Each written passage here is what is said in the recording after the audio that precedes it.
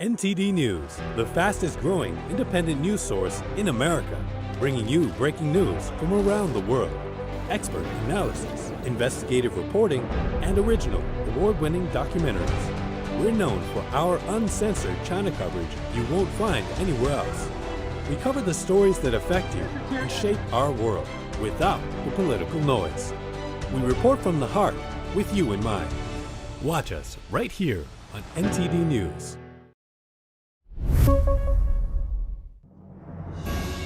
Election night is here with big races to track.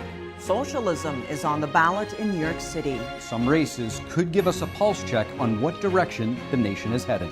And watch it all right here on NTD Election 2025. And it all starts right now.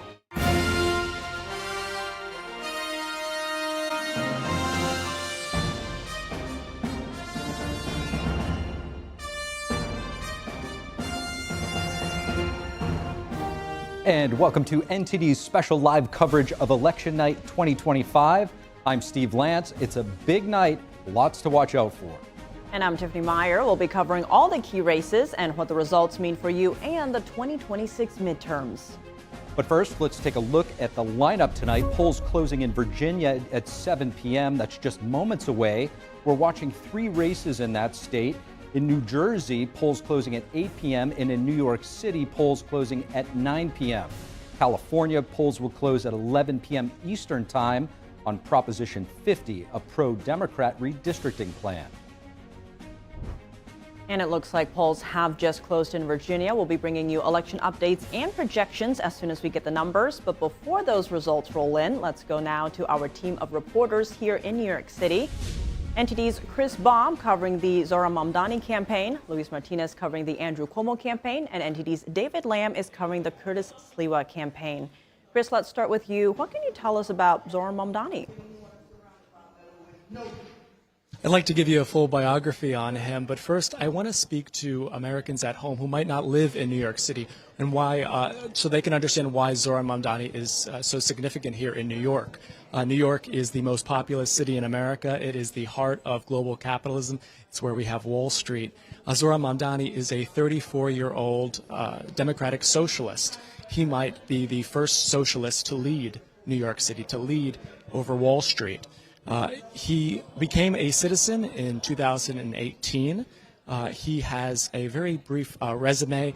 He graduated from college, a small liberal arts school, in 2014 with a degree in Africana Studies. He's worked for a number of advocacy organizations and a nonprofit. He's a 2-term assemblyman. He was first elected in 2020 to the New York State Assembly, representing parts of Queens. He was a rapper at one point. He went by the name Mr. Cardamom. But the most interesting part of him is that he's a democratic socialist. His campaign priorities and his promises have been fast, free buses, freeze the rent, $30 minimum wage by 2030, city-run grocery stores in each borough, and no-cost childcare, among many others. So polls opened here in New York at 6 o'clock in the morning. They're going to close at 9 p.m. I'm going to be here covering Zohran the entirety of the race, and I'll check back with you. Thank you. All right, Chris, thanks for that and the brief biography right there. Luis, let's go to you. How does Cuomo differ himself from Mamdani? Well, Cuomo is running as the anti-socialist Democrat on the ballot, but let's remember that he's running as an independent. It's the first time of 3 elections that he's run prior that he's not running with the Democratic Party. He's running as an independent after he lost the primaries back in June, and he is still a Democrat. So he's also planning to expand bus fare access for New Yorkers. He's also planning to expand childcare access for New Yorkers. He would differ himself from Mamdani, not going to the extent of offering free services as Mamdani is offering. But Andrew Cuomo was also offering to increase the minimum wage to $27 by 2027. And another point that is a stark difference from Zoran Mamdani is that Cuomo is planning to increase the police force by 5,000 police officers, while at the same time backing the blue, but while at the same time leaving in place the sanctuary city laws that have, of course, crippled New York City public services. So very interesting to see that, New Yorkers, the state of New York, have seen a Cuomo in the ballot for the past 40 years, and for the past 40 years, at least 20 of those years, Cuomo has been in the governor's mansion, and now we see Andrew Cuomo running for New York City mayor. We're right here in the Siegfeld Ballroom where the campaign is having its watch party, but festivities have either not started or have not picked up yet because the ballroom is still empty, and we'll start seeing more people come in throughout the night. As you mentioned at the top, polls close at 9 p.m. here in New York City, so New Yorkers are still casting their votes for who will be their next mayor. Back to you.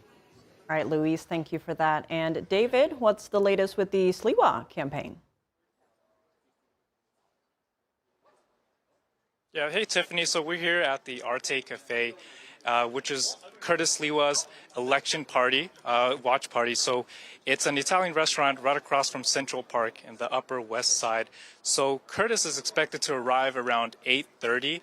Right now, it's just camera crews and his support team inside. So these past few days, Curtis has been on his election blitz, doing interviews and walking throughout the city to speak to voters. So most people, his voters, say that he's likable and he knows the city because of his background. So Curtis is the Republican mayoral candidate, and he's the founder of Guardian Angels, which is a nonprofit crime prevention group that he started back when he was 24.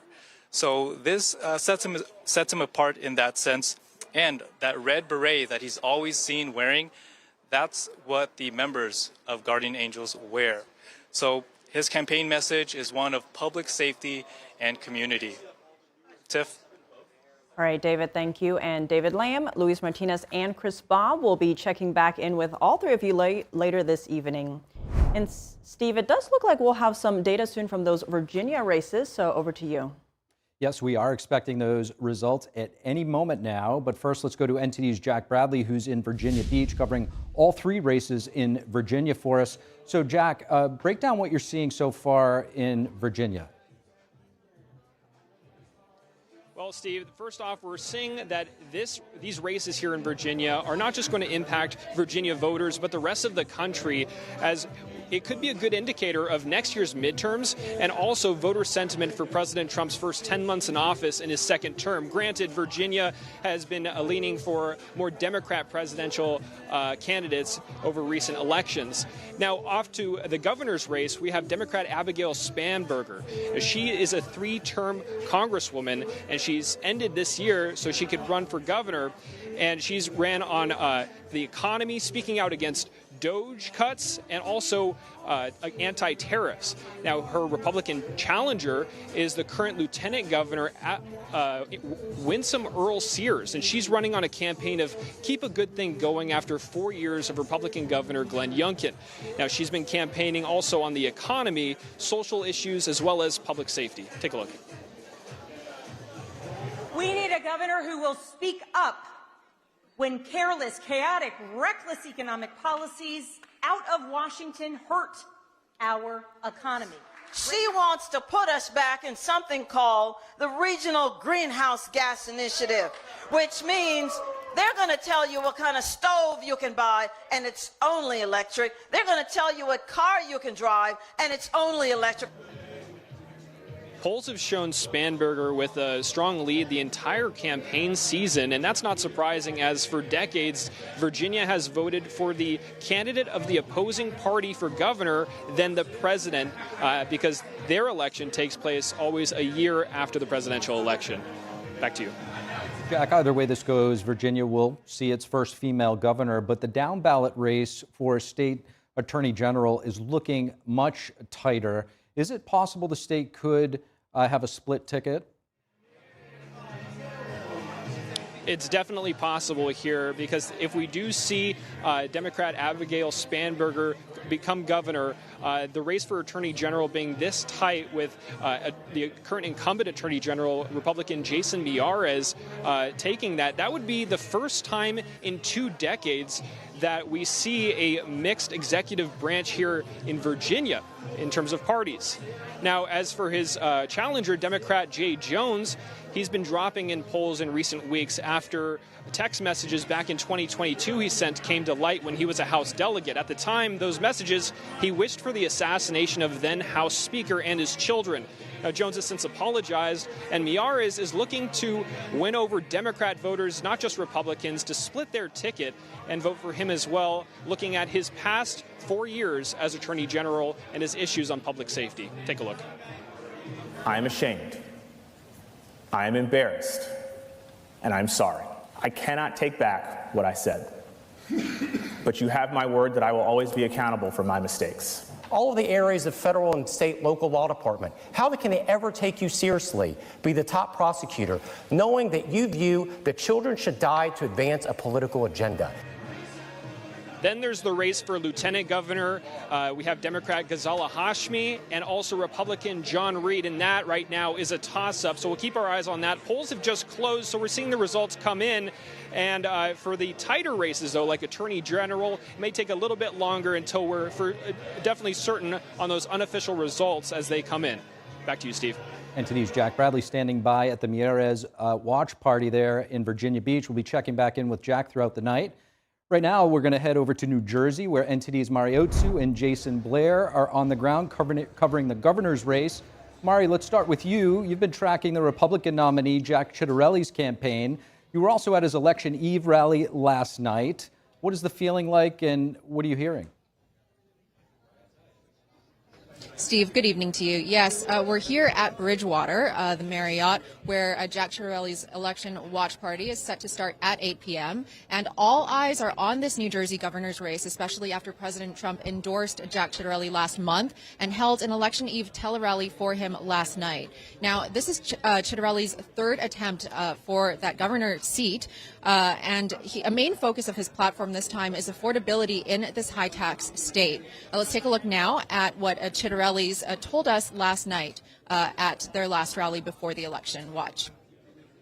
Feeling really good. It's my old hometown. The energy's been great. We're going to win tomorrow. We need a Jersey guy. My opponent's not even from New Jersey. We've had enough of that. Let's elect somebody who's from New Jersey, someone who knows what's going on, and somebody who knows how to fix it. My father's my role model. He's my rock. He's my best friend. It's been tough being away from him for 8 months. But seeing everything that he's doing from that far away and being able to be here for the finish line, it's a great feeling. He's an incredibly genuine man. He's patient, and he listens. I think that's one of the most important things that draws people to him. And while New Jersey typically leans blue, in 2021, Ciattarelli actually got very close to winning. He only lost to Governor Murphy by 3 points. And then in 2024, there was a huge shift towards President Trump. And President Trump is now calling this election the, quote, biggest in the nation, saying that the entire country is watching New Jersey. Steve, back to you. Certainly a huge shift in the 24 election for the Republican President Trump. So we'll keep a close eye on that race tonight. I'll be checking back in with you, Mari, throughout the evening. And Jason, you're following Democratic nominee Mikey Sherrill's campaign in New Jersey. Tell us more about Sherrill coming into this election. Yes, Steve. So Democrat Governor hopeful Mikey Sherrill is currently serving her 4th term in Congress as a rep for New Jersey. She has former President Barack Obama's backing for this race, and she would be, if elected, the 2nd female governor in the state's history. Now, New Jersey does have a history of voting blue, and shockingly, the state has been leaning back towards red recently. Currently, there are 800,000 more registered Democrats than Republicans in the state, and this election is going to be testing whether or not some of these traditional Democrat voters are going to be loyal to the party coming into this election. And then this morning, for Election Day, there was some bomb threats at 7 counties here in New Jersey. After authorities investigated, they did find that there was actually no threat. However, some of the polling stations did have to send some people to other polling stations to get back on their feet. Some bounced back pretty quick. Attorney General Pam Bondi did say that the Department of Justice is investigating this, and, quote, this Department of Justice is committed to free, fair, and safe elections. Back to you. Thank you for that. NTD's Jason Blair. Mariotsu will be checking back in with both of you throughout the evening. It looks like we now do have an NTD election update for Virginia. Let's call up those numbers and take a look. As we can see right now, just a few votes in, 0%. I don't know how these numbers shake out, but maybe these are the projections. We'll check in with those numbers when we get an update. Right now, here we do. It does look like we have some solid numbers in for the lieutenant governor's race, with Ghazala Hazmi up 63% to 36.9% there in the lieutenant governor's race. And attorney general's race in Virginia, Jay Jones up. These are early numbers, keep in mind, just 5,000 votes for him, 3,396 for Meier. Keep a close eye on the Virginia elections as the numbers continue to come in. Tiff, you're with NTD's Kevin Hogan and Dave Martin at the election hubs. They have a lot to unpack for us. That's right, Steve. There's a lot happening on the ground for sure, but let's take a look at the data over here. I'm going to start with Kevin Hogan. There's a lot happening tonight. Of course, a lot happening in Virginia, actually. Very early right now, but what are the counties you're watching for? As we heard from Jack earlier, some are toss-ups, some have a big lead on one side or the other. What are the counties to watch?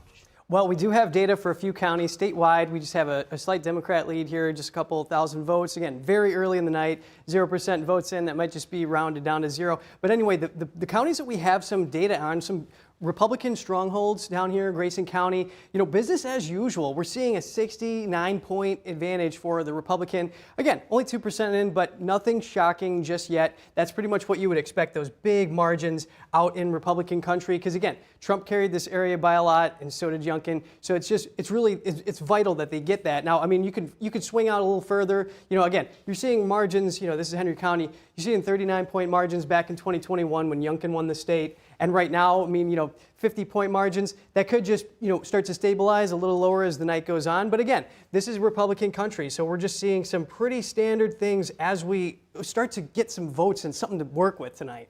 And given the numbers trickling in right now, how is this comparing to last year, which was a general election, and when might we have a better sense of who is leading? Yeah, exactly. So right now, it's just so early to tell. You can't really get any of those wins, the electoral wins, and really get a feel for it. You're talking, look, it's just statewide. You only got about 10,000 votes counted so far. So, that big margin that you're seeing for the Democrat, you can't put too much stock in that statewide roll-up. But we're going to definitely be zooming in on some of these pivot counties.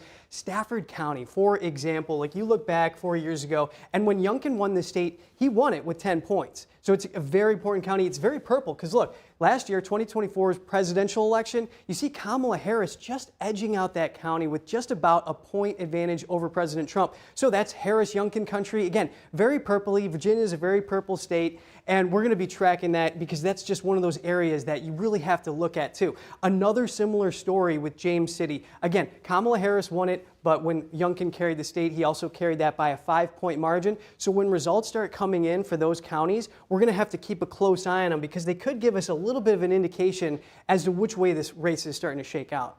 And as you mentioned, a lot of these are pretty purpley counties, and Jack was saying we might be seeing that split ticket. So where might we see the most purpley counties play out tonight? Well, like I said, Stafford, James City, those ones, like I said, we have to just wait for that vote count to come in. Again, you're going to have to look at the strongholds too, the Richmond City, right? You're just going to zoom in on this. You have to have big Democrat margins there if you want a Democrat to win the state. Otherwise, things can start to get a little dicey, which we'll go into later. But again, these surrounding areas, you're seeing some Democrat margins. This was basically a red area, but still very purpley, and it's blue now, so we'll have to see. All right, well, Kevin, thanks for that. We will be checking in with you and the data throughout the night, but let's go now over to NTD's Dave Martin. Dave, it seems this year is an off year, but talk to us about voter turnout. What are the numbers telling us? Yeah, let's actually start in New York City, where the mayoral race has drawn more than 700,000 early votes already. That's the most ever for a non-presidential election in New York. A lot of attention on this race. Now, we're going to get into the demographics that make up these early voters. But first, let's look at how they vote by age group. Here we go. Choice for New York City mayor of likely voters ages 18 to 29. This is an Atlas poll taken very recently. This is the very past week.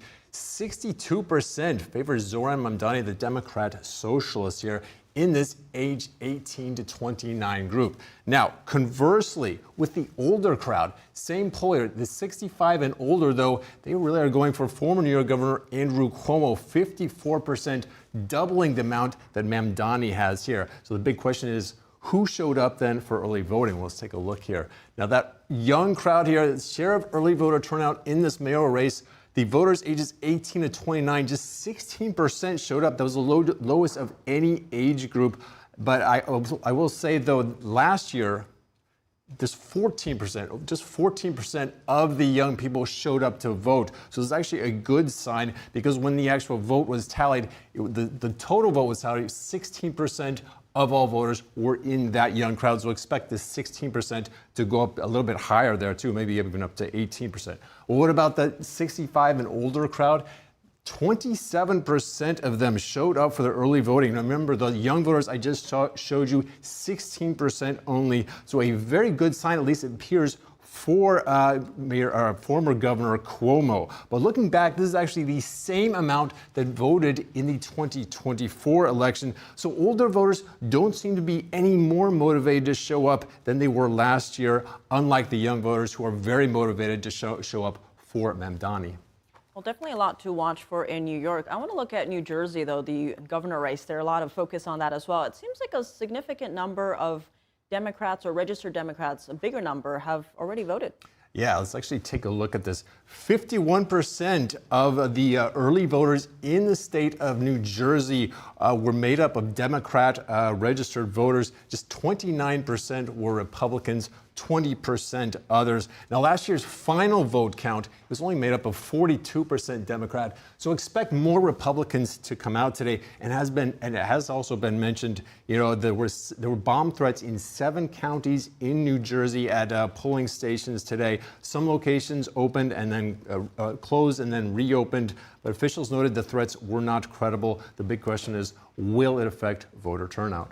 All right, well, definitely a state to keep an eye on. And Steve, there you have it. I know you have an exciting panel of guests with you, so I'll let you take it away. That's right, Tiff. And for an odd year election, many of these races still carry a ton of significance and perhaps a temperature check as to what direction the country is heading. We have the perfect panel with us to help break it all down. Here at the desk, we're joined by James Lindsay, founder of New Discourses, Democratic strategist Madeline Somerville. We're also joined by former Ambassador Carla Sands with the America First Policy Institute and Democratic strategist David Carlucci. It is great to have such a robust panel here. James Lindsay, I'd like to have you kick us off tonight, if we could. Many Americans are watching this New York City mayoral race very closely. How could this race indicate the direction of the nation, and maybe if not the nation, the future of the Democratic Party? You know, that's actually a huge toss-up because Mamdani's so radical, right? So it's easy to say, wow, he's out in front, the young people are really behind him, this is the direction the Democratic Party is going to take, but just look at all of the people who are now withdrawing in the Democrats, that are withdrawing their endorsements, that are backing away. It's very unclear what 4 years of an extremely radical democratic socialist, which is just code for communist, running the city, what that's going to do. We have every reason to believe that a lot of that has to do in New York with the backlash to President Trump. Well, you put a communist in office and you see what kind of backlash comes the other direction.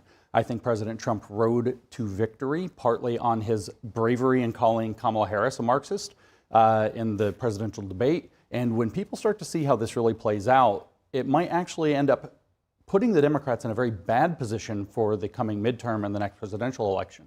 Madeline, how are you reading it? Well, I think that we have seen a lot of attempts last minute to scramble. With the 60 Minutes interview that we just saw from President Trump, he's saying, let's try to focus as much as we possibly can on getting people to switch from voting for Curtis Sliwa to voting for Cuomo, because he is worried about the direction of the country. I think what's interesting is that the younger crowd doesn't care about the label socialist. I think actually they're more excited about voting for someone who has a label that their parents don't like, right? Because now they get to do something that their parents don't necessarily approve of. It's like, we're okay with that. But ultimately, people just want a change, right? I think right now, the Democratic Party is where MAGA was 10 years ago, begging for something different to happen. And socialism just happens to be the only thing that's on the menu. Democratic socialism, by the way. Nobody's a communist here, just to be clear. Ambassador Sands, I mean, to Madeline's point, if the young generation doesn't care about the socialist label, is it perhaps to their own peril? Well, I disagree about what Madeline said, but he's actually said things like, we're going to take the means of production, we're going to confiscate private property. So that is communist Marxism. But this is the Red-Green Alliance. So you have the communists or Marxists combining with the Islamist supremacists. He has said globalize the intifada. So he is a jihadi. And we've seen what's happened across the UK as they've implemented Sharia courts across the country. And you have Islamist mayors across the UK that have created power areas, and it's caused great distress for the UK citizens that are legal citizens or people that have grown up there and historically English. And I don't like to see this happen across the United States. He's not the only candidate. He's a radical, and it's very unfortunate because what he will do if he's elected is put in more Marxists into the city government and implement his plans as much as he can, even though the governor and the president will probably not be supportive of the most radical ones. David, you're a native to this area. This must be hitting a little bit closer to home, this race. Talk to us about the state of the Democratic Party. Is it heading to a more socialist direction? Well, I don't think so. I think what I've heard from some of my friends tonight, it sounds like a revolution, but this is more of just a headline. And we could talk just as easily about Spamberger or Sherrill that are moderate Democrats winning in purple states. And that's the real story here. Tonight, everything on the ballot is trending towards Democrats. In New York City alone, a lot of attention towards Zohran Mamdani. But the fact is, if you take Zohran and Cuomo together, that's over 80% of what the polls are showing. And so Curtis Sliwa, the Republican candidate, is headed towards the worst Republican showing for a mayoral candidate in the history of New York City. So that's the real story tonight. The momentum, the wind is at the Democrats' back. But is that because there's an independent in the race? Well, it could be, but what is the Who actually got the endorsement from the president, basically? Please tell me more about that. Why is it that you have a Republican candidate that's been vetted through a process in the largest city in the country, and that candidate is not even endorsed by local leaders and the President of the United States?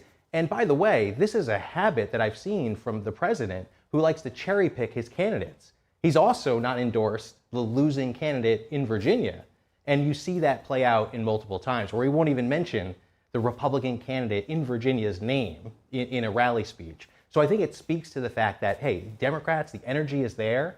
It might not look the same for someone that's not from the city, but I think those issues that are being addressed are about who is going to change the system, who is going to speak to me in terms of affordability. And that's what's on the ballot today in New York City. James, what is it about democratic socialism? Is it the shiny object? Why do a lot of folks tend to gravitate toward this ideology? Well, I mean, we just saw that most of the support is coming from young people. And I disagree, Madeline, I'm sorry. Democratic socialism is just communism. It is Lenin's strategy. He called his party, before it was called the Bolsheviks, the Social Democrats.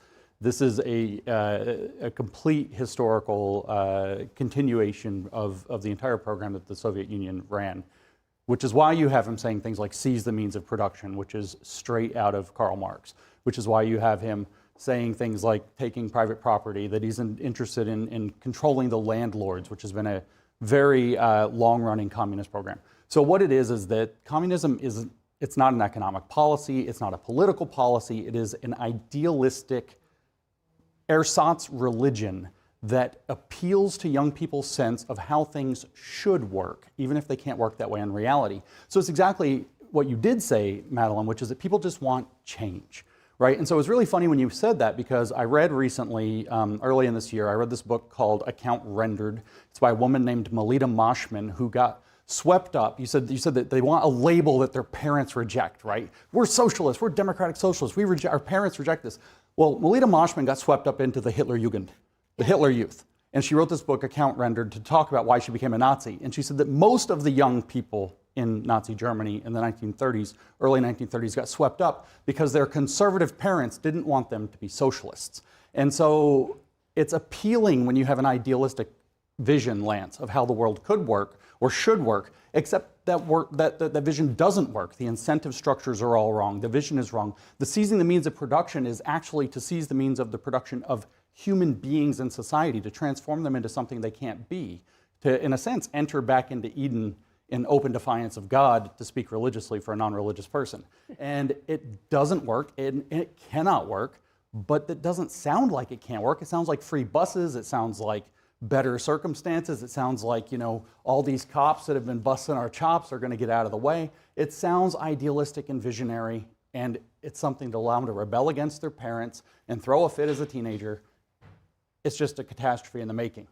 Are the kids going to have to fall a few times before they learn to walk? I hear that. And I agree with you about the vision piece of it, right? So I think the Democrats tend to get it wrong, and I'd love to hear your perspective on this too. The issue about affordability, right? Everyone says he diagnosed the issue correctly and that's why he's so popular. However, I think that swing voters, which is how the president won, don't vote on kitchen table issues. Here's why. Because if it were that simple, then they could pick their candidate easily. The way that each candidate would handle a kitchen table issue is completely different, right? It's totally opposite. What they really want to know is who they can trust, because people aren't experts about everything. They can't be an expert about the economy and healthcare and all the other issues. So what they're essentially saying is, I trust you to make those decisions for me, and I trust your judgment enough to do that. And so I think that the thing that we're missing here is that people trust him, right? And I think it's because of his authenticity when he speaks. I think that he gave people a vision of the future, right, that they could see themselves in, where their future is easier. They could see their lives in the future. Unlike a lot of candidates from the Democrats in the past, where they were just anti-Trump, this one gave people an inspiration and said, hey, I can see a vision of my future where my life is easier. I think James had a bone to pick about the authenticity. Oh man, that smile. Yeah, this guy's an actor. Look, he's a very polished actor, but this is the fakest guy I've ever seen in my entire life. So if young people fall for the sales pitch, there's an old saying in sales, which is sell the dream, somebody else will service the nightmare. They can trust this guy all they want, just like they can trust a used car salesman that's selling them a lemon. But in this case, we're talking about a jihadi communist, so they're going to run into some challenging problems. I'm sorry, where are we getting jihadi from? The fact that he's a Muslim? That's it. Globalize the Intifada is a jihadi statement. So I'm a Jew, right? And it made me uncomfortable that he refused to denounce it. No kidding. And right, of course it did. But I cannot point to a single policy of his, right, if I'm being fair, that points towards him being in any way, what do they call it? Taqiyya. Taqiyya.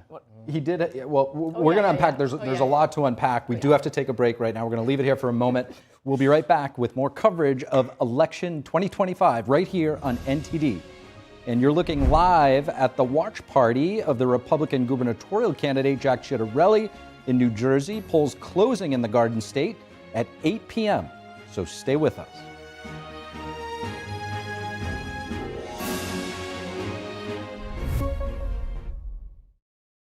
Silver is the precious metal of the future. Judge Napolitano here. Since 2020, the silver price has risen as much as 190%. Why? In each of the last 4 years, rising demand for solar and electric vehicles alone has put silver supply into a deficit. But now there's another industry. AI, data centers, robots, and quantum computing could require so much silver that silver supplies could be obliterated. Could silver rise another 190% within 5 years? find out in this new report, The AI Revolution. I bought silver and my investment is up 85%. With billions being poured into AI, it makes sense to consider silver. Call Lear Capital to get your free report, The AI Revolution, and see why it could bring record high silver. And with a qualified purchase, get up to $20,000 in bonus silver. Call 800-885-6000. 800-885-6000. 800-885-6000. Don't wait. Call now to find out about our Medicare plan. Why do we have to sit through so many Medicare commercials this time of year? It's endless. Good question, Edith. I'm glad you asked. We see so many commercials this time of year because it's the only time, other than special circumstances, when Medicare recipients can change their plan for Part C. Original Medicare only covers Parts A and B, but a Medicare Advantage plan has additional benefits that Original Medicare doesn't offer. So now's the time to fill those spaces? That's right, Archie. And every year, there are changes to what benefits you may receive from your Part C plan.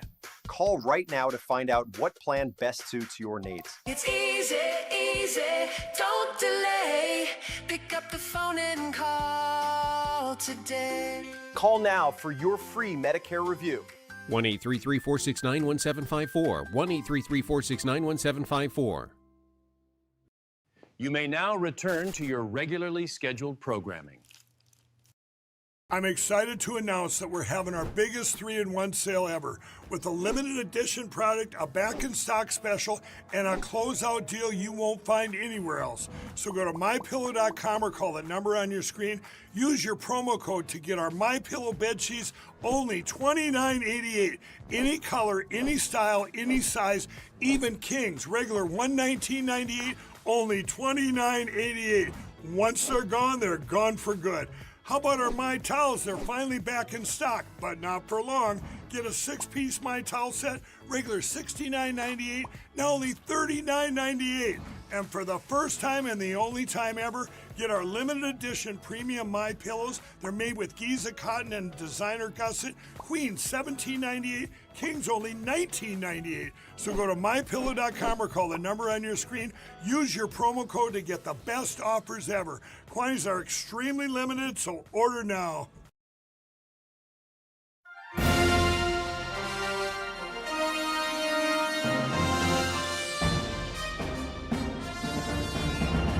And you're looking at a live look at the headquarters of Virginia gubernatorial candidate Abigail Spanberger. And welcome back to NTD's special live coverage of Election Night 2025. And polls will close in New Jersey at 8 p.m. And we have an NTD election update for the races in the state of Virginia. Let's bring those up and take a look. And as you can see on the screen, Virginia's governor's race, Abigail Spanberger leading the Republican Winsome Earl Sears there early in the race with 55.1 to 44.7 with only 11% of the votes in.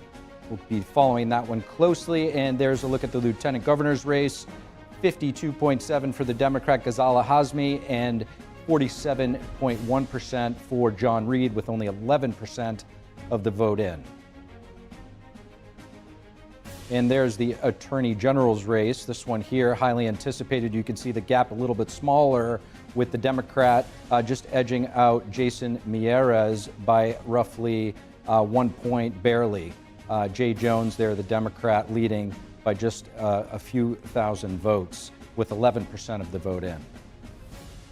And meantime, we'll be bringing you the latest election results throughout the night. Make sure you stick with us. Tiff, you're with NTD's Kevin Hogan over at the Election Hub. Help walk us through some of the data. That's right, Steve. We are going to head over to NTD's Kevin Hogan here.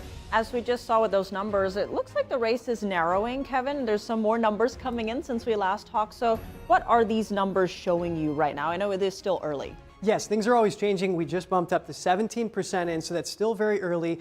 A commanding lead at this point in the night for the Democrat Abigail Spanberger over Republican Winsome Earl Sears. However, those margins can change. You know, you're watching the Attorney General's race. It's pretty close. The leader can change in a statewide roll-up here, but when we drill down into some of these counties, that's when we start to get a little bit more of an idea of which way the winds are blowing. I mean, now, again, only 7% in Stafford County. This is one of those purpley areas we got to keep watching. As that number gets bigger, we'll start start to understand whether or not Winsome Earl-Sears can do more of, if she can do more of what Youngkin did in the state and try to bring out a lot of that support. So again, pretty early to tell. We've been looking at some statistics on turnout in the different strongholds for the Democrats and the Republicans, and just at this point, nothing unusual, business as usual. But if we get more votes in, we can start to get an idea of whose supporters are coming out in stronger numbers. But again, now just this Chesterfield being blue, now that's just an interesting thing that we have. Again, no definitive conclusions, about a third of the vote in, but Spanberger with the 14% lead in that county is very interesting because, again,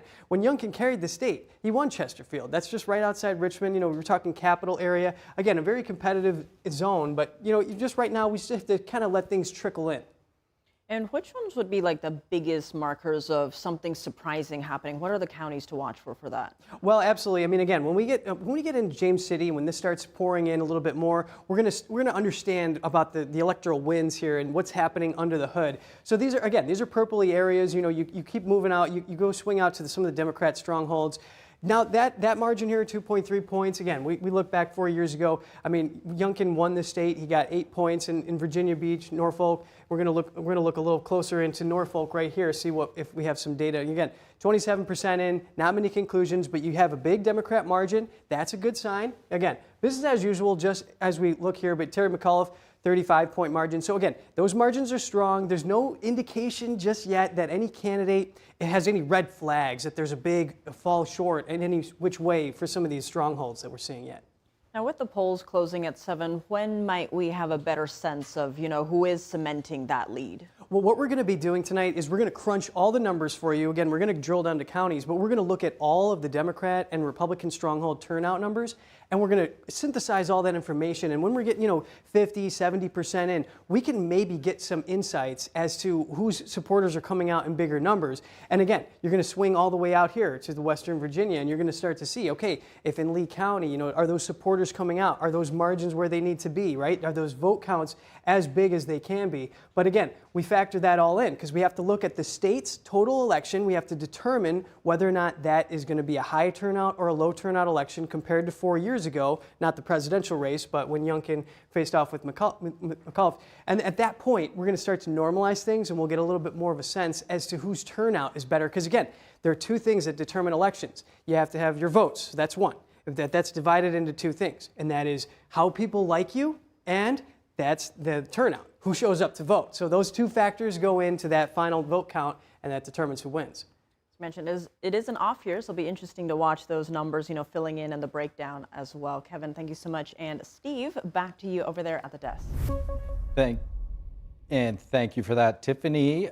Here at the desk, we're joined by Amber Duke, senior editor at the Daily Caller, Democrat strategist Madeline Somerville. We're also here with former Ambassador Carla Sands with America First Policy Institute, and Democratic strategist David Carlucci. Amber, welcome to the discussion. It's great to have you back with us. So, Amber, to the point that we were just listening to, we're seeing a bit of parity there with the Attorney General's race and the governor's race. White House Press Secretary Caroline Leavitt was asked about why the president did not come out to endorse Winsome Earl-Sears for governor. Let's take a look at what she said. President Trump has endorsed Andrew Cuomo in New York City's mayoral race. He has not by name endorsed Winsome Sears in Virginia's gubernatorial race. Why is that? Look, as you know from this podium, I'm quite limited in what I can say with regards to ongoing political elections. I think the president has spoken for himself and what he wants to see take place in these elections today.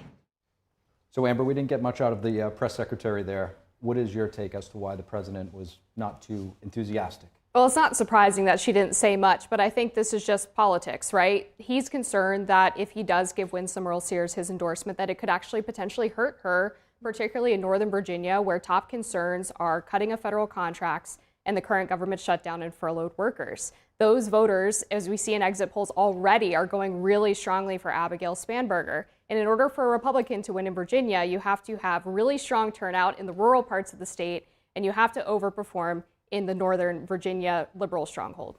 To that point, David, we'll bring it over to you. With regard to DOGE, that was a big issue, a policy issue for Spanberger. Do you see that playing into this race that we're watching for governor of Virginia? Yeah, I think so. I think it's evident. We see that the Republican candidate for governor is really underperforming, not doing well at all. We see, I think these numbers will probably be pretty close to what we see throughout the night. I think the Attorney General race will be closer than it should be, and that's self-inflicted wounds by the candidate, but I think he'll still win by about a point. But look, this is just a rebuke of the GOP-led Congress and White House. We see that every election we're going to talk about tonight, Democrats are favored to win, and I expect they will win. And if not, there'll be some maybe close race like we see with the Attorney General in Virginia. But yeah, I think that's what's going on. People vote with their hands and they fill in the bubbles, and that's what's happening tonight. And we're going to see that across the board.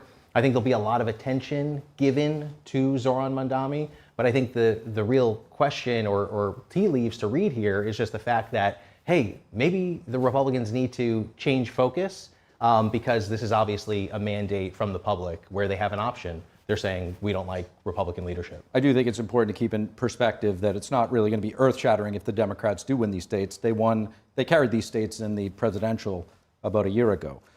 With that said, Carla, how much influence do you think President Trump's current presidency might play into any of these races?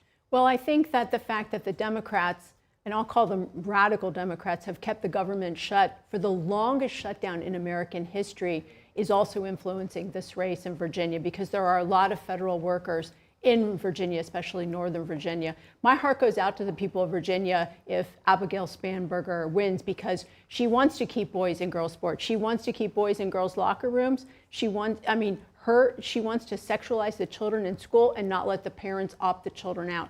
So this is radical. She's not a mainstream Democrat, and neither is Mikey Sherrill in New Jersey. She has the same kind of policies. And Abigail Spanberger voted with Joe Biden. She voted not to give raises to people that deserve them in the One Big Beautiful Bill.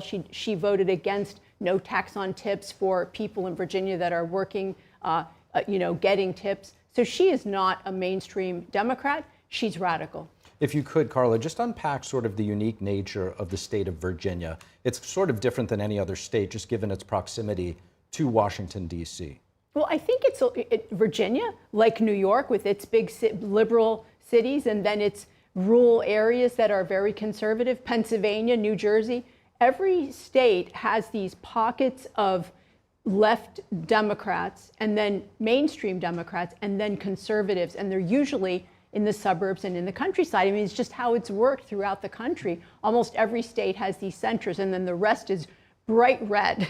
It's like little pockets of blue and bright red in our country. And I think when the redistricting gets done with a new census and we have fewer Democrats elected because we're not counting illegals, we will actually see how red the United States is. Madeline, I want to get your take on the state of Virginia. A lot of federal workers, as we just heard, reside in Northern Virginia, work in D.C., the different agencies, even in Virginia. Do you think that the GOP's efforts to shrink DOJ and, as the former ambassador mentioned, the ongoing shutdown are going to play into the race in Virginia? Yeah, and I think your take was spot on. Exactly right. I think people forget that politics is a lot about timing, and that all those factors need to play into every decision that they're making, because this is what's on people's minds right now. Virginia is already a blue state. It's already a hill that they have to climb, and this is going to make things worse. And so I fully understand why President Trump didn't endorse Winsome Earl Sears by name, but that also speaks to how frustrated the populace is with Trump, right? Because if they, for some reason, were Republican and wanted to endorse the Republican candidate, the implication there is that they're so upset with what's going on with the federal government that they wouldn't even vote, that if he were to endorse her, that they wouldn't vote for her. So I think that really speaks volumes. So Amber, do you think that if it weren't for the shutdown, that Winsome Earl Sears would have had a better shot at winning? I'm not convinced. I mean, candidate quality here is also in play. I mean, even Republicans that I've talked to, I'm a Virginia resident, by the way, I live in Fairfax County.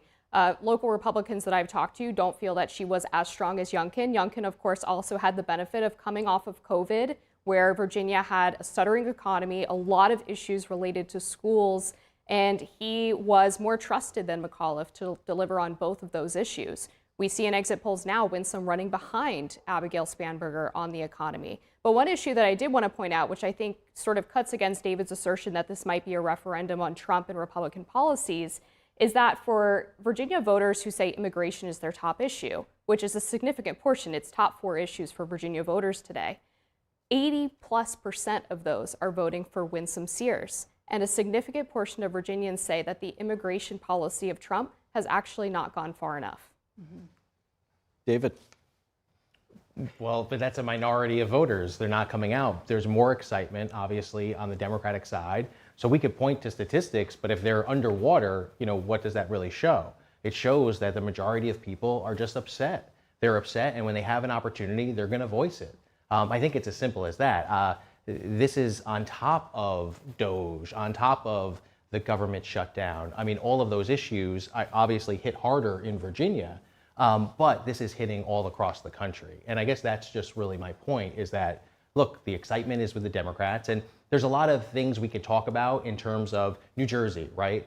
New Jersey, the president was within 6 points, I believe, in New Jersey, and really thinks that's a state that they can win for governor. But it's not looking like that tonight. I don't think it's going to happen. And you have so many issues on top of the government shutdown and all that. And a big part of it, too, is the president stopped a $20 billion project from happening here in New York, the Gateway Tunnel Project. And I think that's going to reverberate throughout New Jersey as well as it does in New York City. But you have these issues on top of the already unpopular moves of the president that are exacerbating the situation. I think you're seeing that with these election results tonight. I mean, the governor is up by almost 20 points in Virginia. That is not just a little win. That could be just crushing. And Carla, Virginia is a unique state. It's the only state in the union where the incumbent cannot run for consecutive terms. So with that said, Virginia, you can, splice the data however you wish, but Virginia's elected a governor from the opposite party of the sitting president since 1977. Is that a reflection of how the president's doing, or a reflection perhaps of the law that they have in place, no consecutive term, no incumbent advantage? I agree with you. I think it's actually just historical that they like to have the opposite party, and there's probably a little bit of buyer's remorse of the president on both sides. And if you look at Virginia, I mean, it does go back and forth, but Governor Youngkin has a 58% approval rating. If he could run again, he would run away with it. So it's too bad for Virginians that he can't be a second-term governor. He's done an incredible job with crime, economy, and, we don't have open borders, that he's cooperating with ICE as he can. And Abigail Spanberger has said she will not cooperate with ICE in removals.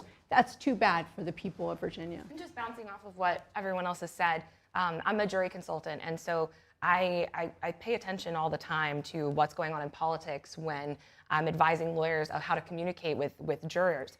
And one thing that I think people need to remember is that when people feel like they have agency finally, when they feel like they have some control, like they can do something about what they see, even if it's unrelated, right? Even if it's the case that's in front of them, even if it's the race that's in front of them and not the presidential race, if they feel like they have some control, they're going to use it to try to make that justice happen. It's just an innate human thing. Right now, we do have an NTD election update for our viewers, and we're going to take a look here.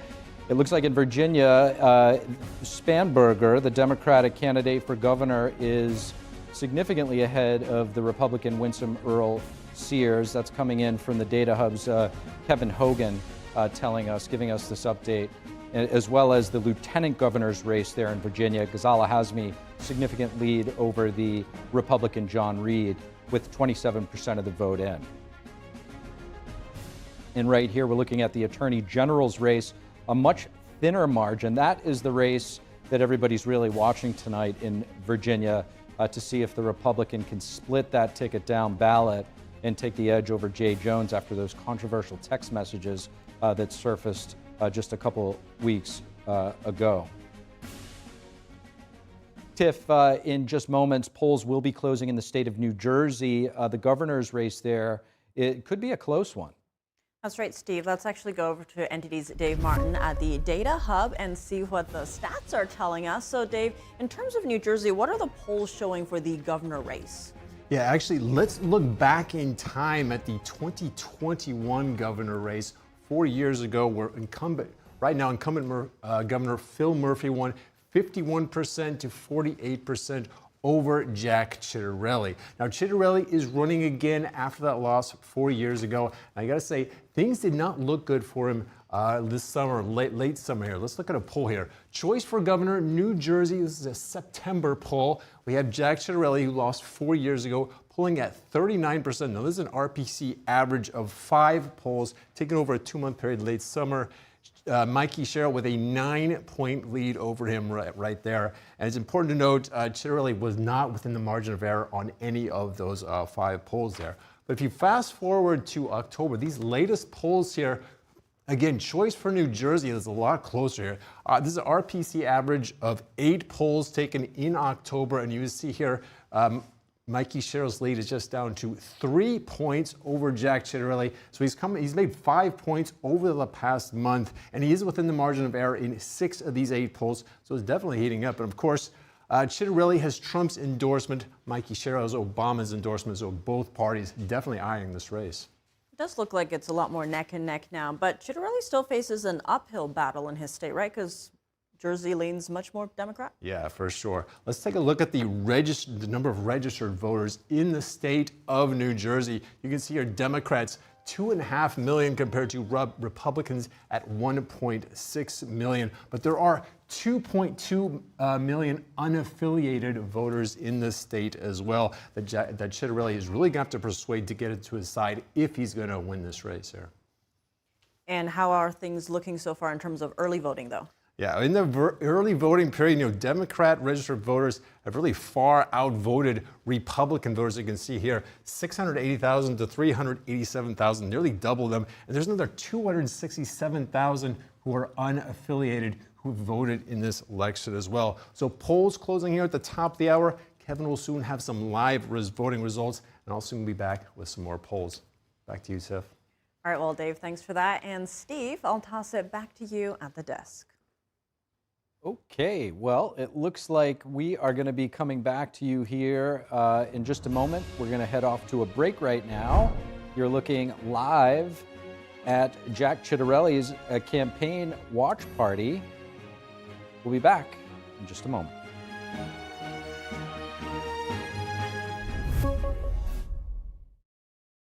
As we naturally age, many people are getting zero amount of this incredible and unique substance. That's when we start seeing an impact in our joints, skin, nails, and even our digestion. People ask me, Dr. X, what is the #1 supplement I should be taking?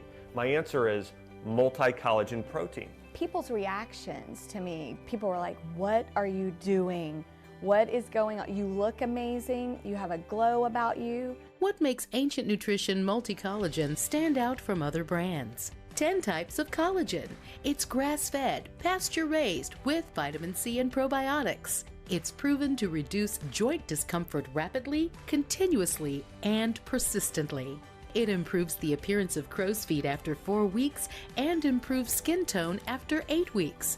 And it promotes hair thickness, growth, and a reduction in hair breakage. It has transformed everything from my hair. Like, my hair was starting to kind of just, come out, and I don't have that anymore. My skin feels amazing. Call the number on your screen and find out how to get a free bottle when you order, plus free shipping and our 30-day money-back guarantee. And as a bonus, we will include Dr. Josh Axe and Jordan Rubin's revolutionary book, Multi-Collagen Makeover, free with your order, plus free shipping and free returns. I have implicit trust in Dr. Axe because the plan worked. I'm living proof of it. This is the collagen protein that is backed by clinical studies. It's what my family uses, it's what I use, and I know you're going to benefit in a big way as well. Love the results or get your money back. This special TV offer is not available in stores. Call the number on your screen or go online now.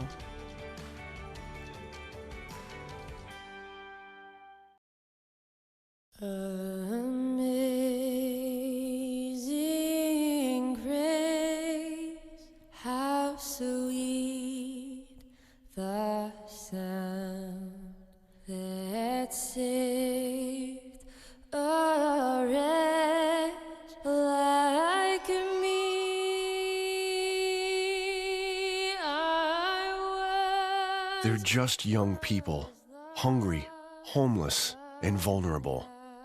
Covenant House is helping young adults facing homelessness. We're providing safe shelter to thousands, but the need is overwhelming. Please call or go online now. With your gift of $19 a month, we'll send you this blanket as a reminder of the comfort your gift provides a young person tonight. You'll provide safe shelter, hot meals, and medical care. Call the number on your screen or go online to safeplacetosleep.org.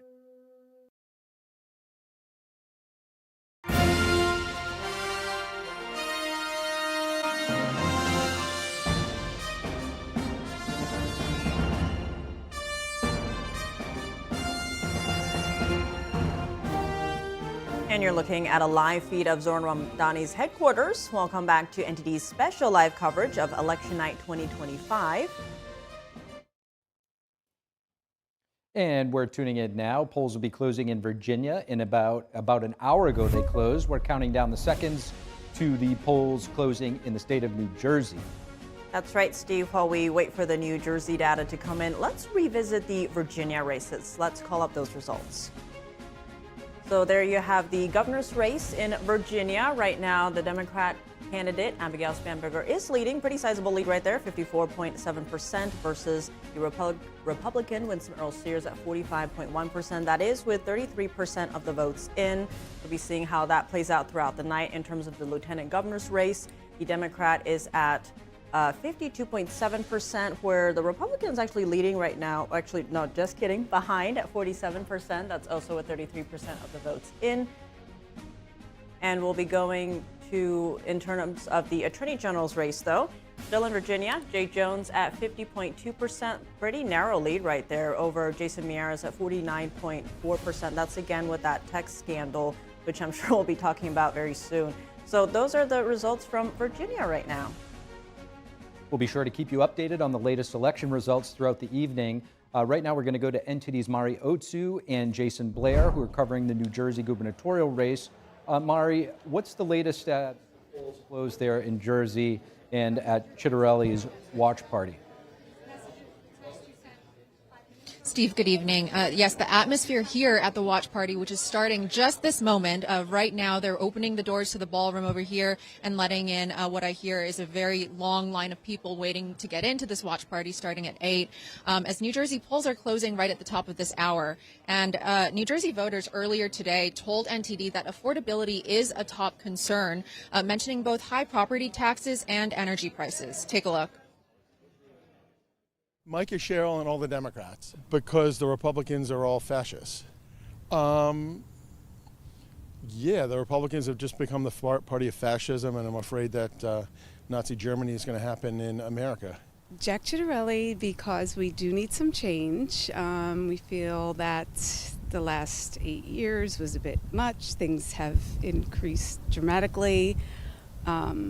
And so hopefully it's not necessarily always a party, but maybe a person that could perhaps bring change, and also someone that is from New Jersey, especially someone local from Raritan. Well, besides affordability, which is always an issue in New Jersey. Energy prices and the whole thought behind that. And again, probably very common food prices.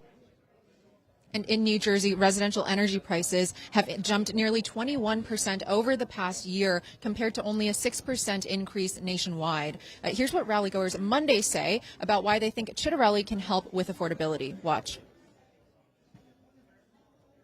Governor Murphy said that he wanted to make New Jersey California of the East. Mikey Sherrill will continue that. There will be no middle class, because middle class won't be able to afford to live here. If you love New Jersey like I love New Jersey, vote Jack Chitterelli. Well, I used to be a registered Democrat for 20-something years. The Democrats aren't doing nothing here in New Jersey that people look like us. So that's why I crossed over to support Jack. And we're big fans of Jack, obviously. If we could vote, we would vote for him. I saw firsthand, I met him a couple of times, and he's just a genuine guy. I mean, I feel like Chitterelli is a good choice for the students because he actually listens. Every time I've spoken to him. He's always been a very open and honest and kind man. And President Trump has repeatedly brought up energy cost in Jack Ciattarelli's tele-rally last night and in his posts on Truth Social, indicating that the issue could be front and center for the midterms. Steve, back to you. Thank you for that, Mari. Now over to NTD's Jason Blair, who's covering the Democratic nominee, Mikey Sherrill's campaign there. Jason, how is Sherrill's official watch party feeling? Are people starting to file in there? Hey, Steve, yeah, that's right. So things are just getting started here. People are starting to trickle in here in East Brunswick, New Jersey. So far, no sign of Mikey Sherrill. However, the night is definitely young, and a lot of eyes are really on this race here in New Jersey, especially since back in 2024, President Trump did so well in the state, better than any Republican candidate has done in quite a while. In coming into the race, Sherrill does have a slight lead coming in. But electricity costs have definitely been, as we heard from Mari, a big topic here in New Jersey. Sherrill has been campaigning on that a lot, saying how she would lower cost, electricity especially. She says that if elected, she would declare a state of emergency and try to freeze utility rates, saying that she will negotiate prices with utility companies. Back to you. Jason Blair there live at the Sherrill campaign watch party, and Mariotsu at Ciattarelli's. We'll be checking back in with both of you throughout the evening. Right now, we're going to go back over to NTD's Kevin Hogan, who's standing by with me at the election hub for a breakdown. Kevin, let's talk about what you're seeing here. Well, yes, definitely. So Decision Desk has called this race, as you know, for Spangenberger, the Democrat. Could be an edgy call, but it seems to be there are some indications early on in the night that are telling us why that may be the case. We just go right over here to Loudoun County. Let's look back 4 years. We see that Terry McAuliffe, he carried this by 11 points, right? Now, Abigail Spangenberger, she got a 28.8 lead, and there's 97% of the votes in. You don't need to be a math person to know that there's no way that Winsome Earl Sears can make up that ground. I mean, that's a 23,000 vote swing between these two candidates that Winsome Earl Sears, she can never get back. I mean, that's just all said and done. Those votes have been counted. Now, on the state level, you see, okay, so Spangenberger's up 11%. But again, that's only at 38%. So technically, if you just look at the sheer numbers without ingesting any deep, experience or intuition, you can say, well, this race is still a toss-up because she can win it. But like I said, that Loudoun County, that's a big red flag for the Republican in this particular instance. Can we pull up Loudoun, Kevin, and see how the former, now going to be the former Governor Youngkin performed there, and where Earl Sears may be leaving some votes on the table? Yeah, exactly. So like I said, we'll go back to 2021. Look, Youngkin got 71,000 votes in this county, okay? And then Winsome Earl Sears, she's only at 58,000. That's a tough spot to be in. Again, we still have a lot of votes to count, but again, this is just basically happening across the board. And we're bringing it down here. We're going to go back to the Republican country, right? So I mean, you talk about some of these counties here, Wythe County. That's a 56% margin. Sounds great. But that's deep, deep Trump Youngkin country. You could remember that's a 64% margin that Youngkin got in Wythe County when he carried the state. But look at this. I mean, you got 86% of the vote, and she's only at a 56-point margin. Another big red flag that we're seeing, and this is happening scattered throughout this whole state early on in the night. I mean, Wythe County, you might not think, oh, that's a lot of votes. She's given up maybe 198 votes. Okay, so that's not big, but this is a small population county. It's a signal that's showing those headwinds right in Earl Sears' face as she tries to climb this ladder. And Kevin, what are you seeing over in Virginia Beach area where Meier, the Attorney General, is having his watch party, where he's obviously competing much, much better? Yeah, so again, you have to look at this in context of what happened in the last 4 years. Again, Meier, he's the incumbent, right? So he carried this by 7 points or so, just over that, Virginia Beach. Now what is he doing? He's replicating that and then some. Again, this is early, 41%. So there's still a lot of room. It just depends on which precincts are being counted first, Democrat or Republican. But that's a good sign. You shift over to the Democrat stronghold, Norfolk. You see Jay Jones, 51-point margin there. And again, that's up because when Mark Herring carried that county, even though he lost state, He still got 37%. So those are good signs on either side. It's just a little early to tell, to kind of try to make out, to bring into focus which candidate in this particular race has the advantage, even though there are some indications that Jay Jones might be edging out a little bit, but again, it's pretty early. Now, I know it probably feels like a lifetime ago to our viewers. I know it does for me too, but 2021, the previous race with Youngkin, you know, a lot of the social issues were driving that race. The children, we saw the videos of the parents at the school board meetings being dragged out. Talk to us about Loudoun County. That was where a lot of this was taking place, as well as Fairfax, very close counties to Washington. Yes, exactly. Right. You're just in that metropolitan area in Loudoun County. Again, you're talking 11-point margin that McAuliffe got. Spanberger just blowing that away, 28%. I mean, you know, this is the same old story. I mean, you come out some of these counties right here. I mean, we're going to find Beth. Yeah. So, okay, so 49% for Spanberger, or for Winsome Earl Sears over Spanberger. But again, she needs to hit those metrics. She needs to hit a 58-point margin to have a chance, because again, when you look statewide, this race was decided by about 2 points. I mean, that's 60,000 votes 4 years ago. So that, you know, giving up any votes in any of those places, that's going to be very hard to come back from. Again, why you see some media calling this already. But I mean, you know, when we do have some results in New Jersey, maybe when those do come in, oh yeah, we actually do. Well, the post-mortem in Virginia is not really going to be able to take place until all the votes come in, to sort of see where everything was, you know, left on the table, so to speak. So we have Jersey up right here. What are these early results telling you right now? Well, you know what? Like I said, 11%. You see Mikey Sherrill in an early. You see how fast that changes. You know, they just bump up to 12%. That margin can get cut so fast, because that's because, again, you count in different counties. I mean, you're not even counting Cape May. This, you know, again, this is a Republican stronghold. Not a single vote in yet. But we have, you know, a little bit more to wait and see how this shapes up. NTD's Kevin Hogan here at the Data Hub. Lots still to come in. We'll be checking back in with you shortly. In the meantime, we're going to go back to Tiffany over at the desk. All right, Steve and Kevin, thank you for that. And we do have an NTD projection for you. Abigail Spanberger will be the next governor of Virginia. The former Democratic Congresswoman had been leading Republican Lieutenant Governor Winsome Earl Sears consistently in recent polls. Virginia has elected a governor from the opposite party of the sitting president in all but one election since 1977, and the trend appears to continue. And we do have some other updates as well. In the lieutenant governor's race right now, Ghazala Hashmi, the Democrat, is leading at 53.3% compared to Republican John Reed at 46.5%. That's now with 41% of the votes in. This is an update, not a projection.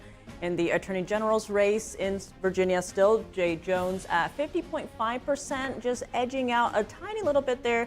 Republican Jason Meier is at 49%, again 41% of the votes in, so still pretty much neck and neck right there. So we'll see how those numbers are developing over in New Jersey in the gubernatorial race there. Mikey Sherrill, the Democrat, at 54.4% compared to Republican Jack Ciattarelli at 45%. That's with just 12% of the votes in, so a lot could still change. Lots happening there. Those are the updates right now. And here at the desk, we're joined by Amber Duke, senior editor at the Daily Caller, and Democratic strategist Danny Salas. We're also joined by Carrie Smith, host of Deprogrammed, and Democratic strategist Madeline Somerville. Thank you all so much for being here. Now, a lot of big developments right there out of Virginia. So, Amber, I want to start with you. What do you make of, Abigail Spanberger winning? Often people say the change candidate is, favored. Is what we're seeing here?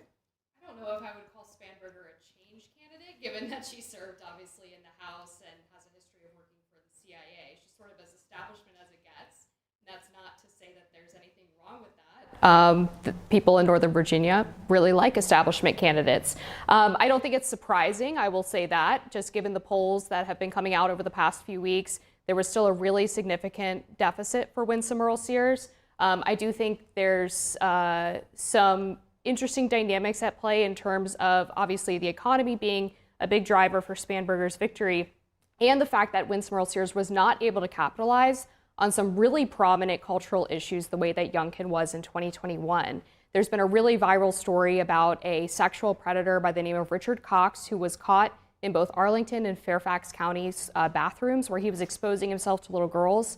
Fairfax County has refused to prosecute him. He's currently facing prosecution in Arlington. And a group of boys in Loudoun County were suspended for objecting to a girl filming in their locker room. So even though there's a lot of the same dynamics in terms of cultural issues, they just haven't had the same panache and the same lift for the Republican candidate as we did 4 years ago. Very fascinating. And Danny, your thoughts on Abigail Spanberger's victory here? I think it's completely unsurprising, to be honest with you. I think we knew that Democrats were going to have a leg up in the potential election for the gubernatorial race in Virginia. We know that the shutdown played a huge role in this. We know that the Doge cuts played a huge role in this. So I think when you mentioned, Amber, about the cultural issues, yeah, they weren't going to be able to capitalize on those particular stories, because at the end of the day, what was going to matter is, are these people going to be able to feed their families? And if it's the Trump administration that was leading for them to not receive a paycheck on a biweekly basis or a monthly basis, then that was going to be more important to them than some of these issues. So, I want to bring it to this side of the table, starting with you, Carrie. What do you make of Abigail Spanberger's win, but also, like, what is the dynamic right now we're seeing in Virginia? Could we see that split ticket voting effect? I'm surprised because Democrats have been telling us for the past 10 years or so that if you don't support Black women and immigrants, that you're not a person who cares. And so I thought they would come out in droves to support a Black female who's an immigrant on the ticket. That's kind of a joke, but yeah, I'm a little surprised with the outcome. The people I talked to didn't really find anything exciting about Spanberger, and I know that they had found on some of the cultural issues, the fact that you couldn't pin her down on her position on allowing boys in the locker rooms. People thought that she was wishy-washy, so I am a little surprised. Madeline? So I think that kind of going back to what I had talked about earlier in terms of people feeling like they have the opportunity to exercise agency, right? Even if it's not necessarily applicable. So I do think this is a referendum on Trump. I do think this is people saying, regardless of what side I'm on certain issues, I'm going to voice my opposition here. I think that when it comes to the cultural issues, what people are essentially saying is, oh, I already took care of the cultural issues. I voted for Trump, right? We don't need to deal with that anymore. Now we'll let Spanberger do what she's going to do. And maybe Trump will step in. People are not afraid to split their vote down ballot anymore. And I think that if they feel like they've balanced it out in a certain way, that's enough for them. I want to dig into that because, it does seem affordability is a huge issue across many of these races in different states especially. But to your point, there's different dynamics here, some in the cultural, some just full on, I'm going to vote for whoever's anti-Trump, basically. How do you see that playing out, Denny, in either of these races? Maybe New Jersey is another huge one that people are looking at, right? You have Mikey Sherrill versus Jack Ciattarelli. There's two things that immediately come to mind just hearing from everybody else speaking on the panel. And there's the old adages from the folks that we know. Nancy Pelosi will always say, all politics are local, right? So each one of these states are going to operate differently. But additionally, James Carville's saying this economy's stupid. Right? So at the end of the day, they're going to focus on what's going to happen on their own daily lives. So I don't believe that what's going to happen here in Virginia is necessarily going to be applicable to what's going to happen to New Jersey. I actually think if there's going to be the most objective gubernatorial race or election that's happening today, it's really the New Jersey race. I think the New Jersey race really going to tell us where the nation truly is as far as what their feelings are on the Trump administration or where we're heading as an economy or as a country. I actually think that's the most interesting one to watch. New York City, I have my thoughts, and I'm sure we'll get into that a little bit later. But I agree with you. I think that, yeah, go ahead. Yeah. I do want to get into New York in a bit, but staying with New Jersey, Carrie, what are your thoughts on that gubernatorial race? It's very close right now, it seems, compared to what polls were showing in just September. Well, I agree with Denny. I think that that's more of an indication on where the temperature is at nationally, because New Jersey has typically gone blue and Trump has been closing the gap there. And I think that it's more of an indication of where people are at. I say that, though, as someone who, I've voted Democrat for 20 years, and I'm one of the many people who have left the left, and the last two presidential elections voted Republican. I'm in Texas. I don't have to declare a party. I'm independent, but I don't know that there's as much of a shift going the other way. At least I don't encounter those people. Whereas I know so many liberals, classical liberals, centrists, even people who used to be leftists like myself, who are now, because of a lot of the cultural issues, moving to the right. I do think it's a fascinating breakdown to watch for, especially in obviously New York, right? The focus on Mamdani, I think nationwide is watching that. But Madeline, I want to let you join in on the conversation on New Jersey because you were agreeing with Denny right there. So what are your thoughts on that? Yeah, sure. And it kind of all ties it together. So I think sometimes we have to think about politics like it's a balance, right? Like we're creating a balance. And I think that New Jersey can't help but think that they're checking New York. I think that they think that they're keeping New York in check, right? Because if they see that New York is tipping one way, it's almost like they're pulling them back. And I'd be interested to see the average age of the voting populace in New York versus New Jersey, because it could be if New York is younger and New Jersey is older, that it really is that they're checking New York, because like I said, people try to exercise that agency in whatever way that they can. But I do think that that's going to be reflective of the country more so than in other states. And it's really hard to tell because these are all East Coast states, you know, that we're talking about here. These are liberal states, and so it's going to tilt blue regardless. And people are going to have frustrations, and that's going to come out in their votes here. Whether they're naturally lean left or right, regardless, if they're frustrated, it's going to come out. I want to dig into that a bit, Amber, in terms of, you know, what we're seeing play out in New Jersey, but also New York, right? If Jersey is a check on New York, you are seeing, in terms of New York, I think record numbers of early voting numbers, over 700,000 as of Sunday night versus the 2021 mayor race where Eric Adams won. That was only like 160,000, right? Early voting again, right? So they're saying the numbers for New York could be levels not seen since Giuliani and Dinkins. So how are you seeing maybe New York versus New Jersey? Is there a cultural ploy as well, or is it just, you know, that check on each state? I think it's just more of a big city versus a lot of suburban areas in New Jersey who are thinking about really fundamentally different issues and think about them in a different way, right? Because when you're talking about cost of living and affordability, people in New Jersey are talking about energy prices. In New York, people are talking about rent freezes and free buses, right? So it's the same issue, economy, cost of living, but very different frames based on the type of environment that people are living in. I want to bring in terms of what we just saw play out in Virginia right here. Denny, I am hearing multiple reports, different people saying that perhaps the government will reopen after election today. So what do you make of that and perhaps the impact on Virginia? You know, it's true, right? So you've had Majority Leader Thune recently say that they believe that once this election is over, you're going to see a lot more movement on reopening the government. So it's going to be interesting to seeing what the outcomes are, especially in New York City. I actually think it's going to be more indicative of what Minority Leader Schumer and the Minority Leader Jeffries does next. So we're going to see, because right now we also know that Schumer refused to endorse Mamdani. He didn't do it. Jeffries did it. Jeffries also did it because he's in a district that has an overwhelming populace that has now skewed more to the left. So he might be playing a little bit of protectionism on his part as right now as well. So I think it's going to be what the top issue is. We've seen these issues now kind of switch on the level of importance for Democrats, and we'll see what they're going to say is going to matter the most. It's either going to be SNAP funding, and let's look, and like I mentioned, Schumer and Jeffries.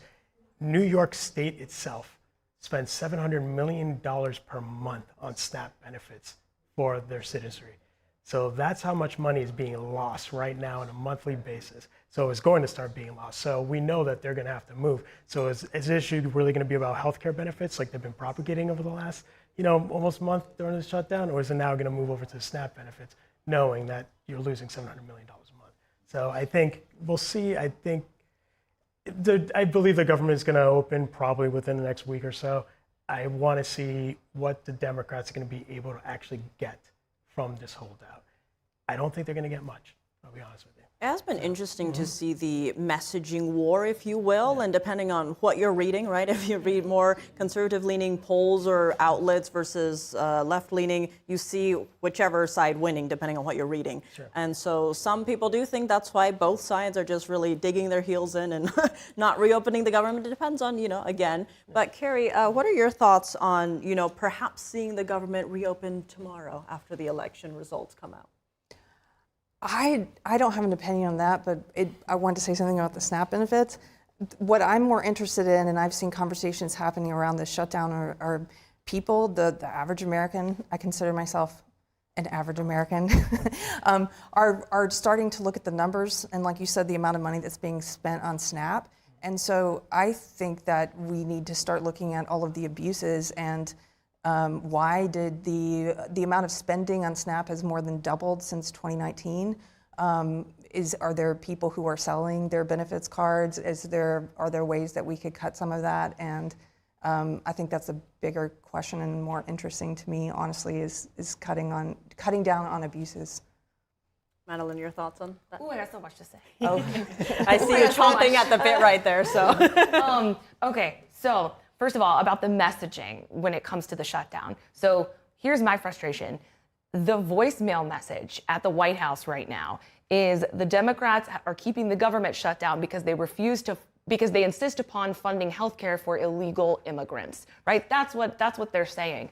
The objective truth is that 0.03% of the money that we're talking about here would go to illegal immigrant healthcare, and that's only in emergency rooms, and that's only in cases of actual emergencies.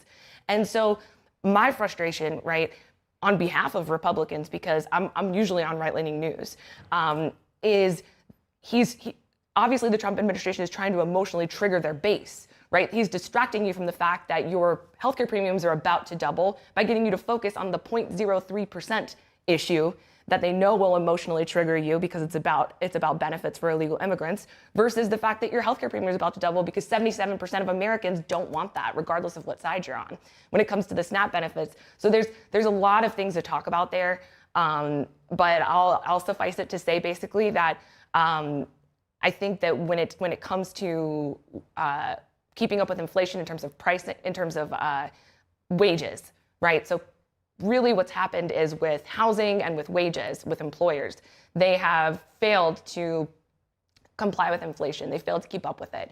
And so people can't afford, even if they're working 40 hours a week, to pay for the necessities of their life, like rent and food.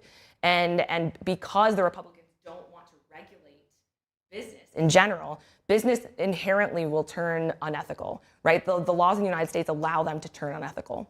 And so that's really my frustration there, is that the big business has been able to take advantage of the little guy. The little guy continues to work 40 hours a week and can't make ends meet. 70% of the people who are on SNAP are either elderly, disabled, or children. And so the numbers make your brain explode, right? But the truth of the matter allows you to see it a little bit differently, and I think that's why many people are leaning Mamdani. I do want to get, Amber, your thoughts on that, but right now on screen we are looking at a live look into the Spanberger headquarters there in Virginia, where there is quite a lot of activity you're seeing there. So we are expecting her to come in and give a victory speech very soon. So we'll be keeping an eye on what's happening right there. Again, that's in Virginia, where Spanberger has now won. She's going to be the next governor in Virginia. So very exciting either way. Well, first female governor, if you want to look at it that way. But very quickly, while we are waiting for activity, I do want to get your thoughts on that, Amber, because some are pointing out when it comes to healthcare premiums, right, that, a lot of this goes back to COVID era expansions, if you will, and that's actually hurting or adding to inflation. So what are your thoughts on what Madeline just laid out right there? I think what's really fascinating about this shutdown is that Democrats are finally admitting that they made health care unaffordable through the Affordable Care Act. That's fair. Right? And they didn't have a plan to deal with that, so they put in these temporary subsidies. And if they really cared about this, instead of playing political hot potato, they would have made those permanent. But they deliberately kept them temporary because they wanted to have leverage in exactly this type of situation. And Democrats have admitted multiple times over the past couple of weeks that they are using American families' suffering as leverage. They have said repeatedly the SNAP benefits running out, the health care subsidies expiring is the quote-unquote only leverage we have to negotiate with the Trump administration. And I think it's terrible messaging. The American people are not leverage. Their suffering is not leverage. Danny, on that note, we do have some reporters there in Washington, D.C., getting a feel of, average folks on right in front of the National Mall. Sam Wong does a great job with that. And we are hearing from some of them, they're like, I'm a Democrat. I'm feeling like my party is ignoring me. What would you say to that? I would say yes. I would agree with them. And I think it's a valid argument to state that the Affordable Care Act subsidies that have been used to make it more affordable has actually increased the prices for health care for average Americans. I think at the end of the day, if we let these subsidies expire, then I believe, as we have seen, economic principle, the invisible hand theory, that usually what happen is that you do have less customers as health insurance companies, then that means forces you to lower prices. So I think that would actually inevitably happen. So even if you have these massive price increases for now, 6 months from now, I actually don't think those prices are going to be there. Because again, it's going to be invisible hand theory. You have, what is it, demand, what is supply and demand, right? So supply and demand at that point. So at that point, if you are a health insurance company, don't have the customers, in order to actually turn a profit, what are you going to do? You're going to lower prices in order to actually get more customers. So I actually am in favor of letting those subsidies expire. I think that's a great discussion, but as you can see right now on screen, again, that's a live look into Spanberger's headquarters right there. As you can see, they just put a new sign up that says Governor-elect Spanberger. So we're expecting a victory speech any minute now. Lots of activity right there. Obviously, the mood is very happy in that room. You can see everyone looks pretty happy from what I can see right now, maybe. But I'm guessing the energy is very high in there. So we'll be tuning in as soon as that becomes live. But until that happens, Carrie, any thoughts on the whole discussion about maybe pricing people out? Yes, I'm someone who had to buy into Obamacare because we didn't want to get hit with the penalty at the end of the year, and so I have found it to be expensive and also not worth very much, because maybe this is just my area in Texas, but I had to have a surgery this year. It's called a myomectomy, and my wait time, if I went through the insurance that we were paying for, was going to be 1.5 years to get the surgery because it wasn't considered a serious one, and so it was just a long wait time. So we ended up going to a different hospital where it wasn't covered and just paying out of pocket anyway. So I'm sort of like, why are we forced to get this if we didn't have health insurance before this? So why are you forcing us to get it, and basically saying the government has a right to penalize you? It's not the government's domain, in my opinion. I'd love to jump in here too, just because I also was on Obamacare for a short period of time. I worked for a UK company, so I didn't have employer-sponsored health insurance. There was only one PPO plan available. Everything else was an HMO, which probably explains your issues with wait times. And my premium was $1,200 a month.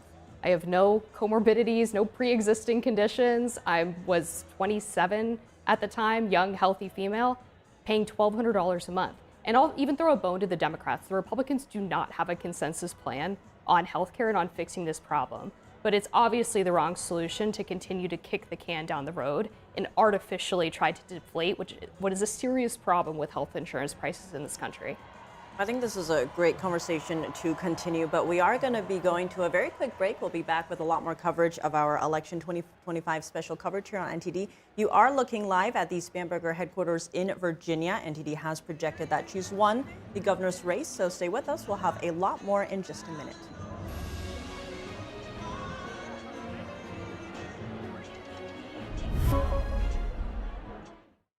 Judge Napolitano here. Are you watching gold prices? They're not just rising, they're soaring. In just 12 months, gold has surged to more than $3,700 an ounce. And now, Goldman Sachs, the same experts who predicted that rise, are saying gold could reach $4,500 or more in the next year. So what's behind this historic move? Global currencies are falling and big money is in a panic. That's why big banks and billionaires are buying gold in record amounts. And as long as paper money keeps losing value, they'll keep buying. So do what I did. Buy gold from the only company I trust, Lear Capital. Give them a call today. You'll be glad you did. Claim your free gold investor kit now. Discover how easy it is to own gold, shipped to you or added to your IRA. Also ask how you can get up to $20,000 in bonus gold with a qualified purchase. Call 800-885-6000. 800-885-6000. 800-885-6000. Food. It fuels our bodies, nourishes our spirits, and brings us together. Because we all need nutritious food to thrive. Food gives me energy and it also helps me focus. But not everyone knows where their next meal is coming from. And 1 in 7 people in America face hunger. It's tougher than ever for too many of us. But the simple truth is, ending hunger is possible, and it starts with you. Call or go online to helpfeedingamerica.org and give $19 a month, just 63 cents a day, to help families in your community facing hunger. Feeding America works from coast to coast with partner food banks, food pantries, and meal programs. Your monthly gift delivers food where it's needed most, puts fresh food on the table, and helps kids have healthy meals all year round, even when school is out. You can see the difference with the kids when they're full. Food is everything. Please call the number on your screen or go online to helpfeedingamerica.org. Give $19 a month. Your first gift can double an impact. And we'll send you this free canvas grocery bag as a reminder of how you're helping to end hunger for good. When it comes down to it, it's about taking care of your family first and the loved ones that you need to provide for. Food donations help me tremendously, and I'm very grateful for the food bank. I have hope. The simple truth is, ending hunger in America is possible. You can help make it happen. The need is urgent. Call or go online now to helpfeedingamerica.org, and your gift can double in impact.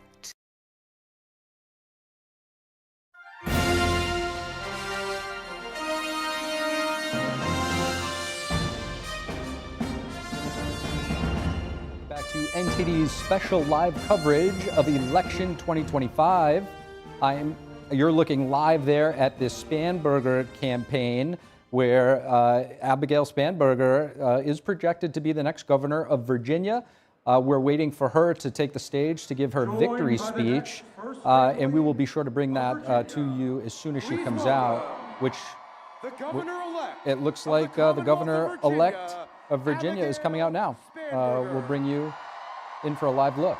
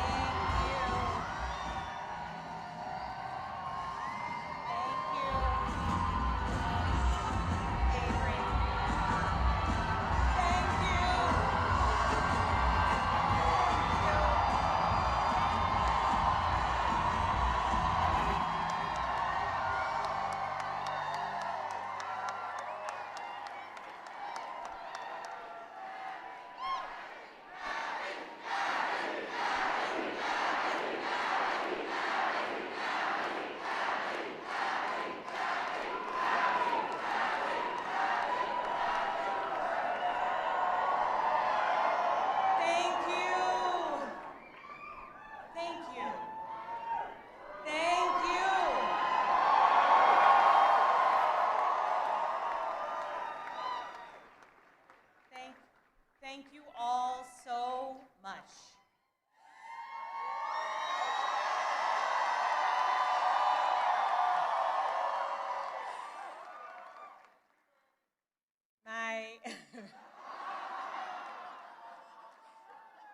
My fellow Virginians,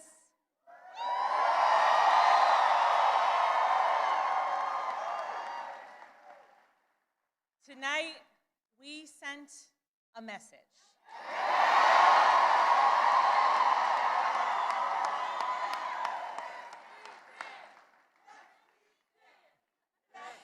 We sent a message to every corner of the Commonwealth, a message to our neighbors and our fellow Americans across the country.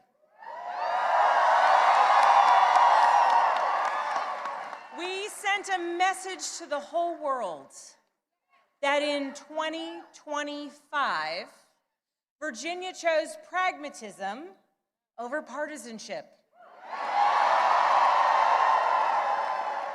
We chose our Commonwealth over chaos.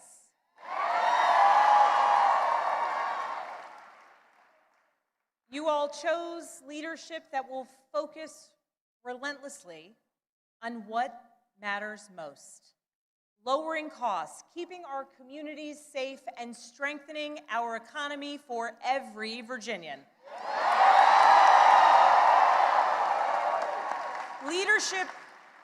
Leadership that will focus on problem solving, not stoking division. We chose leadership that will always put Virginia first. And Virginia, I cannot wait to get to work for you.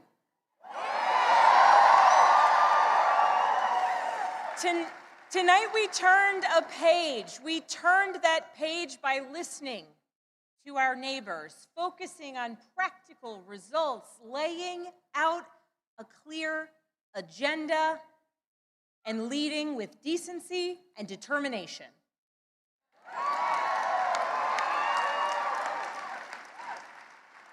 To everyone who helped us achieve this win, from the bottom of my heart, I thank you.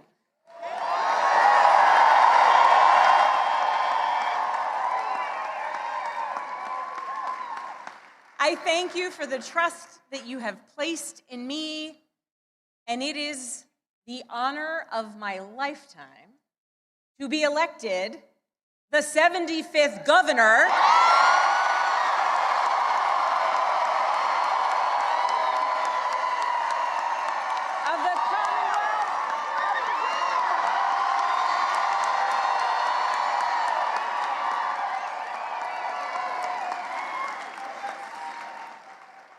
I would like to thank my opponent for a hard-fought race, the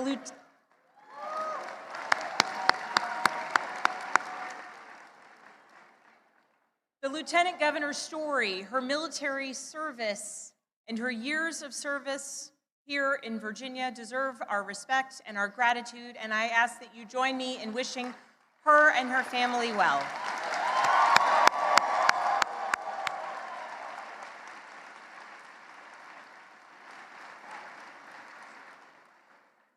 I also know that those who were supporting my opponent are disappointed today.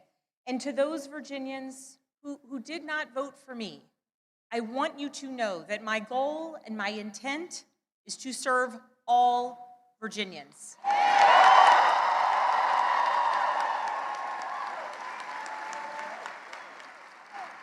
And that means that I will listen to you, I will work for you and with you. That is the approach that I've taken throughout my entire career.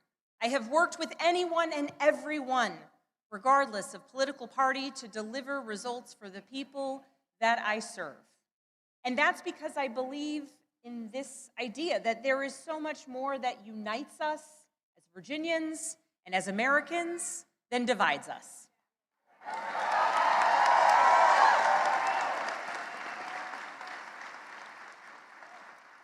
And I know in my heart that we can unite for Virginia's future, and we can set an example for the rest of the nation.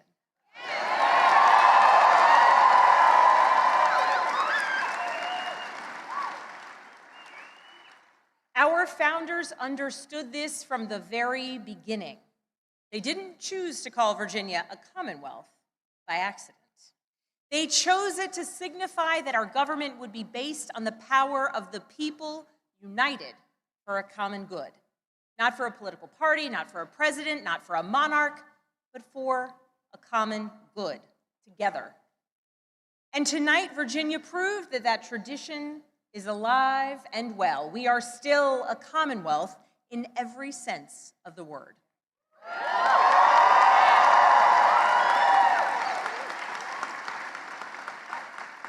We are built on the things we share, not the things that pull us apart. And I am proud that our campaign earned votes from Democrats, Republicans, independents, and everyone in between.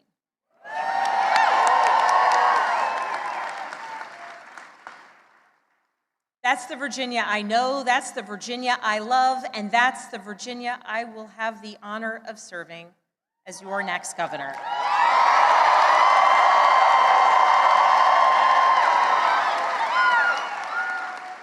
And there you just heard from the governor-elect of the state of Virginia, taking her victory lap there, as she is projected to win the state there. We do have a projection for you, still within the state of Virginia, for the lieutenant governor's race, where Democrat Ghazala Hazmi is projected to beat the Republican John Reed. That means Virginia will have both a Democratic governor and a Democratic lieutenant governor.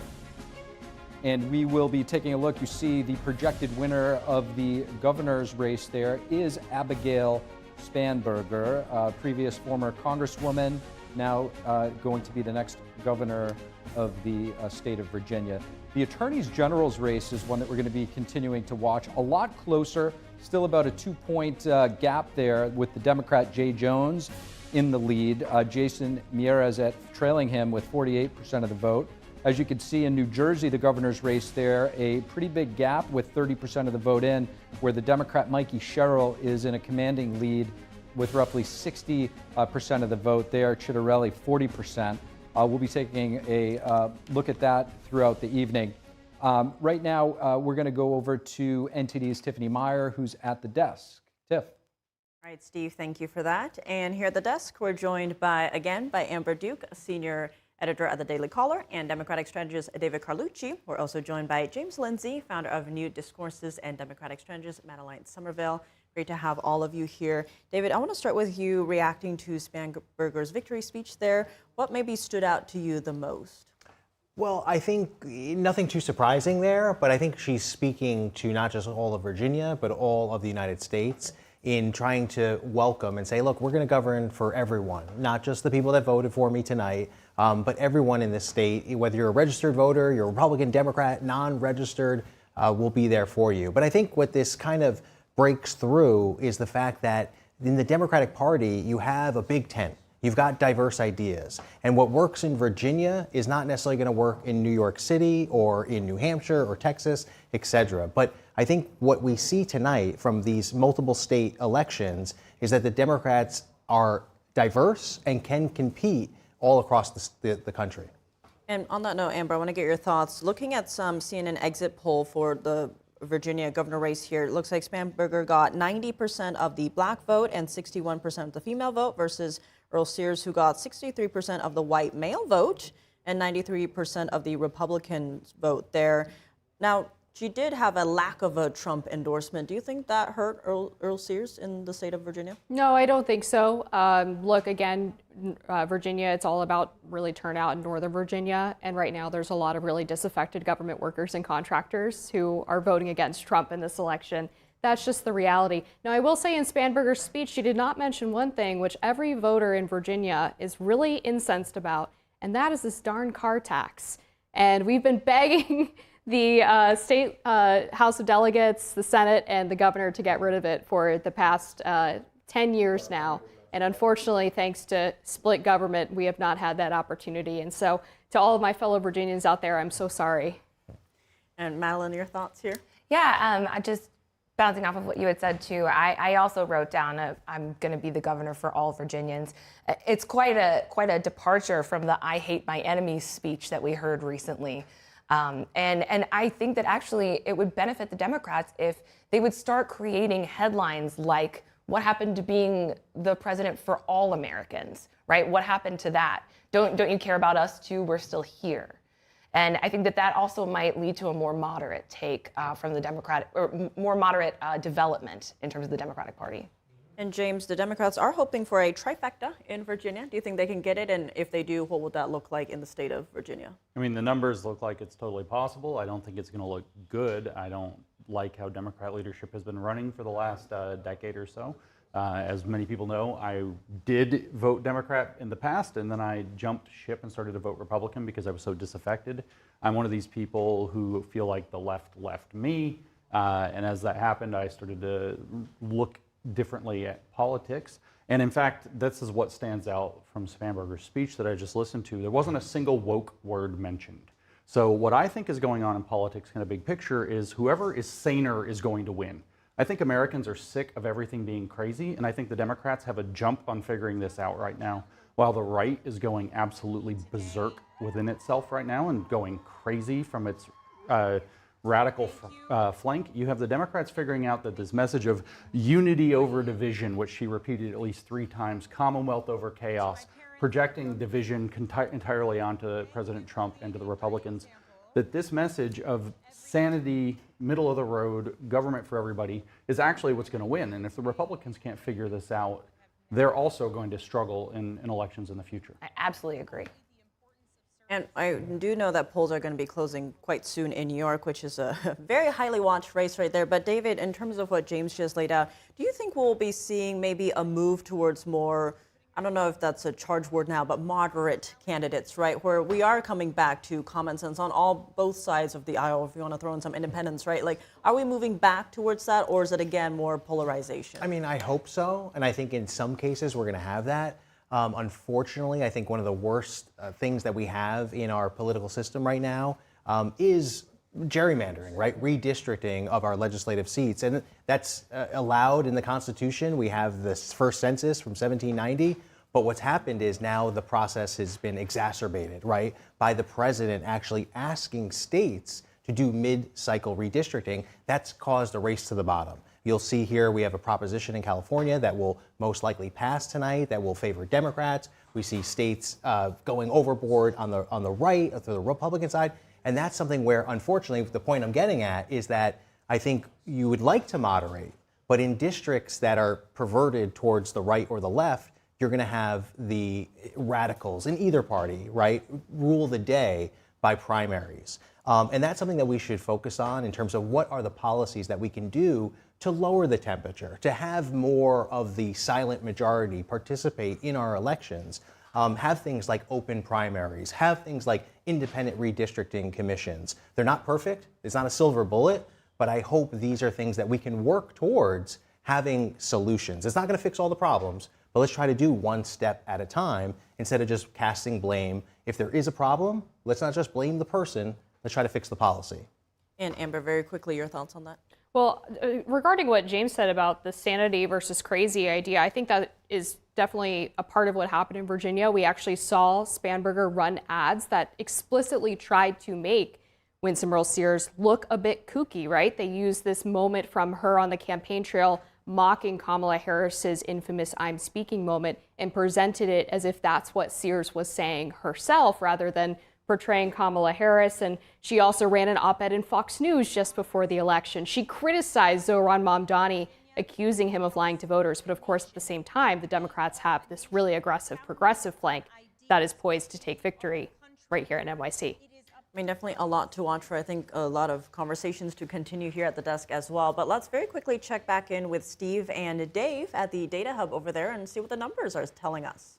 Yeah, thanks, Tiff. Obviously, tonight, the big event that we're watching still is 9 p.m. polls close right here in New York City for the mayoral race. So, Dave, talk to us here at the Election Data Hub.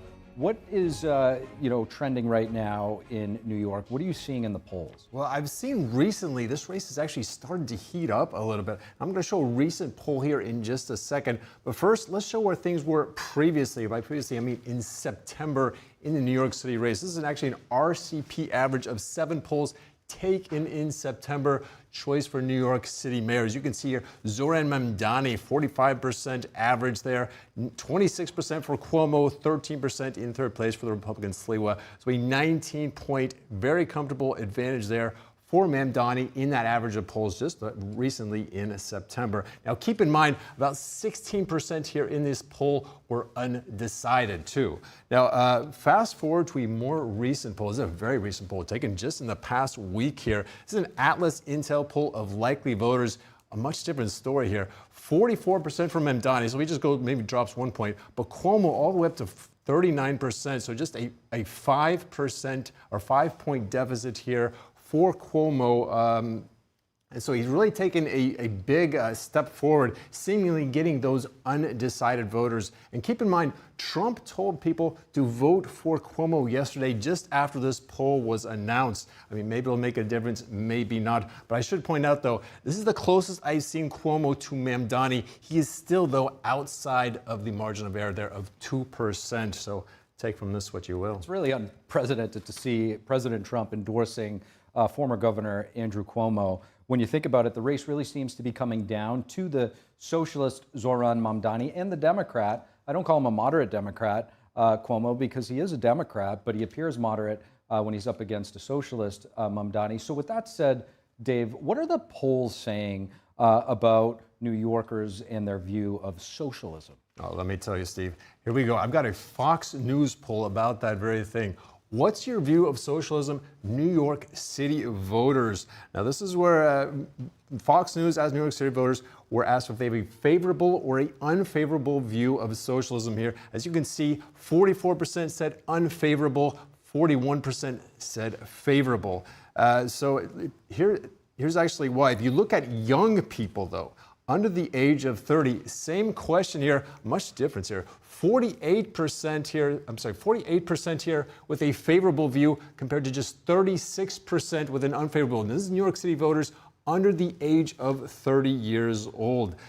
So if we actually look, it's not actually surprising though if you look at how the poll was for young people voting for Mamdani. Same poll here. New York City voters under the age of 30. Look at this. Zohran Mamdani, nearly 60% of the voters here, while Cuomo at 17%, Curtis Sliwa at 16%. So either the other candidates like, Cuomo and Sliwa did not do a good job of connecting Mamdani with socialism, or maybe they liked something else about Mamdani. Maybe his age. I mean, he's 34 years old.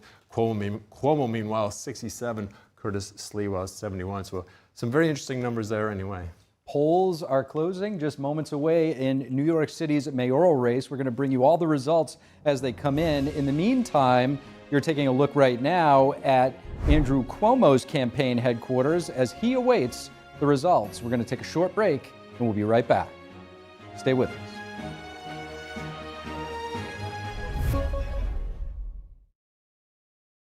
Silver is the precious metal of the future. Judge Napolitano here. Since 2020, the silver price has risen as much as 190%. Why?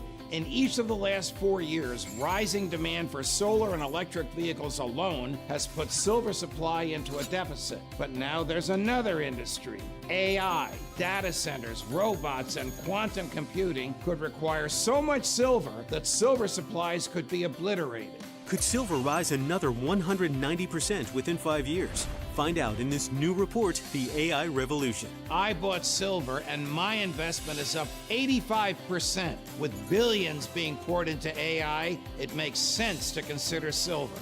Call Lear Capital to get your free report, The AI Revolution, and see why it could bring record high silver. And with a qualified purchase, get up to $20,000 in bonus silver. Call 800-885-6000. 800-885-6000. 800-885-6000. Hi, I'm Susan Lucci. You may know me from my many years on television. I never thought about heart disease until I had my own heart event. I felt this slight pressure on my chest, just slight. I thought, oh, it's nothing, it'll go away. I didn't get it. I did not get it. But a few days later, while shopping at a boutique, that pressure returned, much stronger. It felt like an elephant pressing on my chest. I had a 90% blockage in my main artery and a 75% blockage in the adjacent artery.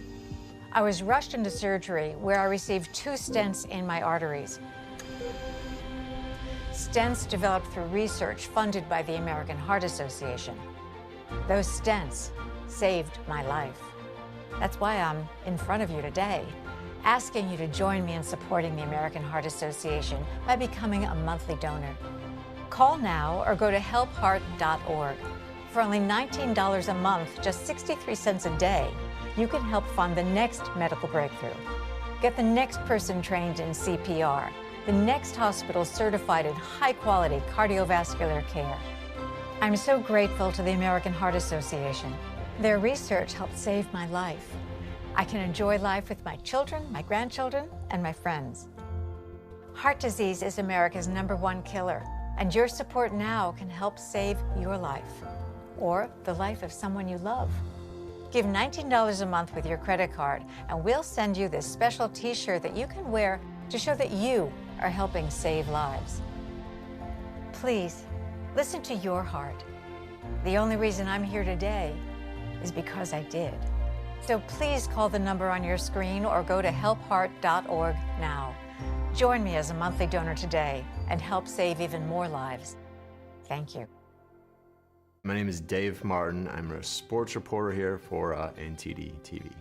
I was born and raised out in Kansas. Actually, I was a applied mathematics major in college. Nothing to do with journalism. I went into finance right out of college. But I found it even though I liked the job, I found it after a while somewhat unfulfilling. It was kind of an easy job to stay in finance, but I found that coming to NTD was way more fulfilling to do something that I really, truly believed in. When I came in here, I was just filled for this admiration and respect for everybody who worked here because I knew, what they do here. No one else besides, NTD and Epic Times is willing to, put a camera to the CCP. I don't think Americans realize, how close that threat is coming right over here. They've even set up those semi-almost police stations to spy on their Chinese people that are living in America. Those are definitely stories that Americans would want to know because that's ultimately Chinese trying to put their authority right in the United States, right under our noses. We're willing to actually expose things that other stations aren't willing to do. That makes me proud of what our company does. And that's kind of the organization that I've always wanted to be part of.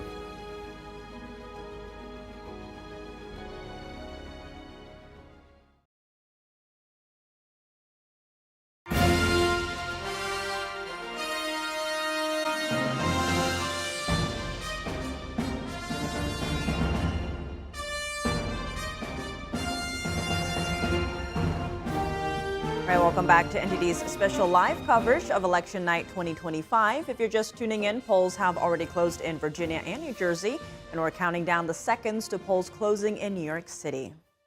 That's right, Tiff. While we wait for the New York numbers to come in, let's revisit the Virginia and New Jersey races. If we could call up those numbers and take a look.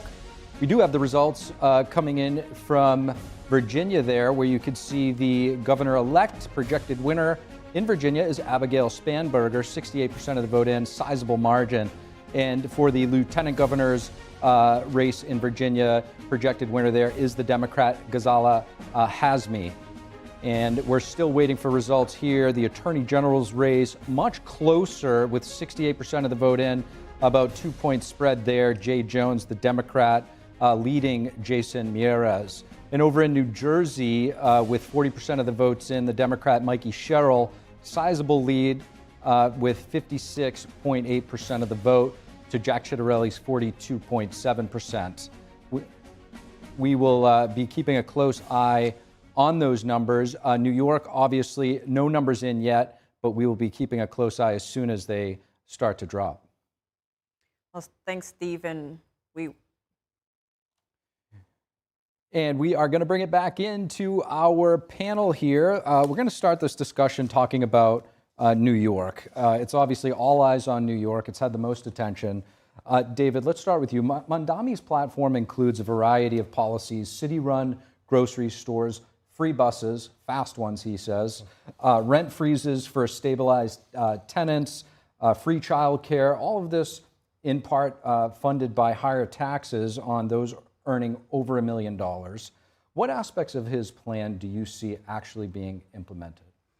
Yeah, so it's a good question. I think there's going to be a lot of progress on most of those issues. I think the easiest to do his platform with the city-run grocery stores, that's really a pilot program where he's identified some key areas in the city that are food deserts, where people don't have access to fresh produce and groceries that are nutritious and making people healthy. So I think that's one of the easiest. I know it's getting a lot of attention because I think people are visualizing this, Soviet-style grocery store, which is not the idea. I've worked with a lot of food pantries over the years, and I think this is a good way to try to experiment and see how can we make sure that people are getting the food that they need. Many parts of this city suffer from that, and it might not seem like a problem if you have access to a grocery store and you can hop in your car, but we've really suffered from that in this city for a long time. So I think that's something where he can make improvement, and maybe it'll be a model that other cities and other states could follow. Ambassador, I'll let you weigh in on that. And what do you say to the possibility that a lot of the people that this is going to be, put on, the wealthier earners in New York, are they going to eventually all migrate out of New York to various other locations? Well, I hope that they stay and fight. I hope that they don't leave. But the fact is that capital's been fleeing New York City for years, and they've lost population. New Jersey, New York, Pennsylvania, all losing population, high taxes, high regulation, and money moves where there's lower taxes. That's just how it goes. So unfortunately, I think it's going to be probably becoming a billionaire desert for New York, and that's where their tax base comes from. It's the billionaires and the high millionaires, the $100 million, the $500 million worth people who spend a lot and pay high taxes in the city. And unfortunately, they have been relocating largely to Florida, also to the Carolinas, to Texas. It's really too bad. It doesn't have to be this way, but the people of New York they've decided most likely to elect Zoran Mandami. And to your point, we did see that New Yorkers are prone to leaving when things get tough here. Take the COVID lockdowns, for example. A lot of folks from New York went to Florida and Texas. They were calling Miami the next Wall Street at a certain moment in time. We do have a soundbite that I'd like to play with President Trump weighing in on this race. If we could pull up that sound, if we get it up. It's going to be hard for me as the president to give a lot of money to New York because if you have a communist running New York, all you're doing is wasting the money you're sending there. So Denny, if Mamdani winds up winning tonight, becoming the next mayor of New York City, what type of relationship do you see him having with the federal government? Very adversarial. And I think he's going to lean on Schumer and Jeffries to try to get anything done.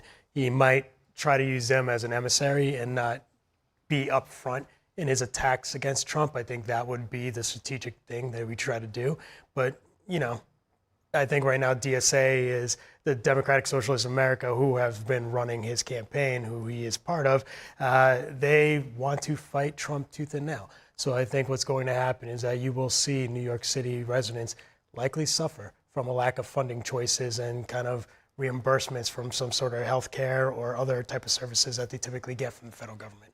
So they could get hurt. Now, James, big picture, how do some of these trends that we're seeing in New York compare to other nations around the globe that have adopted socialist systems? There are no socialist systems in the world that work. They all uniformly get worse. The reasons are very simple. The incentive structures for people to be productive do not exist under socialism in the same way that they exist under a free enterprise system. A free enterprise system in its simplest form is that you get to make your own things, you produce what you want to do with your things, and you have the opportunity to set the terms of exchange. So you're incentivized to be efficient because you don't want to spend too many of your resources. You're incentivized to be economical. You're incentivized to solve problems. The government doesn't have the same set of incentives. They can only create these incentives by policy or by kind of force of writ. And so it's very nice. The only thing I wrote on my notes here for this is rhetoric versus policy. It's very nice the things that Mandami's saying. It's also same with the situation in Virginia. It's very nice the things that Spanberger is saying. It's a question of how it's actually going to be put into play with policy. And I agree with what everybody else is saying about the adversarial nature that it's going to have with Washington, the challenges that these policies are going to face going into practice, and the flight of money out of the city. So socialist systems don't work. The incentive structures are completely incorrect. And what you'll see is that in a free country especially, where they don't have walls keeping you in, or in London now, these are UK, they're trying to come up with some tax to leave. If they can't force you to stay in, people will leave. And I think that what you're going to see is a very strong decline of the strength of the New York City over the next 4 to 10 years if Mamdani takes this office. And a lot of people, just a quick follow-up, say that socialism, you can put democratic in front of it if you so wish, is the precursor to communism or is pseudo-communism. Historically, what stage would you say that we're in? I'll just to be completely fair to the argument, there are lots of forms of socialism. 0 of them work. The Democratic Socialists of America have for years put out materials. I can show you them. I've put them on social media a million times, where they're promoting, here's Vladimir Lenin, and here's what he said. Come to this thing to learn from Lenin. Lenin specifically said that socialism is the stepping stone to communism. And so he meant literally what the Bolsheviks were trying to implement in Soviet Union when he took over. And that system just straight doesn't work. Marx saw it as a stagist program. I don't think that that's the model in the world today, but he saw that capitalism eventually collapses under its own contradictions. The social production that has come in under corporate rule gets shifted to government control that's in the name of the people, and then eventually you don't need the government anymore. Lenin called this a semi-state, that the state will wither away of its own accord because all it does is crush its enemies instead of focusing on, trying to maintain class division. That was literally his argument in State and Revolution in 1917. And so that would be stage 5, where communism is stage 6, according to the old Marxist-Leninist thinking. I don't think that's the case now. I think we have these hybrid economies. The model is very much like what you see in China, where they've adopted elements. A lot of people don't know this stakeholder system that we all hear about all over the world. The Chinese system was actually implemented first legally in 1937 under the Nazi Shareholder Act. It was a fascist program for Hitler to mobilize the war economy. And what I think we're actually going to see is this new hybrid communism coming under this guise of democratic socialism that is going to be, it's all fake in the name of the people. We're going to do all this. We're going to build, state-run grocery stores and so on. But ultimately, the point is to seize the means of production, as Mamdani said, and that's the production of man in society, and it's going to be a destruction. Certainly a lot to unpack there. Unfortunately, we do have to go over to Tiffany, who is standing by with an update for us. Tiff. All right, thanks, Steve. And we will continue to bring you election updates and projections all night. All eyes are on New York City right now. Let's go to our team of reporters on the ground there. NTD's Chris Bob with the Zohran Mamdani campaign, NTD's Luis Martinez with the Andrew Cuomo campaign, and NTD's David Lamb with the Curtis Sliwa campaign. Chris, let's start with you. Chris, you're outside the Brooklyn Paramount where supporters are gathering for Zohran Mamdani's watch party. What are people saying as they wait to see the results tonight? Yeah, when I first arrived here about 7:45 p.m. East, we had maybe a few dozen people outside the Brooklyn Paramount. Now the crowd is all the way down Flatbush Avenue. Hundreds, probably thousands of people. Inside, they accommodate 2,700 standing during a concert, but I'm sure that there's plenty more outside here right now. I had an opportunity when things were a little quieter to go around. You can see behind me there's a rail set up to keep people inside. They're moving in right now. I talked to them about what their main issue was for supporting Zohran Mamdani, how they respond to him being labeled a communist, and also what the affordability agenda means to them. I want to go to some of those clips first. He's working for the community people or working class people. He think about the working class people and other people. I like the election day energy. I think there's a lot of folks out and it's exciting seeing my neighbors out in full force. And why did you choose to support Zohran?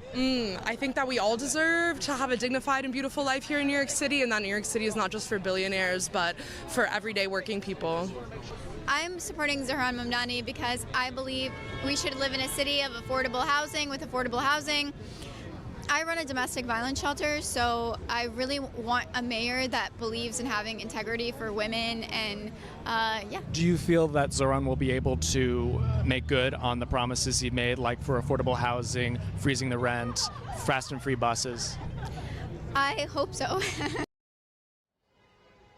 So some uncertainty there about whether or not he's going to be able to follow through on the promises he made, but there is a lot of energy here with people talking about affordability being at the top of their list, and they want to see something delivered. A little earlier, we heard people chanting outside, freeze the rent. That's one of his key promises. That's something that I keep hearing talking to the folks gathered outside. I'll come back to you a little later with some updates as we get more information as polls close here in New York at 9 p.m. Back to you.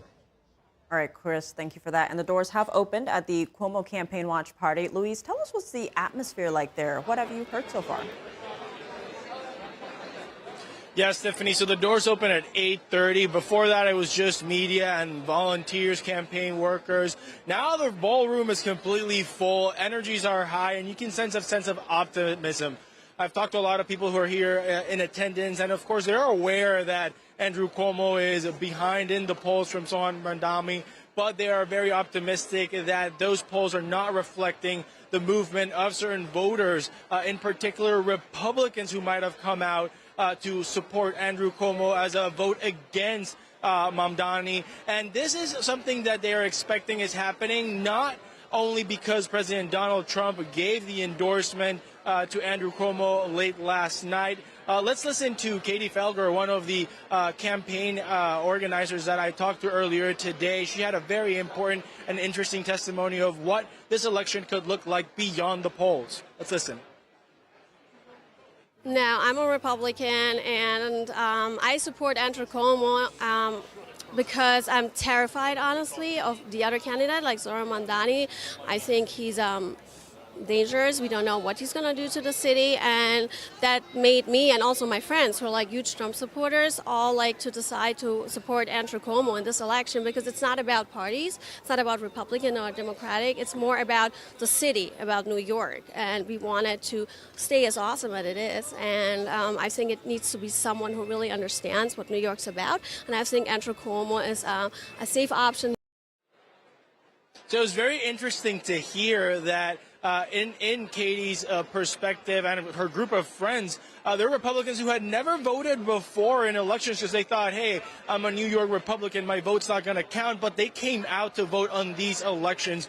So that's what is fueling that optimism right now here at the campaign headquarters, the watch party for the Andrew Cuomo campaign, a sense that voters that not usually come out, and we saw that with the early voting, a lot of boomers and plus 55 people came out to vote early, which is not a usual thing to see. Back to you, Tiffany. And Luis, on that note, how is this election different than past elections for Andrew Cuomo? Well, the Cuomo name is a name that has been in New York's imagination for 40 years. Of course, over 20 of those 40 years, the Cuomos have been in the governor's mansion, and now Andrew Cuomo is fighting for the future of his political life as running for the mayor of the city of New York. We heard from Andrew Cuomo earlier this day, and he said that this was the most important election of his life. And also, it's the first time he's not running as a Democrat. He's running as an independent, which is a very interesting way of presenting himself as an anti-socialist Democrat on the ballot. He's, of course, also supporting expanded health care for New Yorkers, expanded access, affordable access to bus fares for New Yorkers, and affordable housing for New Yorkers, but not to the extent of offering all of these public services or welfare for free as the Democratic candidate is doing. So it's a very different election for Andrew Cuomo, who at 67 is battling for his political life against a 34-year-old with little name recognition from a year ago. So it will be really interesting to see what, of course, the results of the elections are and what Andrew Cuomo's next steps will be, whether as a mayor of New York or if it ends up being the end of his political career here in New York State and New York City. Back to you, Tiffany. All right, Louise, thank you. And now let's go to NTD's David Lamb. The doors open to Curtis Lewa's watch party in Manhattan. David, I heard that it's getting quite crowded there. What is the latest? Yeah, hey Tiff. So you're right, the doors opened and the atmosphere is really lively here. There was music, and earlier behind me on stage there was a group chanting Curtis, Curtis, Curtis. But I don't think he's here just yet.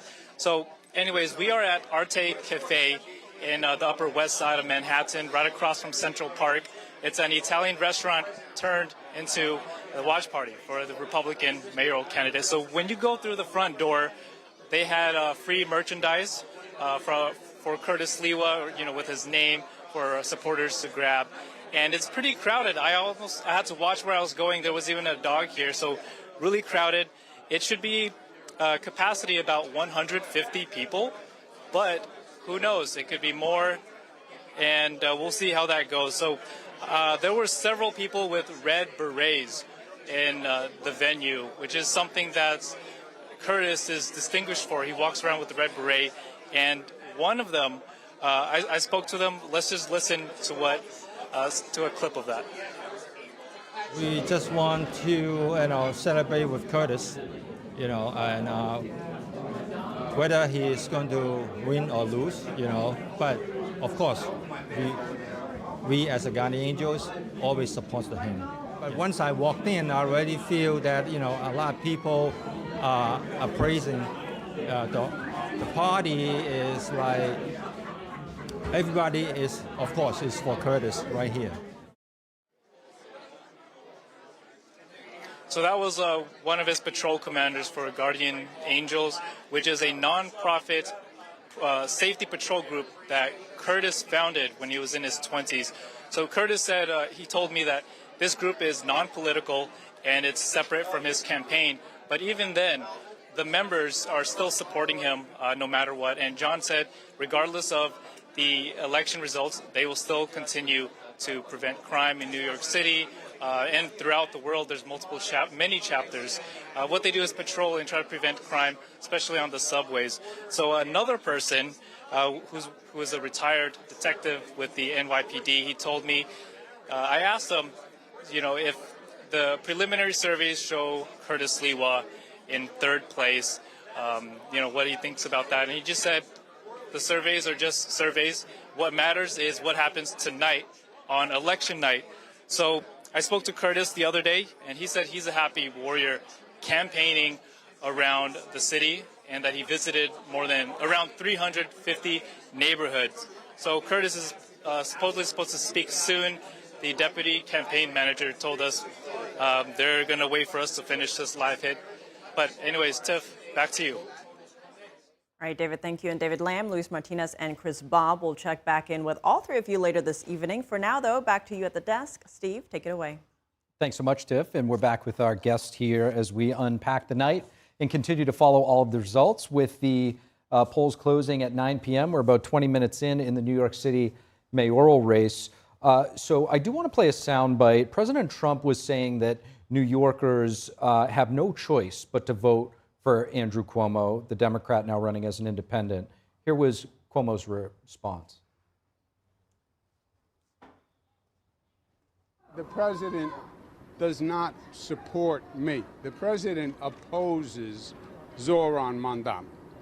The president believes Zohran Mamdani is a communist. He believes he's an existential threat. This is going to determine the future of the city of New York. May also determine the future of the Democratic Party. So, Denny, as a Democrat yourself, how are moderate Democrats processing this night in New York City, the moderate Democrats of New York? I think a lot of us are concerned, like Cuomo just stated, about the future of the Democratic Party. We're worried about where it's headed. And I believe that the moderates, like myself, need to be more vocal and need to fight a little bit more. Cuomo, I believe, has done a good job as fighting this. I will tell you right now that New York City is projecting to have about 2.4 million total votes cast. That is the most in over 50 years. So we're going to have an incredible result at the end. And I don't know exactly who's going to win.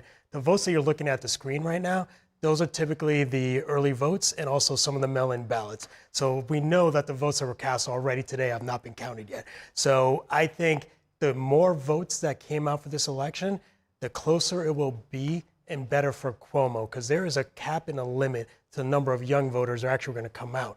So I don't know what the end result will be, but I'll tell you, I think it's going to be a lot closer than people think. But I believe going forward, Cuomo is correct by stating if this is a blowout win, let's say for Zohran Mamdani tonight, then you have a lot of moderates are going to be concerned about what's going to happen heading to the midterm, and then also what's going to be going into the 2028 presidential nomination.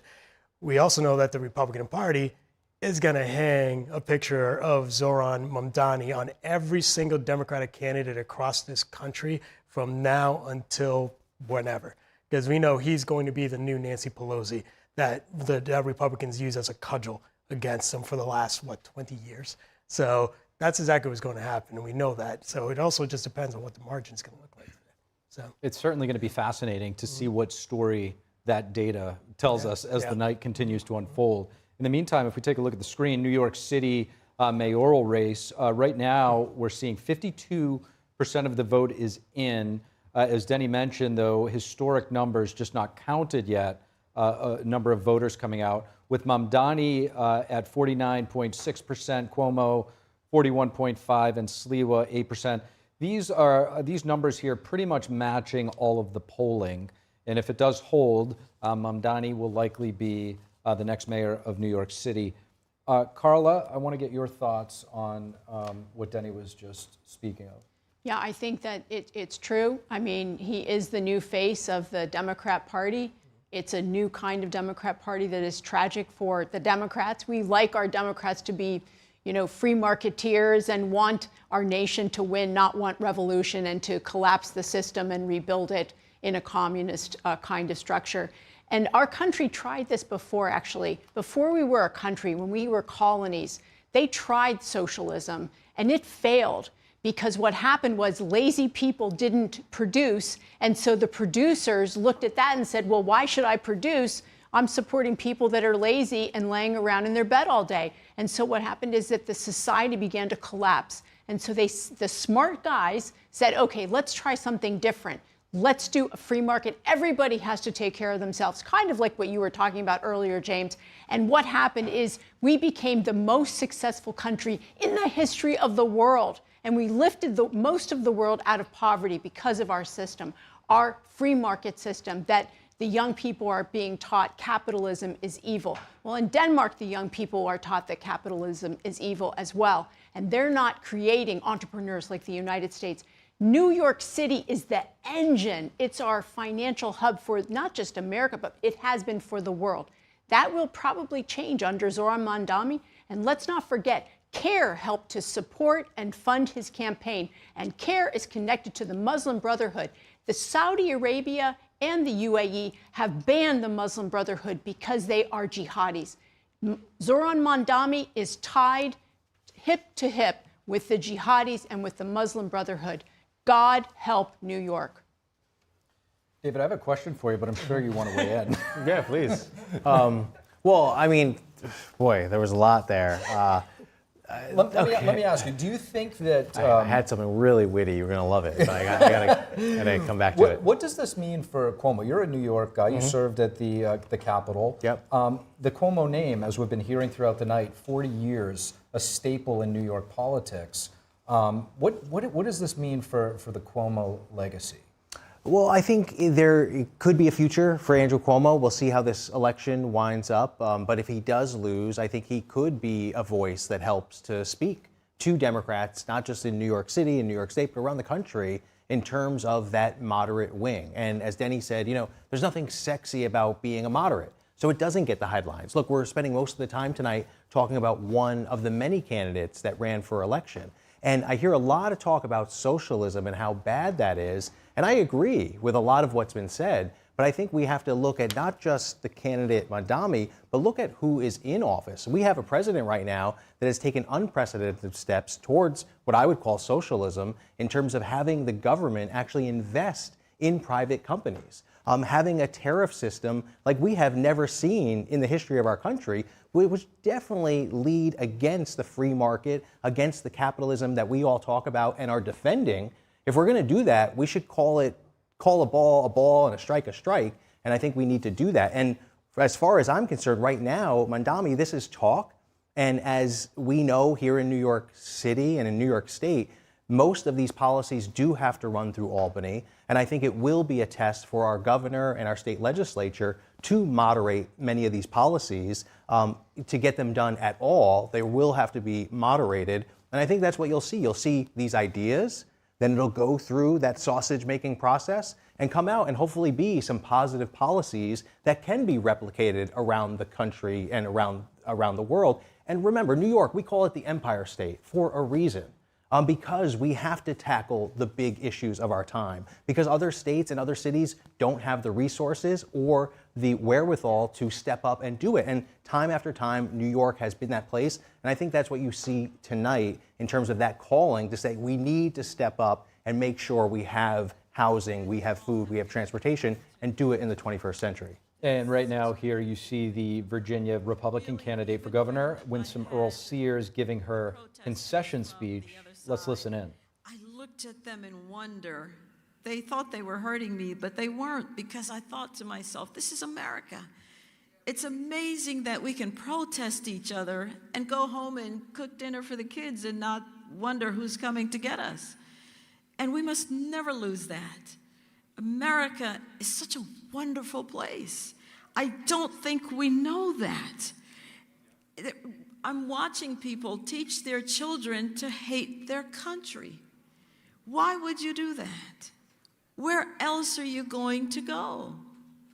And so I thank you. I thank you for giving me this very great opportunity. And it started, of course, when you gave my father the opportunity to come to this great country with, again, you heard me, his $1.75. And that's what started the trajectory of my life, where I became, of course, a Marine, a business owner, CEO of certain organizations, and then a delegate, and now lieutenant governor, second in command.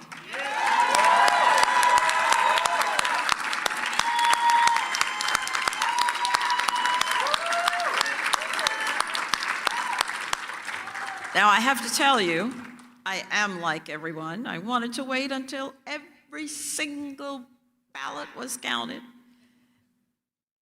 just because I have faith. And I wanted to wait. I wanted to wait because I know that God had called me for this purpose. And so remember now that God has called prophets. And sometimes the prophets were even beaten and some of them were killed. And so we understand that victory to the Lord looks a lot different than what we think of as victory. Victory starts with obedience. Obedience. Never forget that.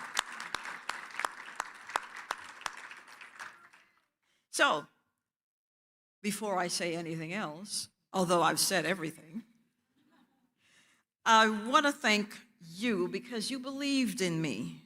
You who voted for me and who worked so hard to make our dream for Virginia come true. I still want to continue to thank God for this journey and his grace that brought me again to this wonderful country, this wonderful Commonwealth. And a special gratitude goes to my family, my wonderful husband of 39 years, and my wonderful children, Janelle and Katja.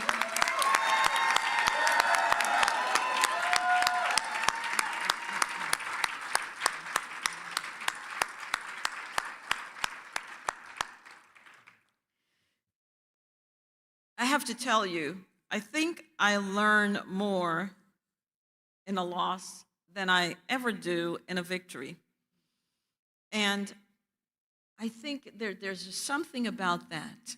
And it builds you. It's either going to tear you apart or it's going to build you. Well, I don't tear apart. I have God. I don't tear apart.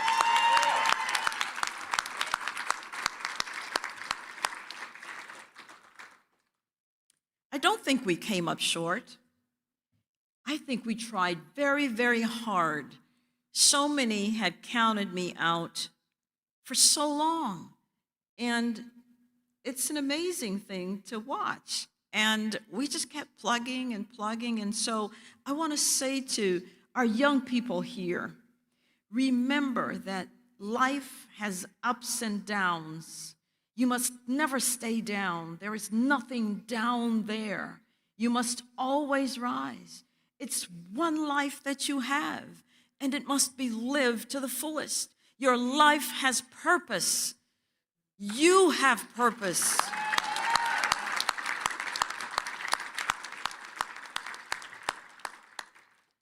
I have just called Abigail, and she did not answer, and she doesn't have to answer. No, she doesn't have to answer. I think she's busy. So it went to voicemail, and I left her a voicemail, and I asked her to please consider all of us Virginians, that she will represent all of us and not just some of us. And I wished her success. If she is successful, Virginia will be successful. That's what I wish for her. And I asked her to support policies that will unite us, that will not divide us, that will strengthen our families and keep us safe. And that if I can ever be of help doing that, I'm here. I'm ready to volunteer. After all, apparently I have nothing else to do. But volunteering isn't something that's new to me. I mean, I ran a men's prison ministry. One of the best things I think there I've given done. by the Virginia gubernatorial candidate, Winsome Earl-Sales, because we do have a projection for you. Meier Sherrill of New Jersey will be the next governor of the Garden State. The Democratic Congresswoman has had a commanding lead over Republican Jack Ciattarelli since polls closed tonight. Although they were neck and neck in the polls ahead of today's election, this marks the first time in 60 years that New Jersey voted for a governor from the same party for 3 consecutive terms. Now we go over to Tiffany Meier. All right, Kevin, thank you. Steve, thank you. We're going over to Kevin now to break down all the numbers. I know you've been busy crunching all the numbers, so let's actually start with New Jersey. Biggest, latest news right there. What were the counties that helped Meier Sherrill cement her lead? Well, yeah, so Passaic County, this is a county that runs through her congressional district that she represents, and she's got a 20-point margin there. I mean, that's with 38% of the vote, and there's still a lot of wiggle room, but if you just look back to the recent presidential race, President Trump flipped this county. It was blue in 2020 when President Biden carried it, but just like I said, that's a very critical county. Phil Murphy carried it by about 4 points when he won the state, and so with a 20-point advantage, again, still early in the night, that is definitely a big tell sign. I mean, there's no reason why anyone who does that well in that critical area would have any disadvantage. So this call makes quite a bit of sense when you start to carve up the state. And what are the numbers telling us so far in terms of voters turning out? Because this is an off year. How is that comparing to some of the previous years? Well, yeah, so I mean, you had 1 million votes at about 63% in for the leader here, and then you look back when Phil Murphy carried it, that's 1.3 million. So I mean, again, it's a comparable turnout, maybe just plus or minus, but nothing like what we saw in the presidential race, of course, but still for a governor's race, you got a sizable turnout here. I mean, 800,000 votes for Jack Ciattarelli, again at 60% in or so. That just means that people wanted to vote. They really wanted to make their voices heard, and of course, Meier Sherrill picking up the win with the projection. I mean, it makes sense. And if we can, New York's polls closed just about a half hour ago. Of course, quite, maybe Mamdani has a pretty comfortable lead, you can say, but as they were saying earlier, some of those numbers are still being counted now, a lot of the people who voted today. So what are the counties to watch for as the night progresses here? Well, it's very interesting. You see Staten Island is purple. Andrew Cuomo, as a Democrat, won this as a Democrat going for governor. And it was obviously red back in 2021 when Curtis Sliwa made a shot at the top office in the city. But, Cuomo is definitely picking up a lot of steam throughout the night. And we've seen that lead that Mamdani's had shrink as more counties come in, but that's 8 points. So he's definitely the favorite here. I mean, he's looking like he's definitely in the chance to take the mayor's office. I mean, you look at this, if you were to add up Sliwa's votes with Cuomo's, I mean, that would be about 48, 49 points. You're looking at just maybe under what Mamdani has. So certainly from what I gather here is that Cuomo is taking votes away from Mamdani, but he's taking just a little bit more away from Sliwa. So it seems, at least at this stage, I mean, 60% in, Curtis Sliwa may be, so to speak, the spoiler in this case. Because, I mean, again, if you were to just take Sliwa out of the picture, you're putting Cuomo possibly at a much greater advantage. And I'll just take you through a tour through the boroughs really quick. Brooklyn, this is the borough that has the youngest average age, and that's where you see a 22-point margin for Zoran Mamdani. That's very big. That's the biggest. I mean, even Queens, that's his home borough. That's where he was representing in the state assembly. That's only a 4-point advantage. Bronx, you have the lowest income. Again, you have a big margin, 11 points. Staten Island, this is predominantly white. Then that's obviously where Cuomo's winning. You know, Sliwa, it's more Republican country, so to speak. But then Manhattan, this is the highest income. You got a 9-point margin, which is less than, like I said, Brooklyn and also the Bronx. In terms of numbers so far, many are saying this is a record turnout for, off year for New York City. A lot of people coming out. What would be, maybe the biggest marginal differences from what we're seeing playing out tonight versus the latest polls? Like, how comfortable of a lead will Mamdani have? Well, what I see possibly happening is that lead shrinking, but still Mamdani pulling this one off. But in terms of the turnout, what you're seeing right now is about double the turnout that you saw 4 years ago in the 2021 mayoral race. So that is just huge. You're not quite seeing that turnout from the 2024 presidential election, but it's close. I mean, you got projected 2 million people coming out to vote versus 1 million, 4 million 4 years ago. A very fascinating breakdown there, and we will be back with a lot more coverage. But right now, you're going to be looking at a live feed into the Curtis Sliwa campaign in Manhattan. So we'll be tuning in there, and we'll have a lot more coverage in just a minute. Stay with us.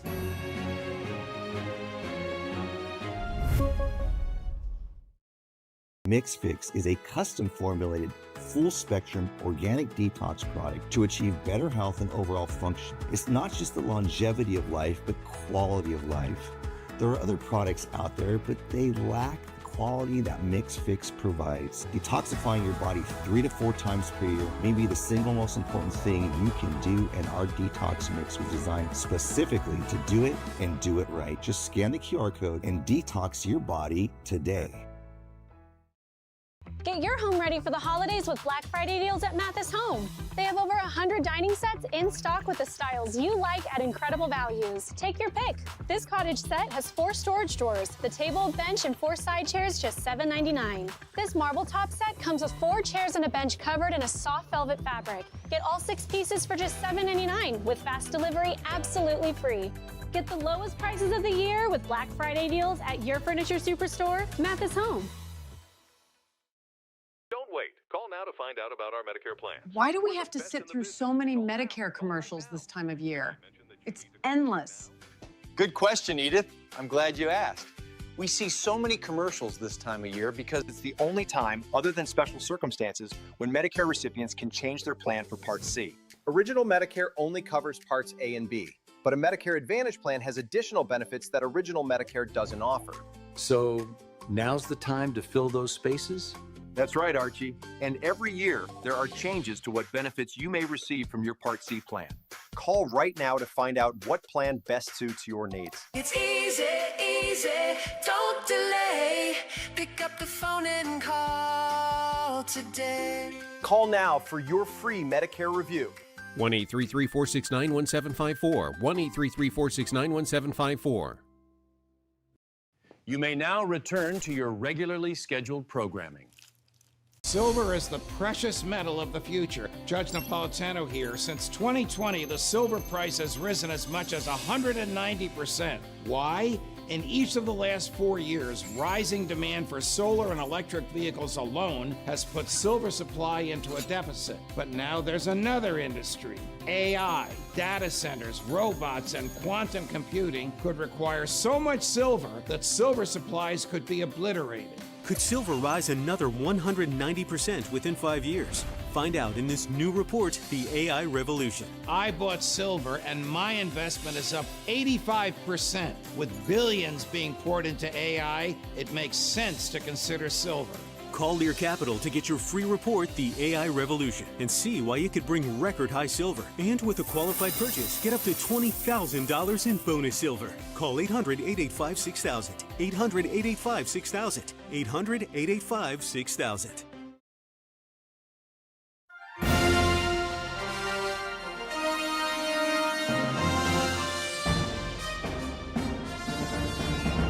And that's a live look at the Zohran Mamdani headquarters in New York City as we await the results for New York City's next mayor. Welcome back to NTD's special live coverage of Election Night 2025. And if you're just tuning in, polls have just closed in New York City. About half an hour ago, polls have already closed in Virginia and New Jersey as well. And we do have an NTD election update for all of those races. Let's bring those results up now and take a look. As we can see, New York City mayor's race is still coming in with 60% of the vote in. Mamdani is projected to be the next mayor of New York City. And as you can see, has a sizable lead there over Cuomo with 41%, Mamdani 49%, projected to be the next mayor of New York City. And as you can see, the Democrat in New Jersey, Mikey Sherrill, is projected to be the next governor there. Democrats Virginia Democratic governor, projected governor-elect Abigail Spanberger, projected to win with 68% of the vote in. And there you see in Virginia the lieutenant governor's race, Ghazala Hazmi projected to win that race.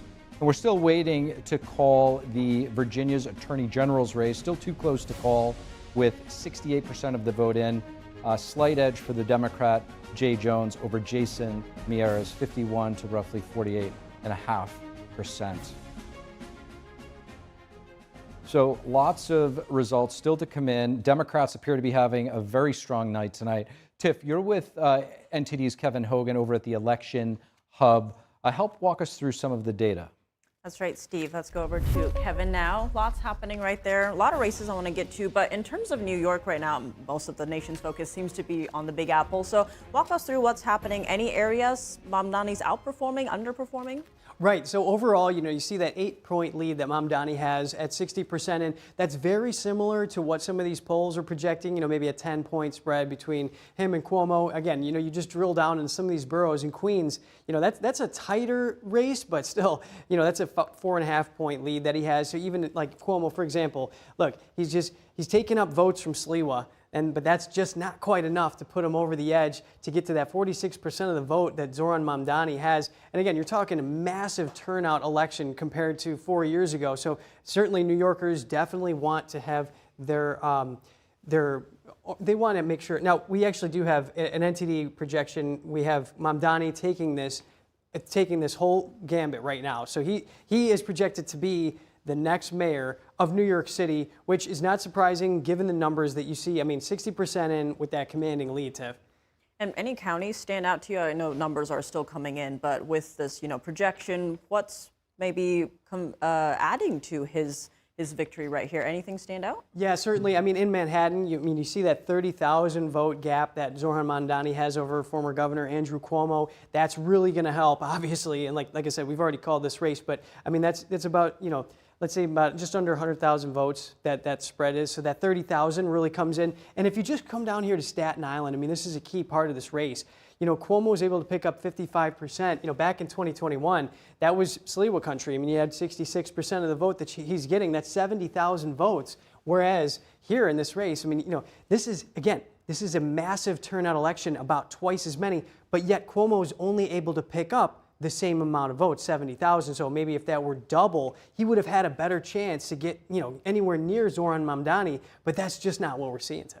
I want to dig into that a little bit, as you just pointed out right there. Any other areas where if, all of the ticket had gone to Cuomo, he might have had a chance? Well, I mean, for example, even if you just look at Brooklyn here, you add up the 5 points that Sliwa has to Cuomo's 35 points. You're getting at 40 points. You're still at a huge deficit because, again, Brooklyn, It's a hot, hip area. You know, a lot of young people in that area. So, I mean, we've seen the polls talking about how the youth, you know, favors more of this progressive candidate in the boroughs here in New York City. So again, you know, you're just not seeing that even if Sliwa were out of the race. I mean, here, okay, maybe in Queens you could see like 10 points, 41, that adds up to greater than Mamdani, but it's just not the same story here anyway. I mean, 7 plus 39, I mean, it's talking 46. He's still short. So it's just not enough, and obviously thus the call. Very fascinating breakdown. I'm sure Steve and the panel would love to comment on all of that. So Steve, I'll let you take it away from here. Thank you, Tiff and Kevin.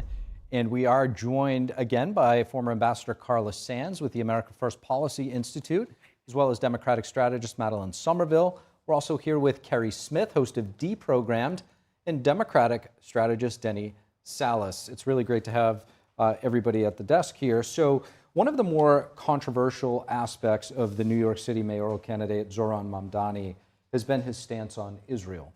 I want to play a clip from Mamdani and Republican candidate Curtis Sliwa on the debate stage. Let me speak on behalf of my two sons. When they've heard some of the statements you've made, like in support of global jihad, and I hear some people out there saying the Jews, their time is due, which means the same thing. They're frightened, they're scared.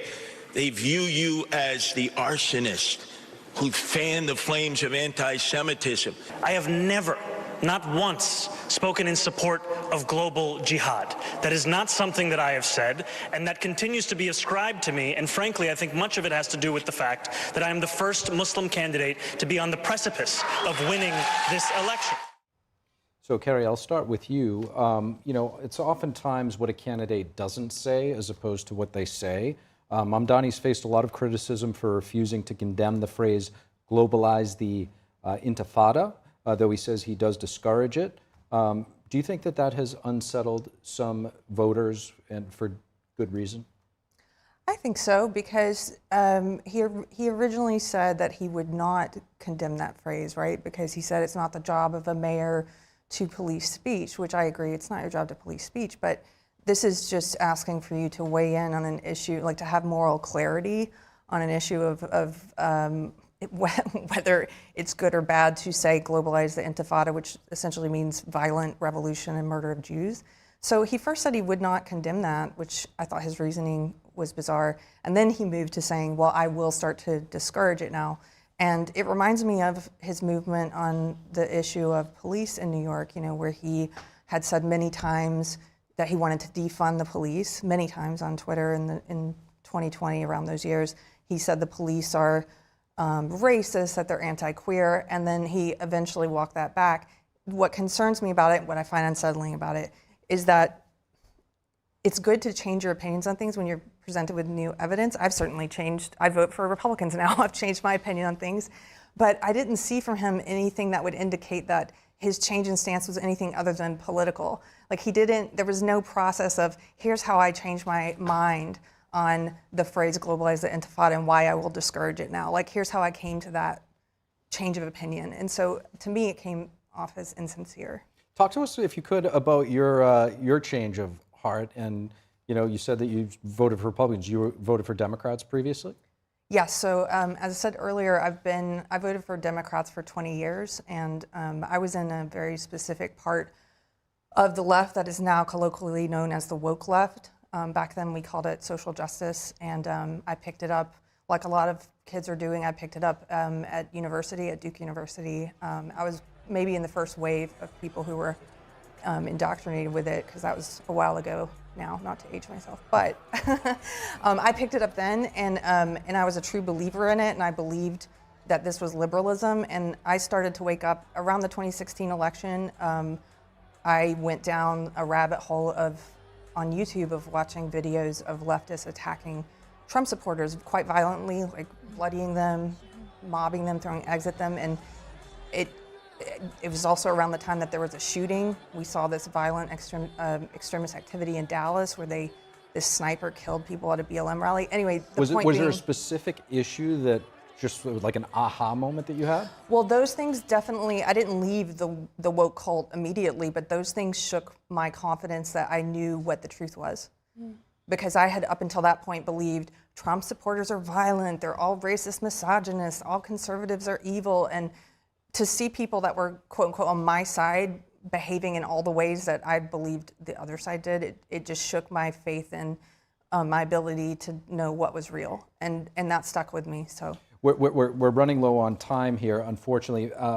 Maddie, I want to get your thoughts on the nature of Zohran Mamdani's candidacy. Right now, we're seeing so much tension in the Middle East. Mm-hmm. We saw in Columbia University in New York City a lot of pro-Gaza, pro-Palestine folks protesting. That became very messy.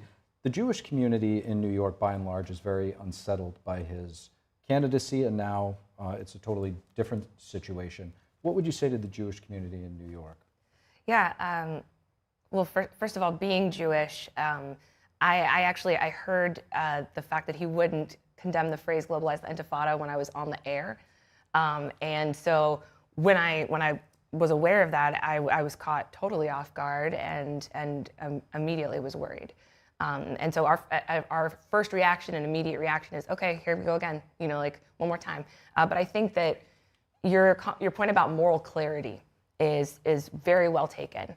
I think that is something that people, I guess, were willing to forego. And it seems like that's the case with both sides, right? That people are sometimes willing to forego moral clarity because they like the rest of what the person stands for, or they trust them ultimately, or they're willing to sacrifice something, We do have an NTD projection, and we are projecting Zohran Mamdani will be the next mayor of New York City. He'll be the first ever Democratic Socialist mayor of the Big Apple. Not too surprising of a result based on the polls, but in principle, it is unprecedented, as Mamdani had been leading in those polls. This is the most high-profile race that we'll see this evening. It'll be interesting to see what his economic policies will bring to the world's biggest financial hub. We'll be right back with more coverage of election 2025 right here on NTD. Meantime, you're looking at a live look at the Mamdani headquarters in New York City. And again, NTD has projected Zohran Mamdani will be the next mayor of the nation's largest city. Much more to come. Stay with us.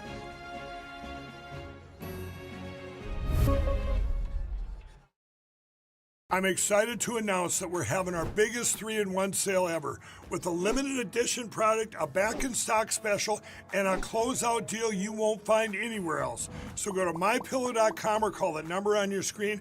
Use your promo code to get our MyPillow bed sheets only $29.88. Any color, any style, any size, even kings, regular $119.98, only $29.88. Once they're gone for good. How about our My Towels? They're finally back in stock, but not for long. Get a 6-piece My Towel set, regular $69.98, now only $39.98. And for the first time and the only time ever, get our limited edition premium My Pillows. They're made with Giza cotton and designer gusset. Queen $17.98, Kings only $19.98. So go to mypillow.com or call the number on your screen. Use your promo code to get the best offers ever. Quantities are extremely limited, so order now. I didn't ask to lose my mother or to be abused at 5 years old. I didn't ask to be kicked out of my house with nowhere to go. I didn't ask for any of this. But I did ask for help, and Covenant House was there. Thanks to their love and support, and to generous people like you, I got what I needed to take control of my life. For the young people who didn't ask to be put in unthinkable situations, Covenant House is there providing safety, hope, and a brighter future. Call or go online now. For a gift of only $19 a month, just 63 cents a day, you can provide hot meals, safe shelter, medical care, and love to more than 2,000 young people who sleep at a Covenant House every night. 1 in 10 young adults will experience homelessness this year. Your gift can help reach them when they need it most. I didn't ask for my parents and my family to disown me. I didn't ask to end up in a homeless shelter. The beauty of it all is that I found Covenant House. The need is overwhelming, but your monthly support will make sure no young person is ever turned away. Call or go online right now to safeplacetosleep.org with your gift of just $19 a month. With your monthly donation, you'll receive this soft, comforting blanket as a reminder of the warmth and safety your gift will provide a young person tonight. Covenant House really helped me and really helped mold me into the woman I am today. If there's no Covenant House, where would I be today? Your monthly gift is urgently needed to reach young people in communities like yours who didn't ask to be put in unthinkable situations. Show them they're loved and not alone. Call the number on your screen or go online to safeplacetosleep.org. My name is Steve Lance, and I am the Washington, D.C. Bureau Chief for NTD News, and I also host the Capitol Report. NTD broadcasts via satellite into China, actually. If you have a satellite dish positioned in a certain way, you'll be able to receive the NTD broadcast. And you can imagine in a country where there is no freedom of the press, there's no freedom of speech, and all of the media is state-run, that poses a significant threat to the Chinese Communist Party. And so they have gone to great lengths to influence and subvert that effort. And I think we're on probably our 13th company, all because the CCP has went after every company who has provided that satellite to stop working with us. So the impact and the role that NTD and the Epoch Times has had, not just on China and the Chinese people, but to the rest of the world, has been incalculable. It's not just Chinese people that have been misled by the CCP, but here in the West, the CCP has infiltrated every level of our society, whether it be our universities through Confucius Institutes and CSSAs, Chinese Student and Scholar Associations, or Hollywood, or the media. The Epoch Times and NTD have been reporting and documenting and raising awareness about the CCP and allowing people in the West to understand what is taking place in the largest communist country in the world. Some of the founding journalists in China initially were arrested and sentenced for 10 years, and the extent of what happened to them may still be unknown. When you understand how this company was founded, who founded it, and why they did it, and what they sacrificed, it's really something special.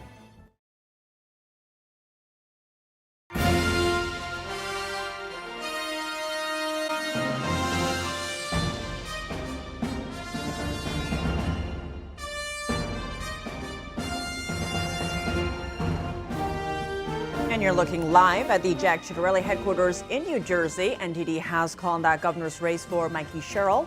Welcome back to NTD's special live coverage of Election Night 2025. And if you're just tuning in, polls closed in New York City just about an hour ago. Polls have also closed in Virginia and New Jersey, where we've been tracking tonight's key races. We'll be sure to keep you updated on all of the latest election results throughout the evening. Right now, let's go to NTD's Mari Otsu and Jason Blair, who are covering the New Jersey governor's race. So, Mari, what is the mood like at Ciattarelli's watch party, and has it changed since the night has developed? Hey guys, yeah, so the venue here is packed and the event is still lively, despite moments ago the race being called in favor of Sherrill. Many Ciattarelli supporters are still expressing to NTD the confidence in their character and the vision of Jack Ciattarelli, and saying what brought them here tonight. And New Jersey Assemblyman Mike Inganamore tells NTD that the fight will continue. Take a look. What I'm seeing being counted so far is a lot of the early vote, which we expected Mikey Sherrill to do well with that segment of the vote population.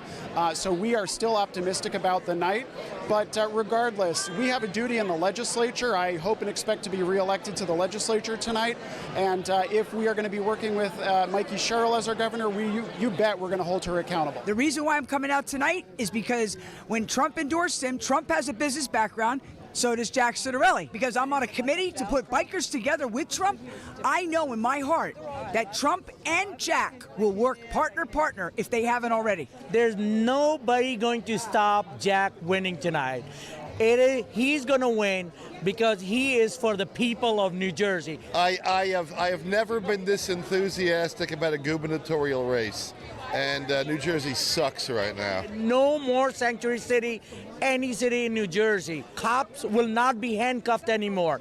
He's the worst governor we've ever had. He's a radical leftist. He's not even from this state.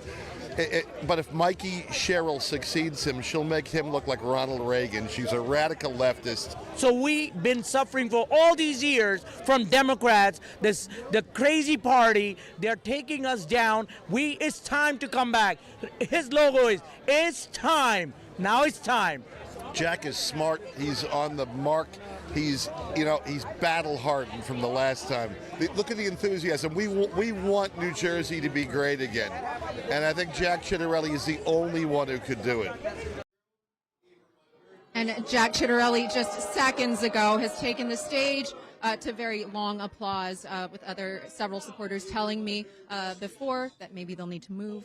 God has forsaken New Jersey, and some others still saying that they have fight left in them. Back to you. We're going to tune in right now to Jack Ciattarelli's speech. Disappointed than I am, but I'm proud of the efforts of my team that are here tonight.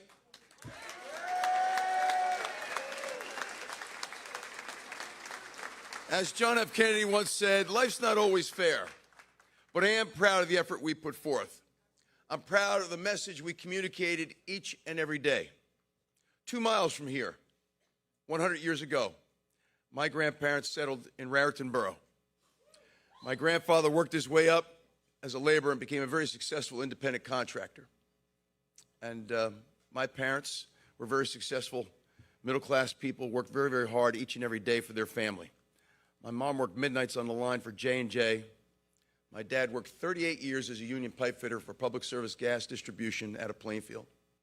There were a number of years in which they owned a restaurant bar. Today you know it as Espo's if you're from these parts. In the 60s, 70s, it was known as Anthony's. My mom worked midnights. She ran the restaurant bar by day. My dad worked by day. He ran that restaurant bar by night. And every dime they made went to their 4 children. The roof over our head, clothes on our back, the meal on table, and our education. I was the only one of their 4 children that went to college, Seton Hall University. I figured there were a few pirates in the room. My parents never lived with any degree of insecurity that they couldn't provide a comfortable middle-class life through hard work. And right now on screen, Mikey Sherrill is giving her victory speech, so we'll be toggling between both of the speeches happening right now in New Jersey. That's happening on your screen. American Revolution, turning the tide for our young nation at the battles of Trenton and Princeton.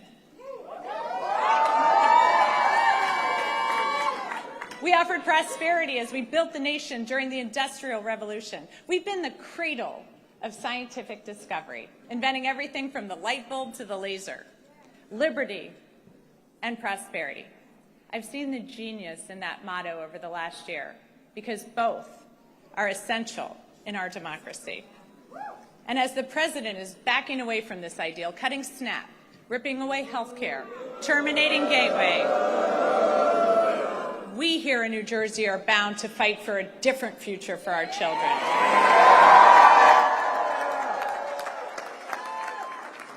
We see how clearly important liberty is. We know that no one in our great state is safe when our neighbors are targeted, ignoring the law and the Constitution. But prosperity is equally essential. Liberty alone is not enough if the government makes it impossible for you to feed your family, to get a good education, or to get a good job. So in this country, that shouldn't be too much to ask. But right now, all of it seems at risk. Governors have never mattered more.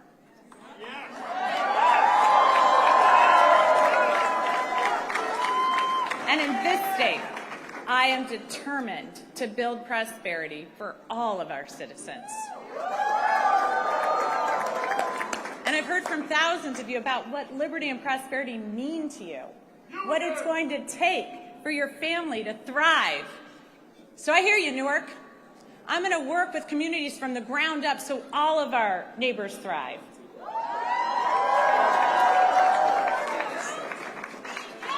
I I hear you, Sham, so I'm going to declare a state of emergency on day one to drive down your utility costs. I hear you, Westfield, so I'm going to make sure our kids are safe online and schools have the resources they need to address the mental health crisis. I hear you, Jersey City, so I'm going to hold government accountable, balancing individual liberty with collective responsibility, ensuring people are safe, healthy, educated, and free to pursue their dreams. I hear you, New Jersey. Good government doesn't just manage problems, it solves them.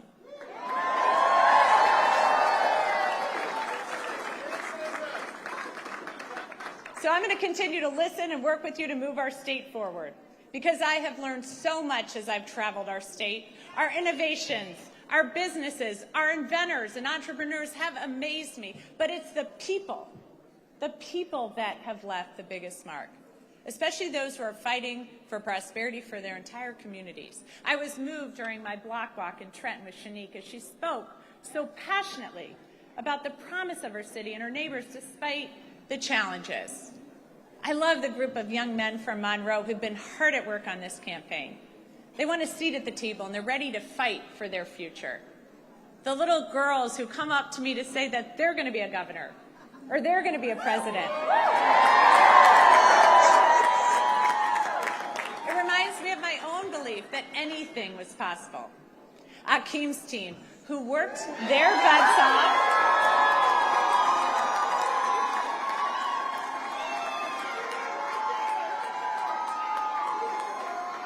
knocked over 60,000 doors.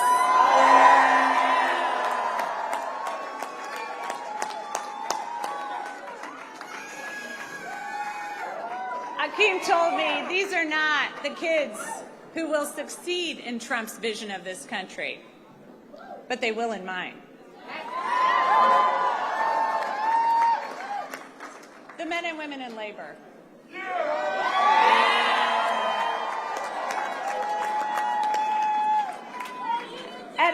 Union jobs at a time when our economy is set up to make it harder and harder for working people.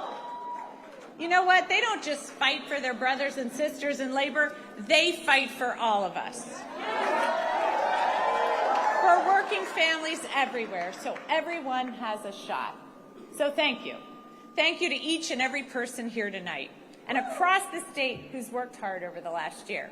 Thanks to the thousands of volunteers who made millions of calls, texts, and canvases, to everyone who's ready to stand and demand a better future for our kids and our families, to my running mate, Dr. Dale Caldwell.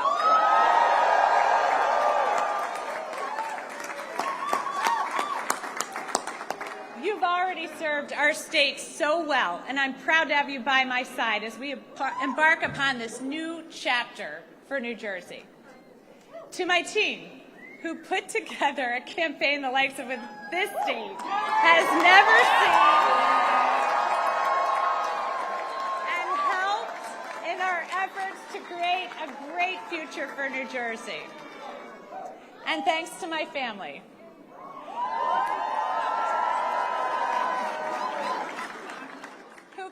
And there you have Mikey Sherrill, the next governor of New Jersey, putting her stamp on a successful evening. We're going to come over to NTD's Data Hub with Kevin Hogan. Kevin, a lot of the big races have since been called. New York, New Jersey, the Virginia gubernatorial. The only one left appears to be Virginia's AG race. What are you seeing? Well, there's good reason for that because this is shaping up to be a very, very close race. We'll just jump back really quick to 4 years ago. Meier's pulled this off with just under 1 point. So historically, it's a very close race. Right now, we have about 400,000 votes to go, so it could go either way. But again, Jay Jones, the Democrat, with that 4.5 point lead at 87% in, that is commanding. But we're going to see some very red flags for Meier's and some of these counties here. We're going to drill down into them to start to understand this. Fredericksburg, again, not a high... Kevin, red flags indeed. We do have an NTD projection. And right now we are projecting Jay Jones to be the next Attorney General of the state of Virginia. This was the one that Republicans were hoping to squeeze out. It does not appear that they will do so. Jay Jones, Democratic candidate, now Attorney General-elect. That's with 87% of the vote in.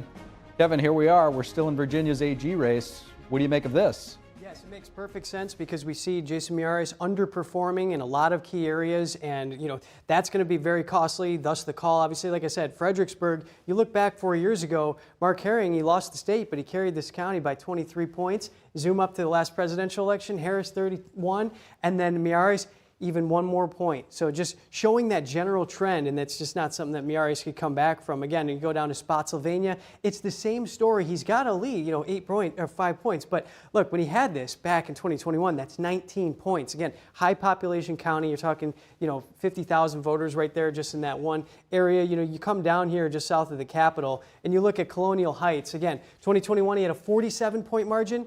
Now he's just coming up short, 32 points, 97% of the vote, and you can't come back from that. You swing out all the way to Republican country here, deep red area, 61%, out in Carroll County. But you look back, he's got to hit his metrics. That's 66 points. So again, he's just fallen short consistently, and that's why you see the call, and we can give you a roundup on the other races. But this is done. It is done, and Jay Jones, the Attorney General-elect there in Virginia, somewhat of a controversial candidate because of those text messages. But you can see the gap. He did close in, Meier, as the Republican. Show us sort of the delta between the way he performed to the governor's race. Well, yeah, so we can zoom out a bit and just clear this up and take a look here. So, you look at the governor's race that has been called. You're seeing at 89% in, which is quite a lot, huge margins for Abigail Spanberger. That's 13.9% ahead. That margin can shrink as the night goes on, or it can expand. But, still, at that point, that's wide because historically, this governor's race, very close. You just look back 4 years ago. It was decided by just 2 points when Republican Glenn Youngkin carried it. And, of course, just for comparison, the presidential election, Harris won it, a commanding lead, about 6 points. But here, again, at 87%, and pardon me, we're still on the Attorney General. Let's get back to the governors. You're talking 13-plus point advantage for the Democrat. And just for fun, while we're talking about the nation, take us into the Norfolk area, Jamestown, sort of Virginia Beach, where our founders sort of originated. Yeah, right. So exactly. Virginia Beach, this is kind of a purpley area. You look here, Harris was able to carry it, but Governor Youngkin took it back in 2021 with an 8-point lead. But right here, you see Spanberger consistently, again, only about half the votes counted, but still showing up. People showing up. And then you move over to the Norfolk area. Again, these are the population centers, Democrat stronghold. You want to see high margins for the Democrat if you're rooting for the blue. That's 50 points she has there at 91%. And when, Terry McAuliffe carried the county, losing the state, he only had 35. So that's a 15-point swing to the Democrat that we're seeing right here. So, that just goes to show you why the statewide margins are so high here in 2025. And just out of curiosity, we talked earlier about sort of the 2021 election, a lot of those social culture issues driving people to the polls to kind of push Youngkin up. Loudoun, Fairfax, based on 21, and now what are we seeing? Yeah, so let's just drill down to Loudoun and give you a very clear example here. Back here, when Youngkin carried the state, he only gave up about 11 points here to Terry McAuliffe. But now, you zoom up right here, Abigail Spanberger just boosting that up to 28.8%. People really liked her in that area, and that's part of the reason for her win. Amazing stuff. Kevin, great job here. We'll check back in with you shortly. In the meantime, we're going to toss it back over to Tiffany at the desk. All right, Steve, thank you. And here at the desk, we're joined again by James Lindsay, founder of New Discourses, and Democratic strategist Madeline Somerville. We're also joined by Carrie Smith, host of Deprogrammed, and Democratic strategist David Carlucci. Thank you all so much for being here. Lots of updates right there. David, I want to start with you. You can comment on them, but I'm going to add another update where President Trump has responded. Looks like a very good night for Democrats so far. So he is saying that Trump wasn't on the ballot and shut down were the two reasons that Republican lost, according to pollsters. What do you make of that and the good night that Democrats are having? Yeah, I think some of the lessons we have to follow from this is that Trump has historically really not had coattails when he's not on the ballot. And it's used as a tool really for Democrats to excite people to come out and vote against Donald Trump. So this is something I think Republicans need to pay attention to as well. And I think it's a trap that many have fallen into in the GOP, that President Trump, with his strong leadership style, many see it as having that puppet master mentality, both in Congress and in the Senate. that is kind of dangerous as we're leading up to the midterms, that you give all this power to Donald Trump and he won't be there to protect you in the midterms. He's not going to be on the ballot. So I think this will be a wake-up call, and I think you might start seeing some Republicans try to put some daylight between themselves and Donald Trump, if possible. But I think that would be smart for Republicans to start to do. And James, on that note, in terms of the results we just saw in New Jersey and, of course, in New York, different races, governor versus mayor. But there are some similarities. If you look at Meier Sherrill and Mamdani, both were saying, they're running a lot on the cost of affordability, both saying they want to freeze rent and also calling out ICE agents wearing masks. Some have said Mamdani is a socialist, some calling him a communist, right? But what do you make of the similarities between Sherrill and Mamdani and how well they're doing tonight? I mean, there's obviously some similarities where we saw in Virginia with Spanberger make no mention whatsoever of kind of, the woke magic words, diversity, equity, whatever, not a single mention. You do hear these kinds of things coming out from Sherrill. She's talking about the mental health crisis in schools and saying that the government's going to step in to help that or solve that, which how in the world that's supposed to work, I don't know. That's one of the biggest kind of nightmare situations for the Republicans is to have, and for conservatives in the country, to have the schools take more responsibility away from parents, parents' rights being a big issue. So we'll see how that plays out. And then you also hear her saying, that we're going to balance individual liberty. This really stuck out to me, balance individual liberty with collective responsibility. And that is going to send a shiver down all the conservatives in this country's spine. They're going to seize on that. And I think rightly, and of course, that's the same kind of rhetoric that you're hearing from Mamdani. You're going to have this, the government is going to come solve your problems. There's something called collective responsibility that flies in the face of the individual liberty and self-governance that our country was founded on. And so the similarity there is that these, very mid-Atlantic areas, New York City and New Jersey, want to have this experiment in whatever collective responsibility through the government means. And it's going to be a very interesting development to see how that plays out in both of these domains. I see you chomping at the bit. I want to add another question, though, before you answer those. With the wins we're seeing tonight, what does this mean for the direction of the Democratic Party as a whole? Yeah, so a couple of things. Addressing the speech itself, I think that I also picked up on the liberty issue there. When I was a speechwriter for the Senate Democratic Caucus in Georgia, they had the Faith and Freedom Breakfast for the Republicans. And I begged the Democrats to have like the Hope and Liberty Breakfast. Republicans don't have a monopoly on freedom, right? Why are they the only ones? Why are y'all the only ones that get to talk about freedom, right? And I think she should have just stopped there, right, with the comment. We should have just stopped there. Actually, there was a lot of evidence that whoever wrote Kamala's speeches wrote this speech here. I heard a lot of just as a speechwriter, I would nerd out on that. But I think the comment Trump wasn't on the ballot. So we saw with AOC in her district that people would vote for her and vote for Trump, and everyone was very surprised by that. But I wasn't, and I think that this is another example of that. I think people think they took care of the ideology issue, whether it was like the transgender issue or whatever the ideological thing that they're passionate about, by voting for Trump. And so now people feel like they can vote for somebody who has the right affordability message, right? I took care of the ideological thing by voting for the president, and now we're moving in a different direction, right? So now I'm going to balance that out by voting Democrat. I really do think that that's how it works. And Trump is going to say what he's going to say about not being on the ballot. And Karen, I'll bring you into this conversation. What do you make of, what David was saying earlier in terms of the Republican Party and the direction or directionless it's having under, an election where President Trump isn't on the ballot? Where do you see, the Republican Party going?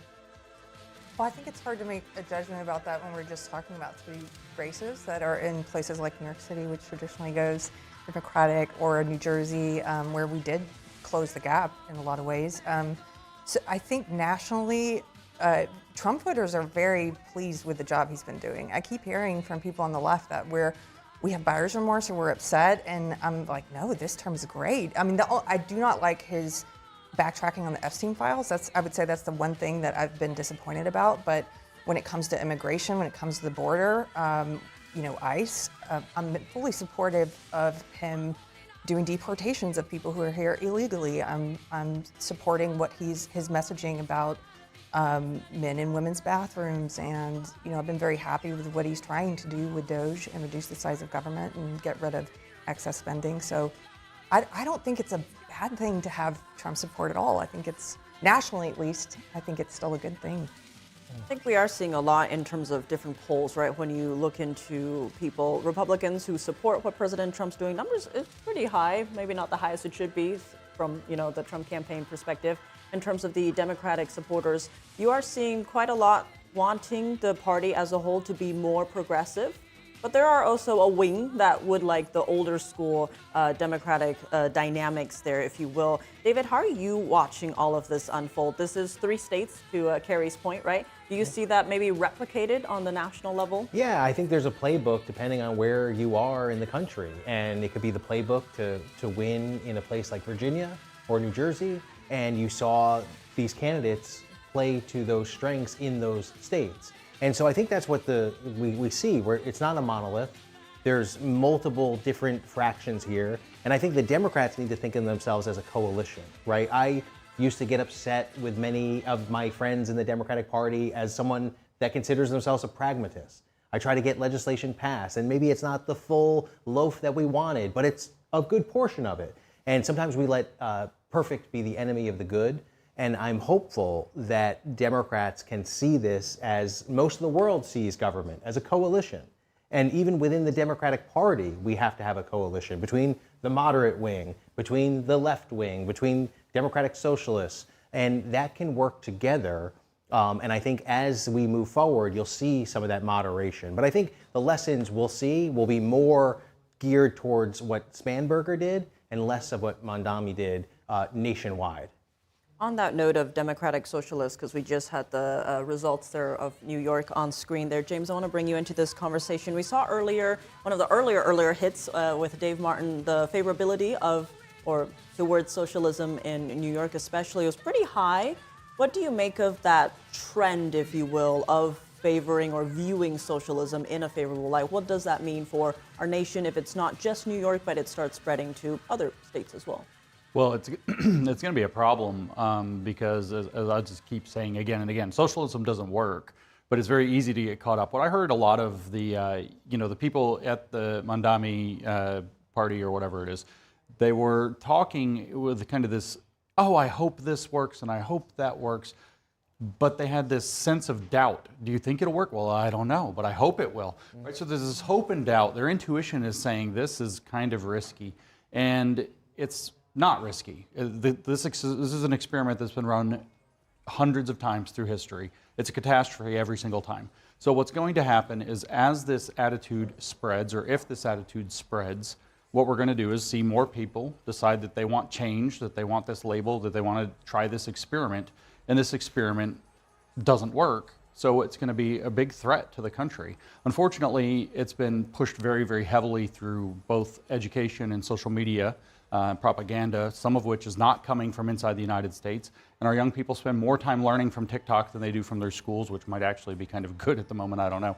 But in both cases, what we're getting is a misdirection of youth away from the individual liberty and personal responsibility that builds wealth, builds success, builds self-worth, and into this kind of dependency model. And it's a very troubling development in the United States. I want to expand on that in my question to you, Madeline, because we did see the Wall Street Journal, a new columnist for the Wall Street Journal, Matthew Conanetti, saying that, when he looks at Mamdani's young coalition, he calls it something called the barista proletariat, because he says these are overschooled but treading water economically, so they don't have good professional prospects. New York City is an expensive city to live in, and so he's saying they're tapping into their left-leaning socialist education for answers, affordability again, right? And then he was also kind of zooming out a bit, saying that this is a very special group that you're seeing inside New York that's helping Mamdani. That's very hard to replicate at the national scale outside of major metros. So what do you make of his assessment? And then if these young people are perhaps going to regret their vote if the affordability doesn't actually become more affordable? Yeah, I think that's the operative question. And going back to what you said about hope, right? That's exactly what the Democrats wanted to do, was to get that young lady in that clip to say, I hope, right? Because that's what they were able to do with Obama. And I think it's because, right, they were able to sell a version of the future to Democrats where they could see themselves living a happier life. And so I agree, socialism can't work, doesn't work, but maybe democratic socialism does, right? We have put labels on him that he hasn't said himself. And really, I think what we're trying to move towards is something like what they have in Norway or Sweden or another kind of country where healthcare is a human right. I think that's really the fundamental question here that we're avoiding and that no one's talking about, which divides Democrats and Republicans, is do human beings that live in this country have a fundamental right to healthcare and housing and education, or do they have to earn it in your eyes, right? Which one? And there's a religious component to that too. And so I think that this generation of young voters, by voting the way that they did, are saying, I'm ready to deal with that question and I'm leaning towards human rights for everyone. I think Zoran Montani is a human rights candidate. So I think we can all take a little breath, because he's not a communist, he's not a socialist, he's a democratic socialist. And I think the focus here is on the fact that people are starting to come around to the fact that we are the richest country in the history of the world, and we still don't have fundamental human rights protected. I think that's a very fascinating conversation that we should be continuing in just a minute, but we are going to go to a very quick break, and we'll continue our special live coverage of election 2025 here on NTD. But right now you are looking at a live feed of the New York Mayor-elect Zoran Mamdani's headquarters. He is expected to speak very soon, so we'll bring you that speech as soon as it happens. Stay with us. We'll have a lot more after this quick break.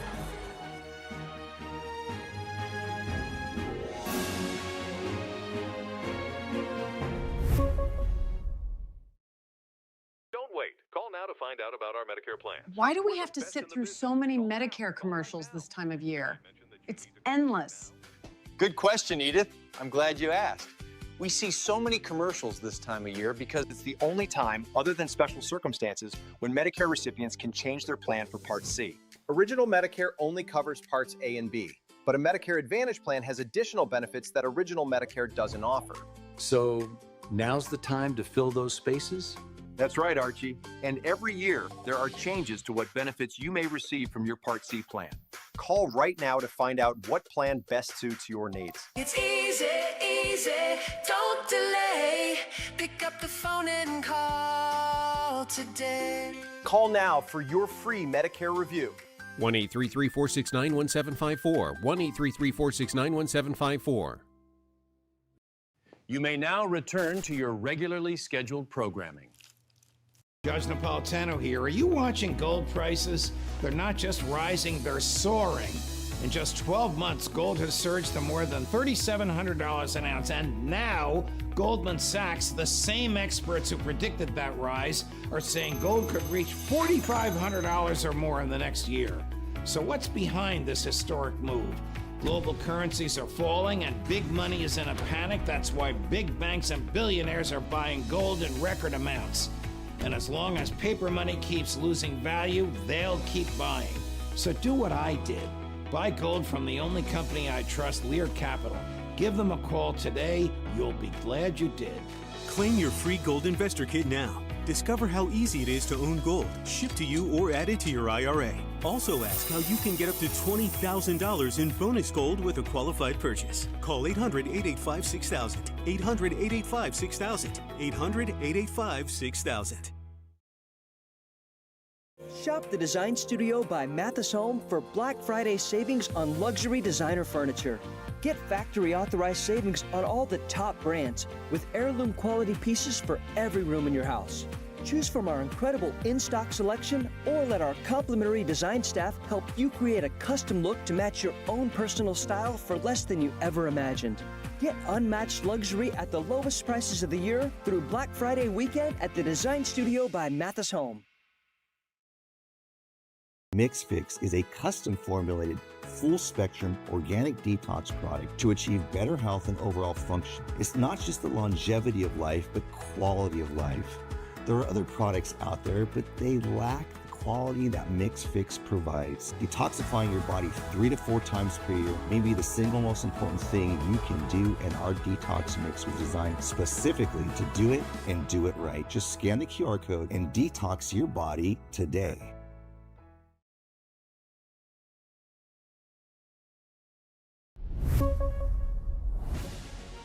And welcome back. Let's revisit the election results we have so far. So right now, top of the screen, New York's mayoral race. It has been called for Democratic Socialist Zohran Mamdani with 50.3% of the vote there. A lot of focus on this race across the nation and, of course, here in New York City. In New Jersey's governor race, the Democratic winner there, projected winner, is Meier. She has won. And over in Virginia, in terms of the governor's race, the projected winner again is Abigail Spanberger, also the Democrat candidate there. Also in that state for the lieutenant governor's race, another Democrat, Ghazala Hashmi. She's also projected to win in that state. That's Virginia again. And we're going to bring it back in studio here. We have with us a set of great guests, Ambassador Carla Sands, Danny Salas, Amber Duke, and Madeline Somerville. Thank you all so much for being here. A lot of focus, a lot of updates since we've all had all of you here. So, Ambassador, I want to start with you. What do you make of how this night is going? Lots of wins for the Democratic Party. Maybe not that surprising considering this is an off year, and of course, it's a very Republican trifecta, if you will, right now in Capitol Hill. But how are you reading tonight's results so far? Tiffany, I think it's a sweep for the Democrats. I mean, they own the night, clearly. We have to give it to them. It's, I think, shocking that Democrats would vote for and elect people who have, said that he'd kill his opposition party member and their children and hope they would die in the mother's arms. I don't think it's civil discourse, and I think we need to bring civility back into the public square. But it doesn't seem like tonight. We have a jihadi winning and people that have not been civil winning. And President Trump, I think, has some great foils. I don't know. It's disappointing for me on behalf of the Democrat Party. I like to see great people be elected that can really lead their state or their city and make it better. And Danny, your thoughts? Is this a stain on the Democratic Party? Look, we know that what you just heard from the ambassador, that's exactly the talking point that the GOP is going to be using for the Democratic Party now up until whenever Mamdani no longer is in office. We already know that. But look, for tonight, it's a wonderful night for Democrats. Not only did obviously Zohran Mamdani did his thing today in New York City, which was not unexpected, but the margin of victory in New Jersey, that to me was a state that had a great chance for the Republican candidate to actually pull it off and wasn't even close. That tells you the actual anger that's on that ground where people are feeling it against the Trump administration, and they came out to vote against Trump. I don't know if it was necessarily against Jack, but I'll tell you that it's likely was against Trump. New Jersey was that state to me that's really indicative and reflective of what the national mood may be, and I think you saw what the results were today. And Amber, your thoughts on what we saw play out in New Jersey and if that is reflecting on President Trump? Yeah, look, I think there's a lot of unknowns between today, obviously, and the midterm elections. The economy could be in an entirely different place come midterms. We do know that on a generic ballot, Republicans still outperform Democrats. They also have much higher party approval rating, despite any complaints that voters might have about the Trump administration. I also think that this is a warning to Republicans, though, about what happens when Trump is not on the ballot. And they have to start planning ahead for the future, right? Trump has been lifting candidates up via his own bootstraps, effectively, for the past 3 election cycles. And when his name is not there, the Republicans have to figure out how to turn those low and mid propensity voters out for them in these off-year or midterm races. Those are the people who now make up the MAGA coalition, but without Trump's name, the Republicans just haven't figured out how to motivate those people.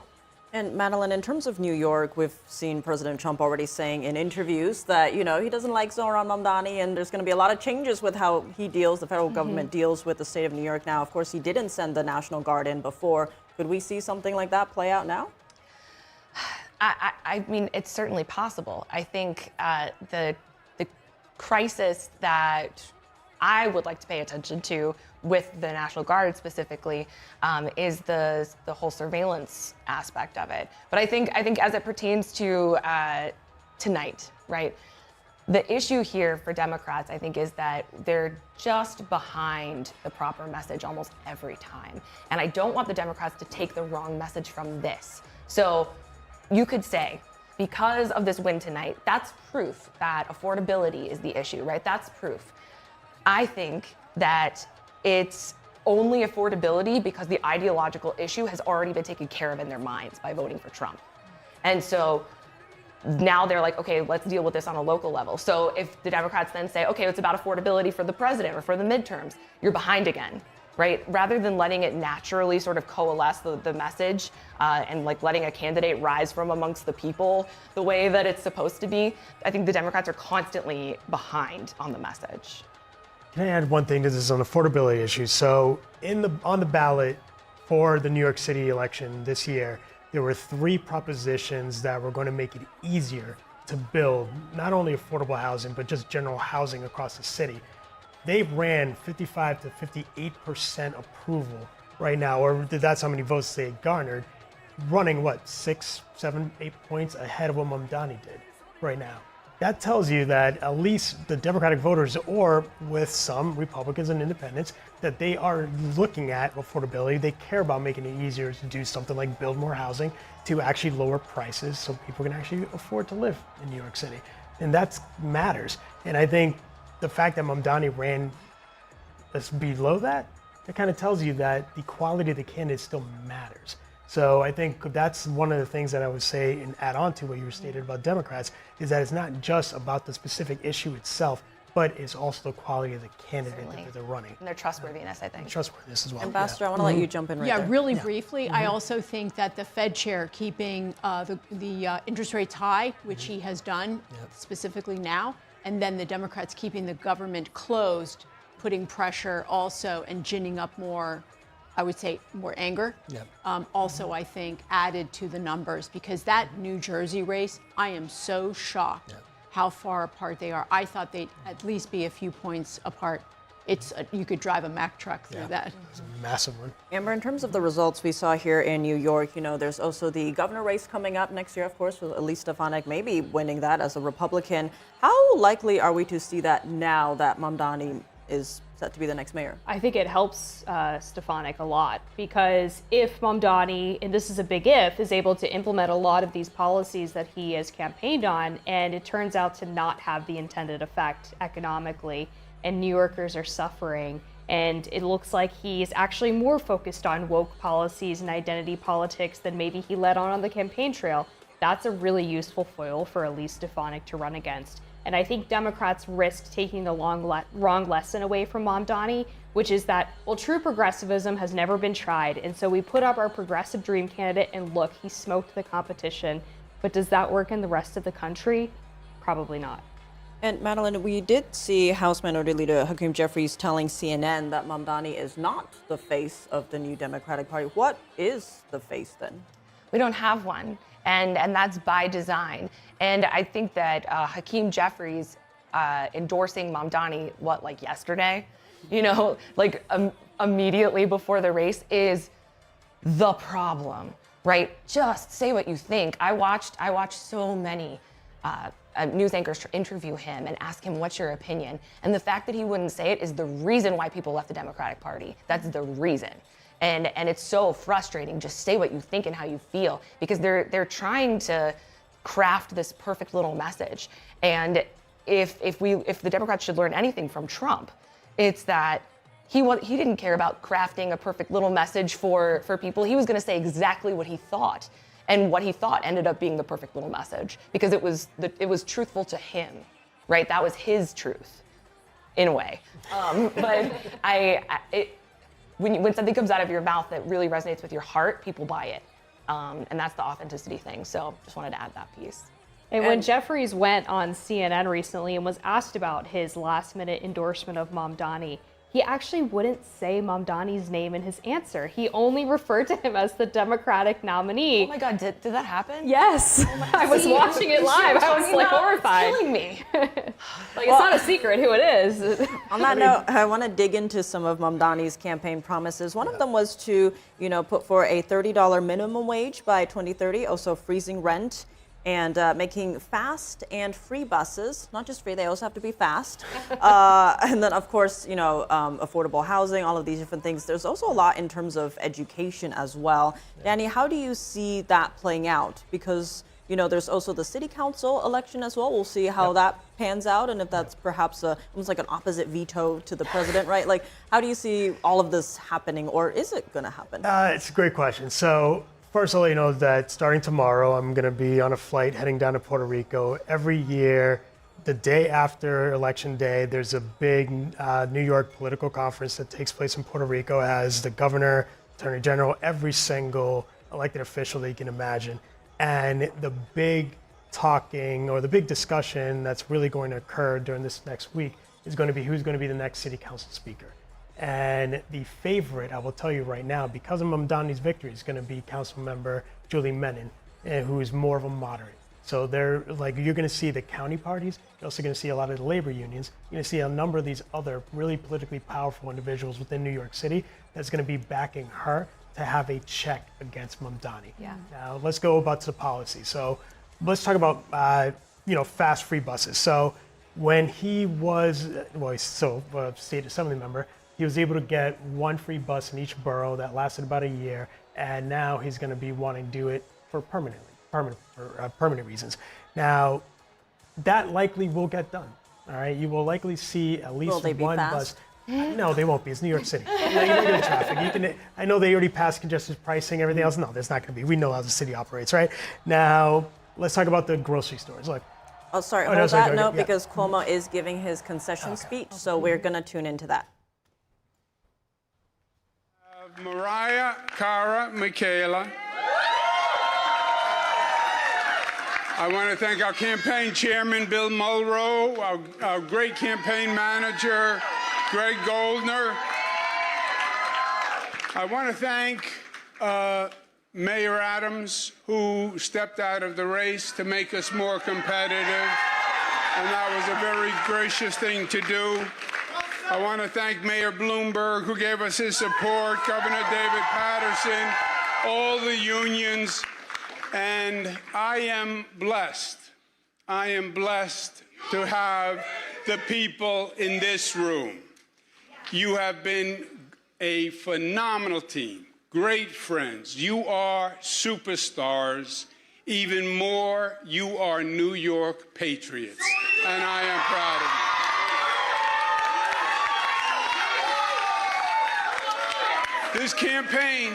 This campaign was the right fight to wage, and I am proud of what we did and what we did together. This campaign was to contest the philosophies that are shaping the Democratic Party, the future of this city, and the future of this country.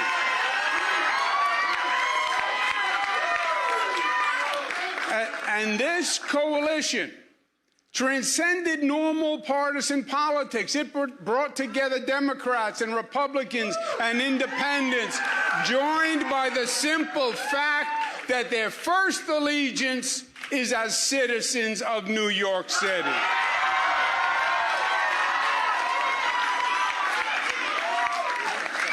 $2 million voters, the largest number in modern political history, cared enough to show up in a municipal election.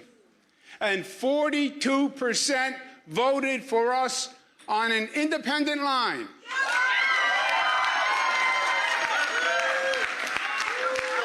That is the highest percentage in modern history. Ironically, it is just higher than when Mario Cuomo got 40% on an independent line against Ed Koch in 1977. It's also important to note that almost half of New Yorkers did not vote to support a government agenda that makes promises that we know cannot be met. We support an economy of jobs, of opportunity, of entrepreneurship. That's what New York is, and that's what New York must remain. We are a nation of laws, and we believe in law and order, and we need the police to keep society safe. We will not make the NYPD the enemy.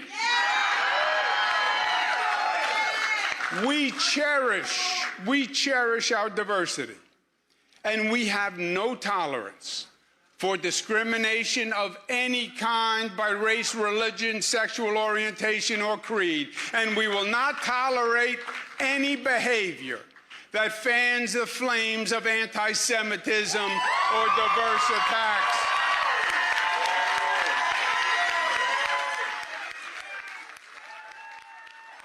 All right, and there is Andrew Cuomo giving his concession speak, and we are expecting Mamdani to give his victory speech any moment now. But until that happens, we're going to go to Steve, because you're over at the NTD Election Hub with Kevin Hogan. Help us break down some of the numbers we've been seeing tonight.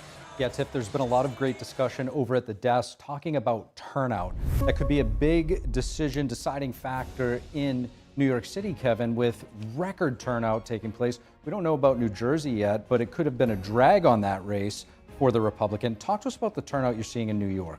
Huge turnout in this mayoral race in New York City. I mean, you're talking about 2.3 million people when you add all this up, assuming that an estimate is accurate about the 90% votes in, which is pretty close to being accurate, and we'll find out post-mortem. But this is a really crazy race, because you go back 4 years, I mean, you're talking 1.1 million. I mean, you're double what that was when Eric Adams and Curtis Leawood duked it out. Now, it's not quite as much as the 2024 presidential election. Across the 5 boroughs, you got 2.7 million, so it was a little less than that, but still, I mean, this is double the last time. And not apples for apples either. No, it's not. Right, exactly. And I can tell you, there's a reason why Mamdani won.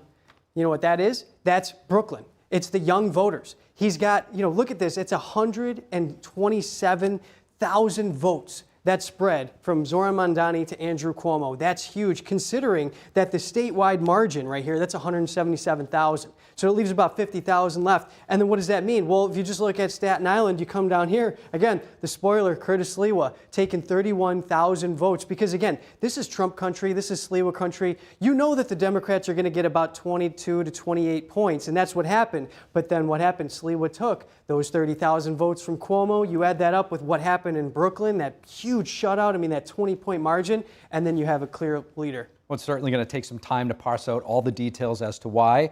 Perhaps we're seeing the Mamdani effect. We surely know about the Trump effect, but it also has another effect, and it sort of galvanizes the Democrats to come out and vote against him. What can you show us in New Jersey comparable to New York? Do we know what the turnout was like in that race? Well, let's just take a look here, because I mean, you're talking, a massive turnout election right here in New Jersey. Because again, you see 1.6 million people turning out to vote for Mikey Sherrill, the Democrat, 1.29 million people. And then again, that's with 90% of the vote in. If you look back just 4 years, I mean, you're seeing Phil Murphy get 1.3 million when he carried the state. Jack Ciattarelli in his second run for the governor's office, 1.2 million. So again, even without all the votes accounted for, you're still seeing Mikey Sherrill pick up big numbers. Jack Ciattarelli, he already has more votes now than he did back in 21. 1.2 million. Well, yeah, he has just over the number of votes that he had, and then still more to count. So it's a bigger turnout election, not huge, not talking 2024 presidential, because I mean, again, you're seeing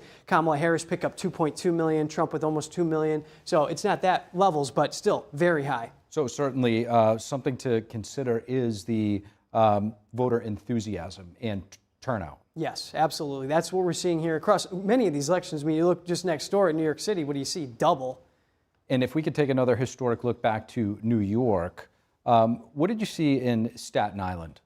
Well, again, Staten Island, this is a Republican country in New York City, if there is such a thing. Well, it is, yes, because you see President Trump carried it, obviously, and then also Curtis Leawood. But we could show you later, but Governor Cuomo, when he won as governor, he carried Staten Island. And so you see this race, it's no surprise that he was able to pick this up. It's just like I said, that spoiler, he only got 82,000 votes, which is quite a bit, but it's those 30,000 that's slowing him down. Because if he was going to pick up steam, I mean, again, it's not the most populous borough, but he's going to need every vote he can get, and he didn't, which is why we have the call for Mamdani. What about the borough that's home to Wall Street?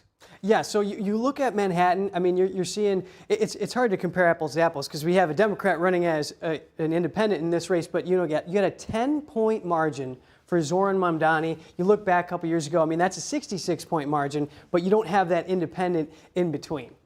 Fascinating stuff. Kevin Hogan, we'll be back with you shortly to check in on the data. Right now, we're going to go over to NTD's Dave Martin to talk about Proposition 50 in California, Dave. Polls are going to be closing shortly in California at 11 o'clock Eastern time, so we're just about 5-10 minutes away. Talk to us, Dave, about this proposing of redrawing their congressional districts there, and walk us through what this actually means for the state. Yeah, basically, this is all about the balance of power in the U.S. House of Representatives. Now, California's Proposition 50 would authorize a new congressional map that would likely result in 5 more Democrats being added to the U.S. House of Representatives. That's based on how each district voted in the 2024 race between Donald Trump and Kamala Harris. Let's take a look here. Here is the current map here, how the 52 districts are mapped out. Now, each district represents a seat in the U.S. House of Representatives. Now, these ones in dark blue are districts where Kamala Harris won by big margins in the 2024 race, I think 10% or more. The light blue shaded ones are a smaller win, and then vice versa for Trump, these red ones. Dark red is where he won by big margins there. Now, here's what the new map would propose to look like here on the right. A lot more blue in here. Now, the current one right now results in 42 of the 52 seats going to Democrats. This new one then would result in 47 seats there for Democrats. Now, Governor Newsom said this redistricting plan, of course, is to counter the one in Texas right now that's expected to give Republicans 5 more seats in the House. So this is a very important thing being voted on today. Very controversial issue. A lot of, political back and forth going on here, Dave. With that said, there's also a question as to the constitutionality, about the process, about how Texas went about it versus California. There are other states that are considering this. Which way might that swing? Yeah, this has really started a whole bunch of states doing this, as you said, looking to redraw their congressional maps, or at least proposing to. Now, as we said, Texas is expected to add 5 Republican seats based on a map that was already approved here. Now, you can say ditto really for Missouri. They've approved a new map, should add 1 more Republican seat there. Ditto for Ohio. They've approved a map, should add 2 more Republican seats. North Carolina should add 1 more Republican seats based on a map that's already approved. Now, Indiana has not approved a map. If they do, it would add 1 more Republican seat. Ditto for Florida, could add 2 more, but the map is not approved yet. Same thing in Kansas, would add 1 more Republican seat, but that has not been approved. Now, on the flip side, for Democrats, we already looked at California possibly adding 5 more seats for Democrats. Virginia could as well, too. They haven't approved this new map, but if they do, it would add 3 more Democrat seats. Maryland as well could add 1 more seat. This map has not been approved yet. Ditto for Utah. They could add 1 more seat here. Again, the map has not been approved. So a whole lot going on here. Certainly. So, Dave, if you add up or calculate this, what looks to be a redistricting war taking place throughout our country, how does the math shake out in terms of the balance of power? Yeah, if you add all these possibilities up, the parties that would gain, Republicans 13, could be maybe even 15 based, looking at possibly Florida could get 1 more, and Indiana, we don't know yet.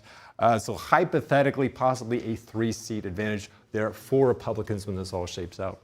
And Dave, if it does continue like this, do we know when the next decision is going to be made? What state might be next? It would look. I think the next one is going to be a vote for Virginia. It's really a 3-step process for them, so it could actually take a while. But this really is about the balance of power right now in the U.S. House of Representatives. You can see here, Republicans a 219 to 213 lead, the 218 needed for majority of those 3 seats, are the vacant ones here. If the Republicans get those 3 seats advantage, it would be the 222 to 210 Republicans. But of course, it's all mixed into the 2026 midterm elections. Now, keep in mind, in 2018, during President Trump's first term, Democrats gained control of the House by flipping 40 seats there. So 40 seats, of course, would well overtake this advantage here. Fascinating stuff. NTD's Dave Martin. Looks like advantage GOP, at least as it stands now. Thanks so much for that update. In the meantime, polls will be closing in just 5 minutes in the state of California, where Proposition 50 is on the ballot. We'll be sure to take you there. In the meantime, on your screen, you are seeing a live look at the Mamdani headquarters, where Zohran Mamdani is projected to be the next mayor of New York City, and he is slated to give his speech any moment. Stand by, and we will bring you that as soon as we come back.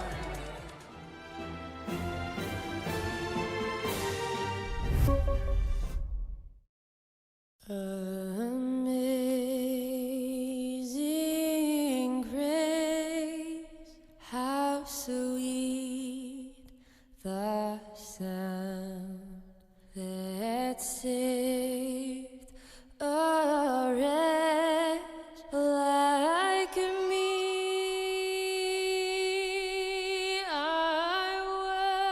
They're just young people, hungry, homeless, and vulnerable. Covenant House is helping young adults facing homelessness. We're providing safe shelter to thousands, but the need is overwhelming.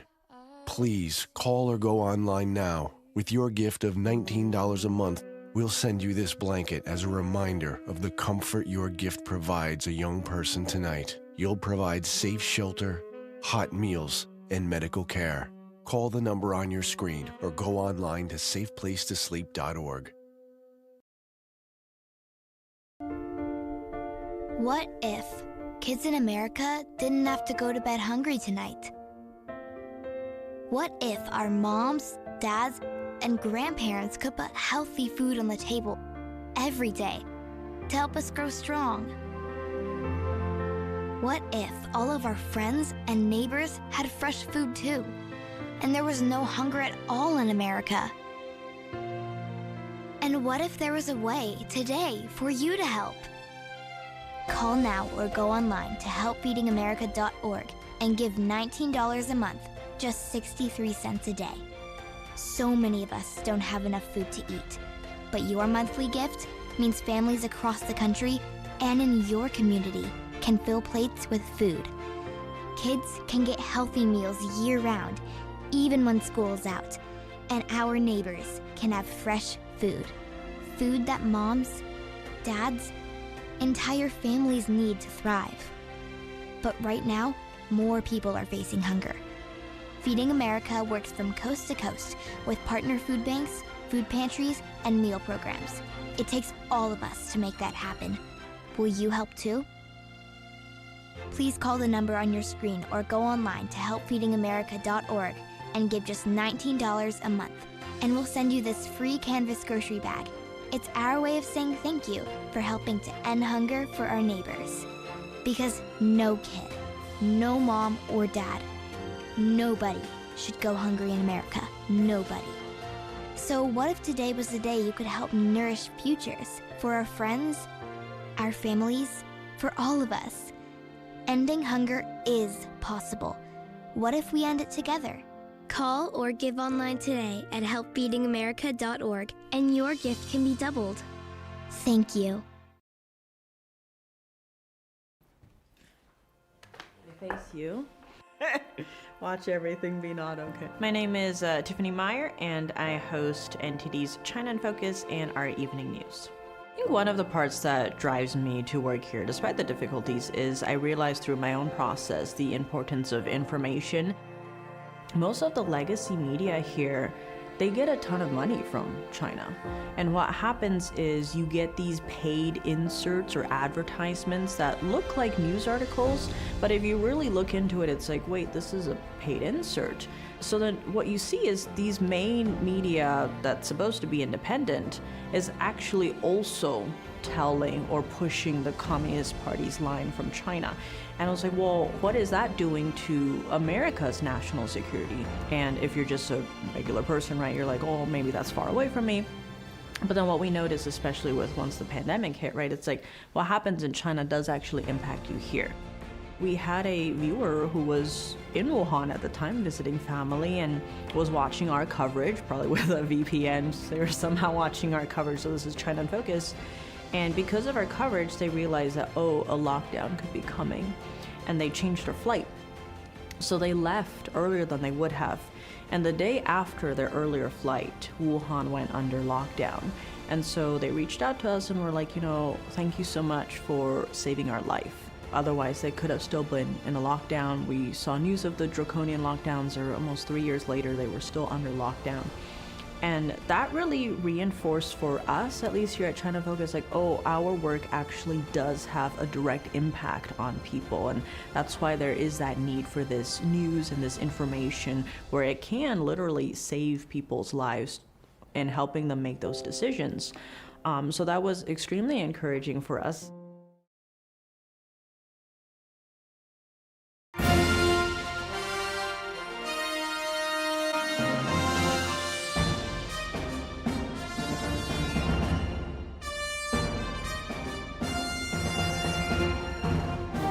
And you're looking live at the headquarters of New York City Mayor-elect Zohran Mamdani. He's expected to speak any moment. You're watching NTD's special live coverage of Election Night 2025.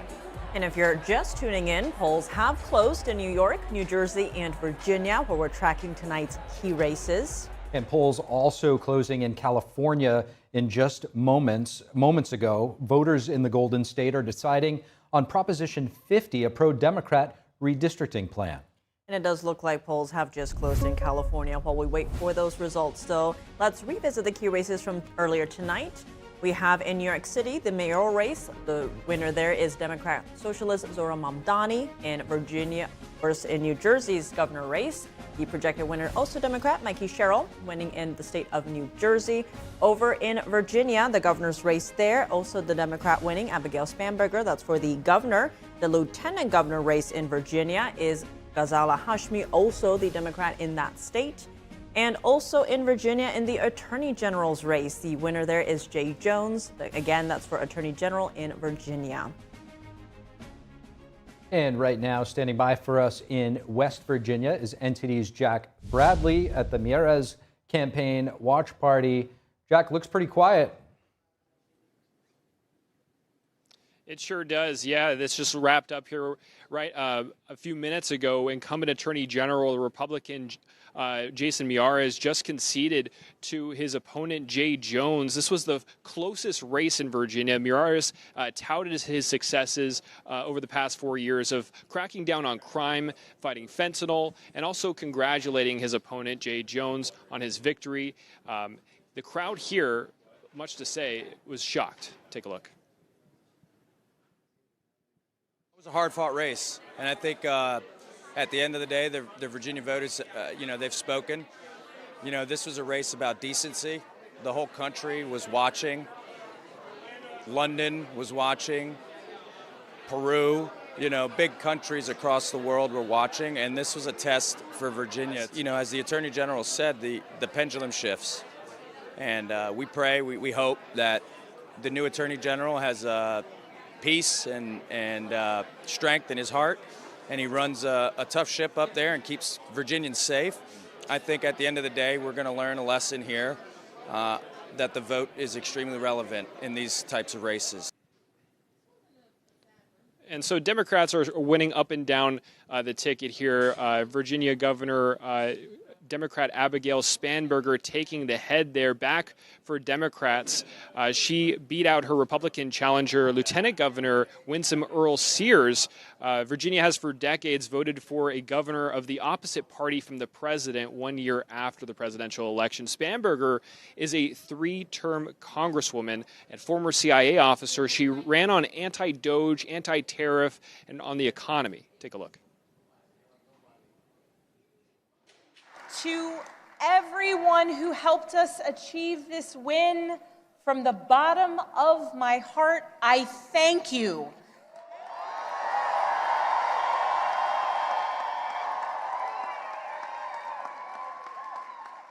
I thank you for the trust that you have placed in me, and it is the honor of my lifetime to be elected the 75th governor. In the lieutenant governor's race, Democrat Ghazala Hashmi overtakes John Reed, the Republican candidate. And so we saw Democrats up and down the ticket winning here. This comes right after Friday when the Virginia Senate voted to advance an issue that would redraw congressional districts. Now, this passed on party lines, and it was in support from Democrats, from Republicans. This comes after a wave of redistricting fights with different parties seeking to reclaim congressional districts. Now, if this goes before voters next year, we could see that happen. And so as this closed out, we definitely saw a lot of surprise here at the Meier's event. Back to you guys. NTD's Jack Bradley live there from West Virginia. Thanks so much, Jack. And we're back here at the desk joined by James Lindsay, founder of New Discourses, and Democratic strategist David Carlucci, as well as Amber Duke, senior editor at the Daily Caller, and Democratic strategist Denny Salas. David, let's start with you. President Trump got 48% of the vote in California last year. California's redistricting would reduce Republican representatives in that state to just 4 out of 52. Do you think that this is perhaps underrepresentation? Oh, it's a big problem. And the only reason why this is happening is because President Donald Trump went to states, Republican states, and asked for them to do mid-cycle redistricting. This is an absolute race to the bottom. The governor of California, Gavin Newsom, has acknowledged that because he supports independent redistricting. They had to undo the independent redistricting they had in order to meet that muster of fight fire with fire.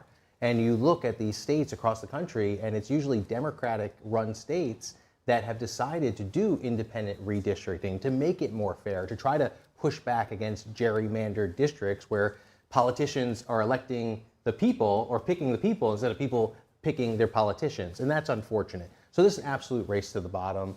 You talked about Trump's 40% or so vote in California. And I think the lessons here in this election is that when Trump's not on the ballot, he is not, it's able to run against him, right? He's not more people aren't coming to the Republican side. We see that in these elections. And I think that's a lesson heading into the midterms that Republicans need to take notice of. That, look, you got to form some daylight between you and the president. Congress especially has ceded so much power to this president that people got to scratch their heads and say, why are we electing these members of Congress if they're not going to do anything to disagree with the president and fight for our own issues in our representative districts? Amber, I want to bring you into this conversation about redistricting as we wait for Mamdani to speak right there. We have seen Republican states like Texas, North Carolina, and Missouri so far have redrawn their districts that will give Republicans a combined 7-seat advantage in the House elections next year. Have Republicans asked for this redistricting fight, though?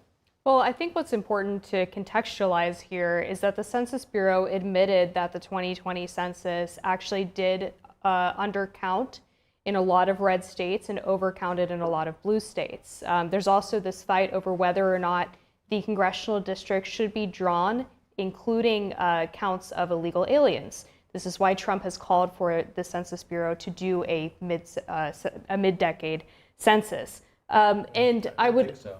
I didn't know that. There's going to be a mid-cycle census? That's what Trump has asked for, yes. He's asked for redistricting in the districts without a new census. No, he's also asked for a new census. Oh, I haven't seen that. It's breaking 100% true. I mean, anyone can fact check me on the panel. But yes, he has called for a new census. And when is that going to be done? He wants it to be done at the halfway point. So he has called for that, and the administration has been looking into potentially doing that.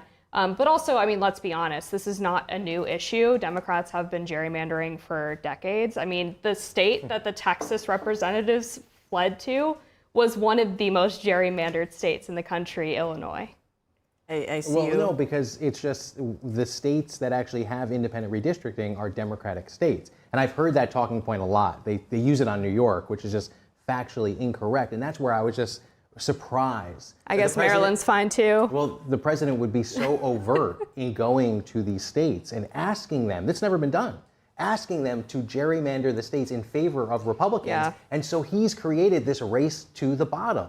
It is a race to the bottom. I agree. Gerrymandering should stop. It's a problem. It makes these districts unrepresentative of the people that actually live there. It's a problem. It's a race to the bottom. President Trump started it. He can end But it. that's the point. He didn't start it. This has He been. didn't? Have you ever seen Maryland? Well, you're talking about the Republicans do this so bad. What about this? The You're Voting saying Rights that, Act of but you're saying 1965. that Democrats should fight fire with fire, but Yes. that's precisely what Trump is asking Republicans to do, to fight fire with fire for decades of Democratic gerrymandering. This didn't start yesterday. So Amber wanted to throw in Maryland. I want to throw in Massachusetts. Denny, who are you going to throw in? Look, I wasn't going to throw in any specific states. I was just going to, add to this discussion that there's 2 points to consider on this. One, the Constitution does not distinguish whether you count either an illegal alien or illegal immigrant or a resident of the United States. You just count heads. That's literally what the Constitution basically states. The second point on this is that this, I would say, devolution when it comes to redistricting and all the issues that you see with these like heavily gerrymandered areas, I believe it is a direct consequence from the Supreme Court stripping down the Voting Rights Act of 1960s, 67 or whatever. Yeah, thank you. So that's what I believe is that you're seeing. It started way before Trump. All right, we started seeing the Supreme Court chip away the Voting Rights Act like 10 years ago. So we know that it stems from that. So that's what we're watching and what we're seeing. So now what the Democrats are doing, yes, they are reacting to what Republicans are currently doing, but they're doing it because the Supreme Court said it's okay. And James, given that this is being described as a race to the bottom, what would be the solution here? What's the way out? That's a fantastic question. The ultimate problem here, and you can hear it even on the panel, is what's driving American politics is this absolute death match of polarization. It is the way out is actually to get Democrats and Republicans to start talking to each other again and not believing that the election of the other is the end of the republic, which there are good reasons that people believe it might be. So this friend-enemy distinction defining politics, which has characterized fascist regimes and communist regimes throughout the world, is being increasingly adopted under what seems to be high political stakes in the U.S. And the way out is that we have to say that we're all American together first, and let's work together to actually solve problems. 100% agree with that. And Denny, I mean, Prop 50, it's going to give Democrats in California a short-term advantage. But, do you think that this best serves the interests of Californians? No, of course not. Because if you're going to see this lopsided representation, that means that any policy that gets passed, either at the federal level or any sort of policy that they advocate for as a representative with those particular districts, are going to be heavily skewed towards one end of the political spectrum. That's not necessarily going to serve, like you mentioned, over 40% of the Californians that voted for Trump. So no one's going to be happy there. And that's like what you just mentioned. That's not putting viewing ourselves, as you mentioned, as Americans.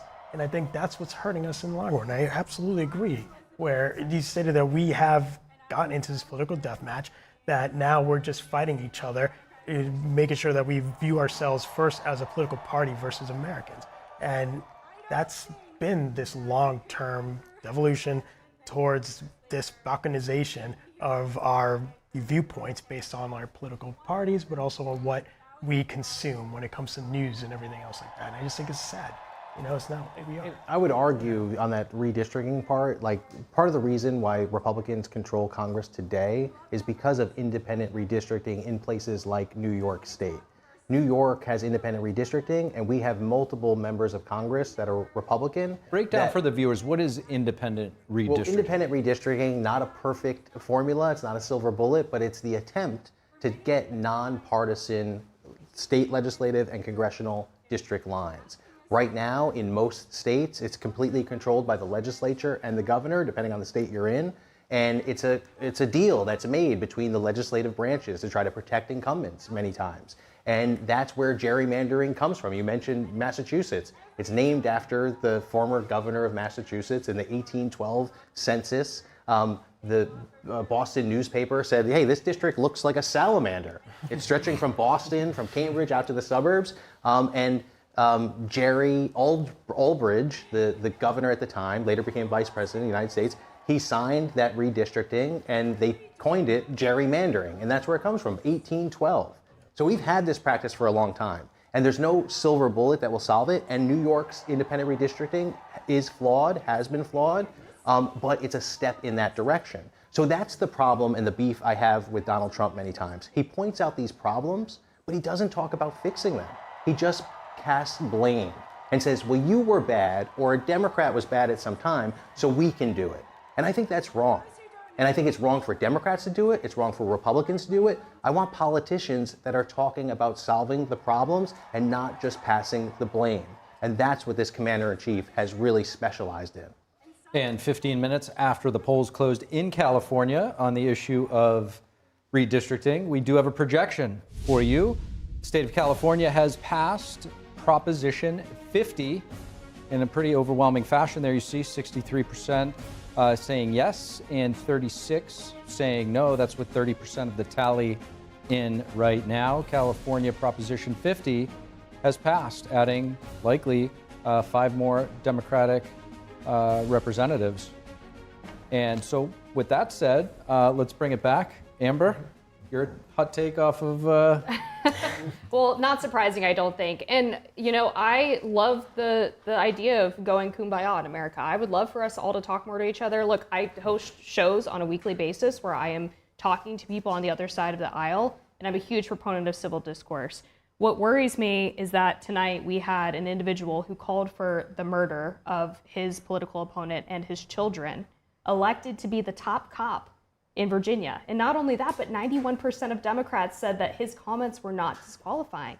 So I just don't know how we move forward as a country when something that would have been roundly condemned and would have had the party machine calling for this guy to drop out, maybe even just 10 years ago, was completely a non-issue in the race. I mean, yes, his margin was smaller than Spanberger, but he still won pretty handily. On that note, James, how do you see that playing out? Is it that each side is going to get more polarized to feed into, say, echo chambers, you know, the loudest voices of each side's base? Or is there a path towards more moderation and common sense, or however you want to describe a, you know, more pragmatical, I think David called himself earlier? Yeah, there's a split happening, actually. I think the American people are getting more and more frustrated with the fact of the polarization, but they're also clinging more and more hard to the polarization. I called it the friend-enemy distinction earlier. That comes from a philosopher named Carl Schmitt, who worked for Adolf Hitler in the German Nazi regime, but he coined the term. The idea is that politics is actually best summarized by a war of contending factions that are in mutual enmity with the possible annihilation as the consequence. And the more these kinds of things happen, the problem is that this thinking is contagious, right? So why did so many Democrats defend Jay Jones in his statements? Because they're so desperate for the Democrats to win that they're willing to let this slide. Why are so many Republicans letting so many radical things slide on their side right now, which some of them are really horrifying? It's because they're so desperate for their side to not lose or to win that they're willing to let these things slide. The only way for this to be able to be stepped away from is if basically both sides are willing to sit down and say they're willing to put down their guns. But the problem is that whoever decides, it's the prisoner's dilemma from game theory, whoever decides to put down their gun when the other guy doesn't loses everything. And so the incentive structures are all really bad. What I anticipate is that the polarization is going to get worse, that people are going to get more and more frustrated with it, but more and more stuck on it, and we're going to have this more and more schizophrenic politics going forward. Well, on that note, Mamdani is taking the stage now, so we're going to tune into his victory speech in New York.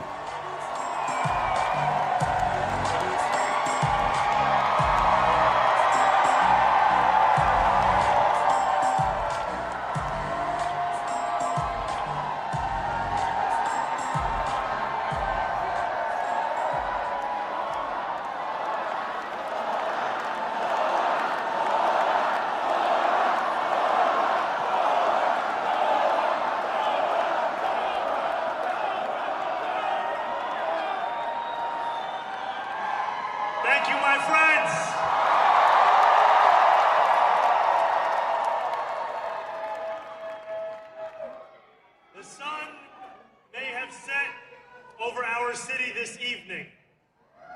But as Eugene Debs once said,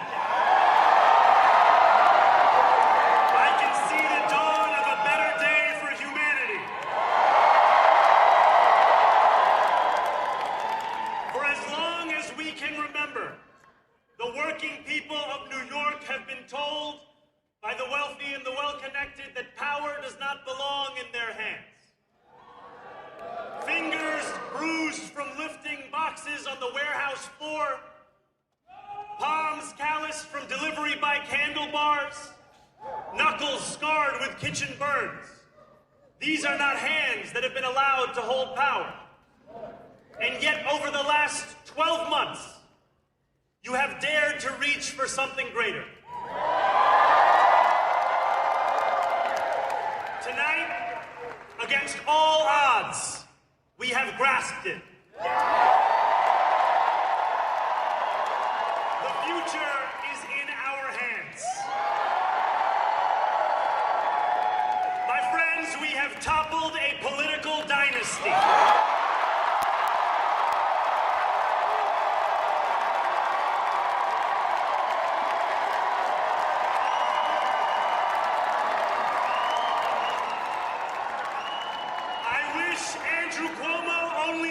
In private life.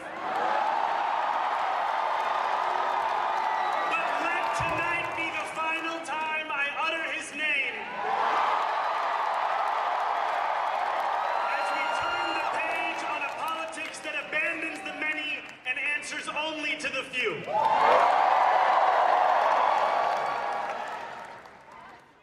New York, tonight you have delivered. For change.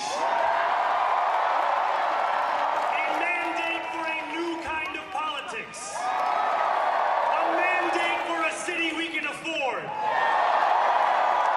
And a mandate for a government that delivers exactly that. On January 1st, I will be sworn in as the mayor of New York City.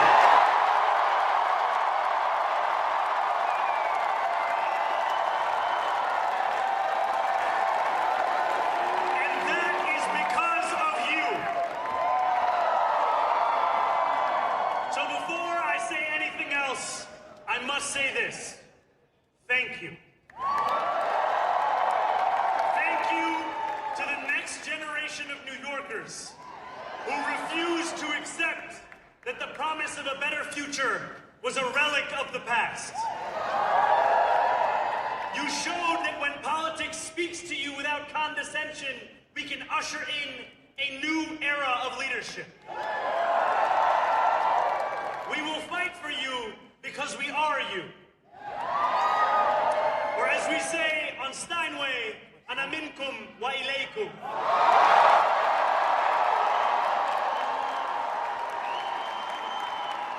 Thank you to those so often forgotten by the politics of our city who made this movement their own. I speak of Yemeni bodega owners and Mexican abuelas, Senegalese taxi drivers and Uzbek nurses, Trinidadian line cooks and Ethiopian aunties. Yes, aunties. To every New Yorker in Kensington and Meadwood and Hunts Point, know this. This city is your city, and this democracy is yours too. This campaign is about people like Wesley, an 1199 organizer I met outside of Elmhurst Hospital on Thursday night. A New Yorker who lives elsewhere, who commutes 2 hours each way from Pennsylvania because rent is too expensive in this city. It's about people like the woman I met on the BX 33 years ago, who said to me, I used to love New York, but now it's just where I live. And it's about people like Richard, The taxi driver I went on a 15-day hunger strike with outside of City Hall, who still has to drive his cab 7 days a week. My brother, we are in City Hall now.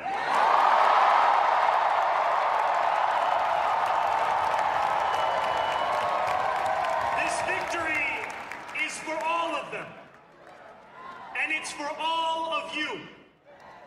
The more than 100,000 volunteers who built this campaign into an unstoppable force. Because of you, we will make this city one that working people can love and live in again. With every door knocked, every petition signature earned, and every hard-earned conversation, you eroded the cynicism that has come to define our politics. Now I know that I have asked for much from you over this last year. Time and again, you have answered my calls. But I have one final request.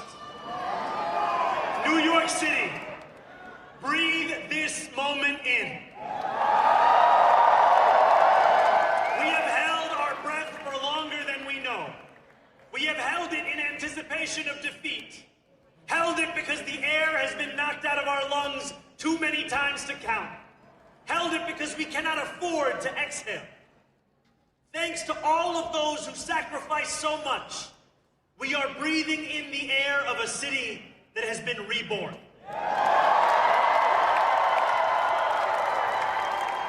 To my campaign team, who believed when no one else did, and who took an electoral project and turned it into so much more, I will never be able to express the depth of my gratitude. You can sleep now.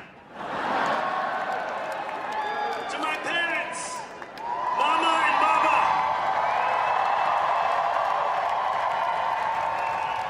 you have made me into the man I am today. I am so proud to be your son. And to my incredible wife, Rama,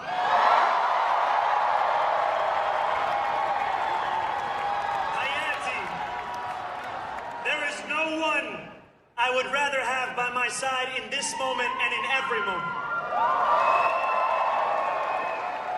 To every New Yorker, whether you voted for me, for one of my opponents, or felt too disappointed by politics to vote at all, thank you for the opportunity to prove myself worthy of your trust. I will wake each morning with a singular purpose: to make this city better for you than it was the day before. There are many who thought this day would never come, who feared that we would be condemned only to a future of less, with every election consigning us simply to more of the same. And there are others who see politics today as too cruel for the flame of hope to still burn. New York, we have answered those fears. Tonight we have spoken in a clear voice. Hope is alive. Hope is a decision that tens of thousands of New Yorkers made day after day. Volunteer shift after volunteer shift, despite attack ad after attack ad. More than 1 million of us stood in our churches, in gymnasiums, in community centers, as we filled in the ledger of democracy. And while we cast our ballots alone, we chose hope together. Hope over tyranny. Hope over big money and small ideas. Hope over despair. We won because New Yorkers allowed themselves to hope that the impossible could be made possible. And we won because we insisted that no longer would politics be something that is done to us. Now it is something that we do.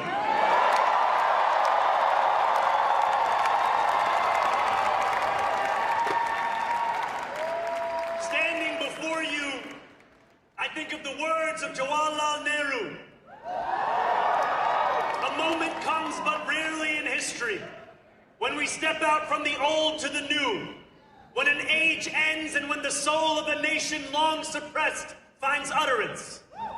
Tonight we have stepped out from the old into the new.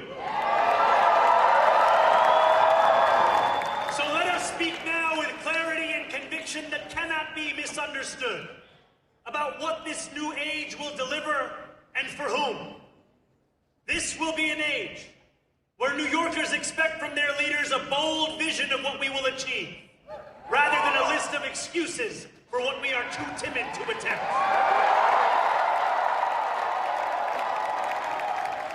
Central to that vision will be the most ambitious agenda to tackle the cost of living crisis that this city has seen since the days of Theodore LaGuardia.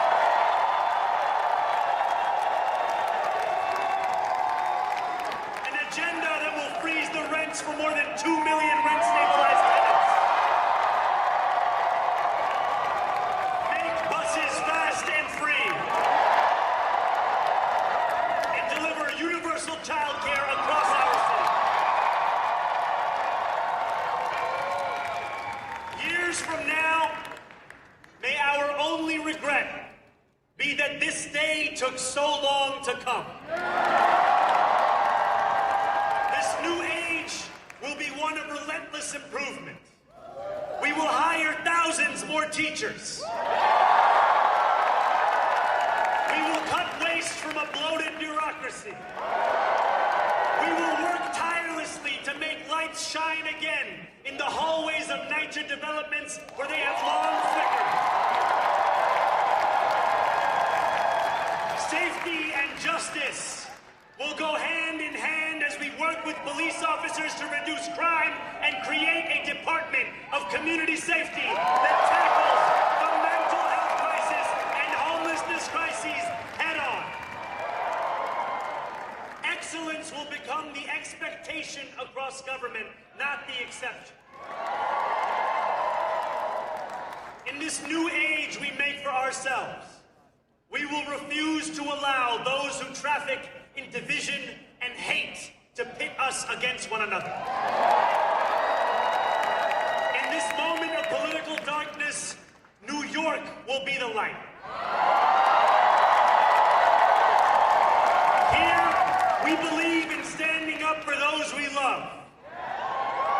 Whether you are an immigrant, a member of the trans community, one of the many black women that Donald Trump has fired from a federal job, a single mom still waiting for the cost of groceries to go down,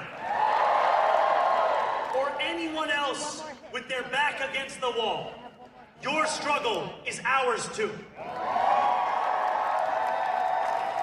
And we will build a city hall that stands steadfast alongside Jewish New Yorkers and does not waver in the fight against the scourge of anti-Semitism. Where the more than 1 million Muslims know that they belong. Not just in the 5 boroughs of this city, but in the halls of power. No more will New York be a city where you can traffic in Islamophobia and win an election.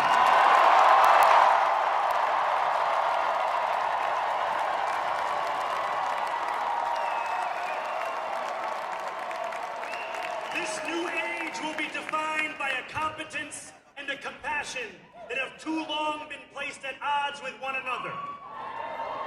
We will prove that there is no problem too large for government to solve and no concern too small for it to care about. For years, those in City Hall have only helped those who can help them.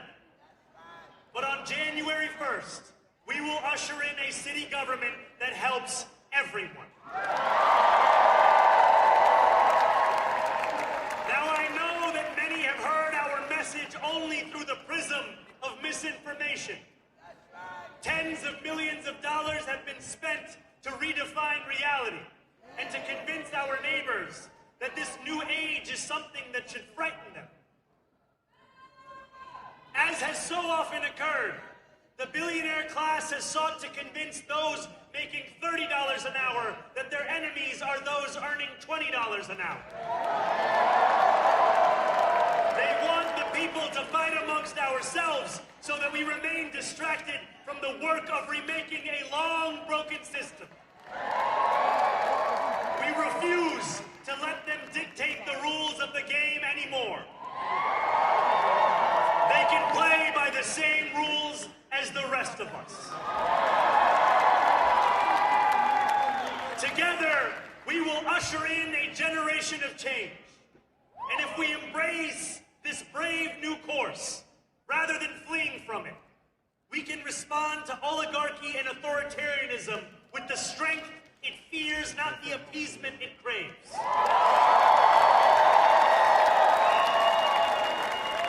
After all, if anyone can show a nation betrayed by Donald Trump how to defeat him, it is the city that gave rise to him.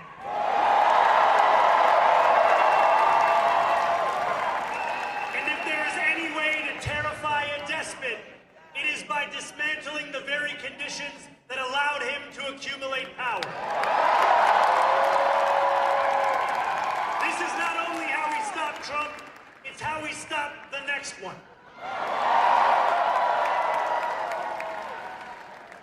So Donald Trump, since I know you're watching, I have 4 words for you.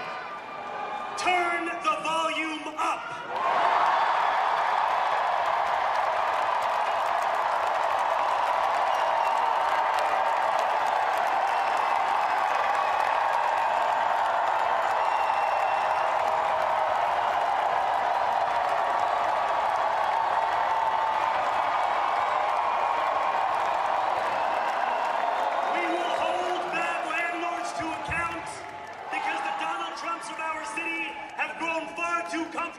Taking advantage of their tenants.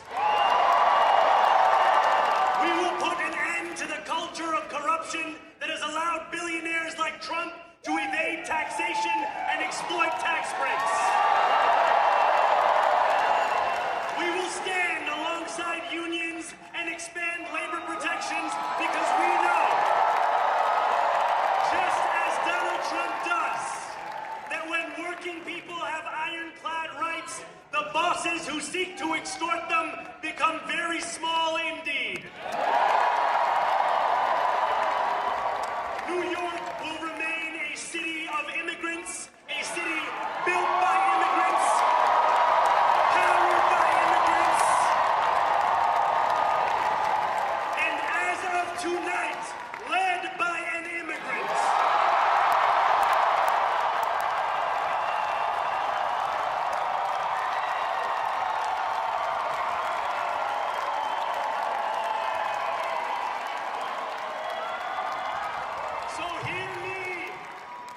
Trump, when I say this, to get to any of us, you will have to get through all of us.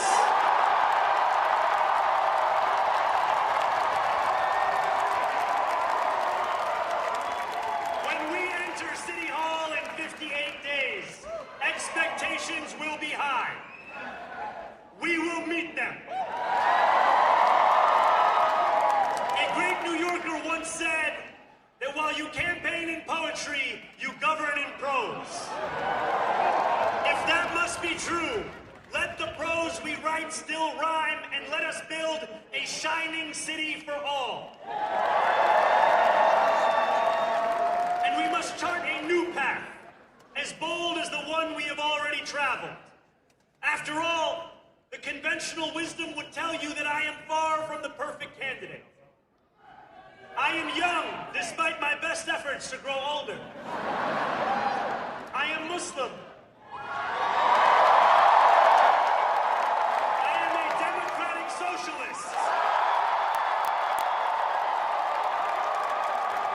And most damning of all, I refuse to apologize for any of this.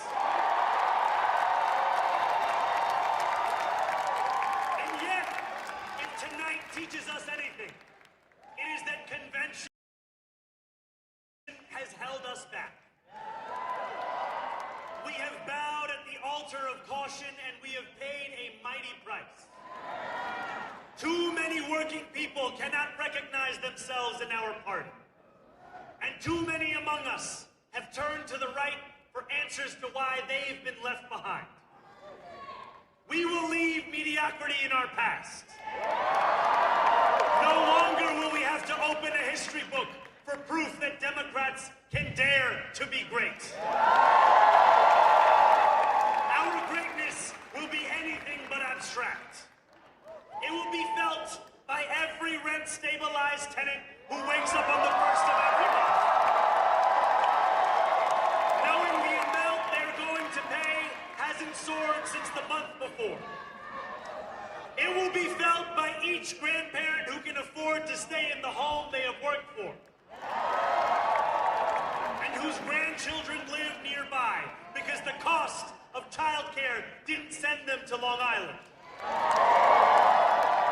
It will be felt by the single mother who is safe on her commute and whose bus runs fast enough that she doesn't have to rush school drop-off to make it to work on time. And it will be felt when New Yorkers open their newspapers in the morning and read headlines of success, not scandal. Most of all, it will be felt by each New Yorker when the city they love finally loves them back.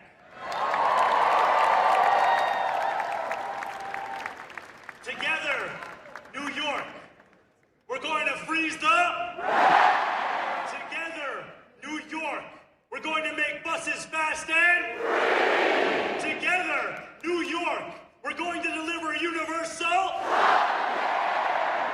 Let the words we've spoken together, the dreams we've dreamt together, become the agenda we deliver together.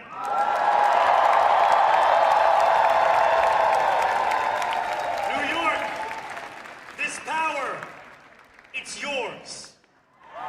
This city belongs to you. Thank you.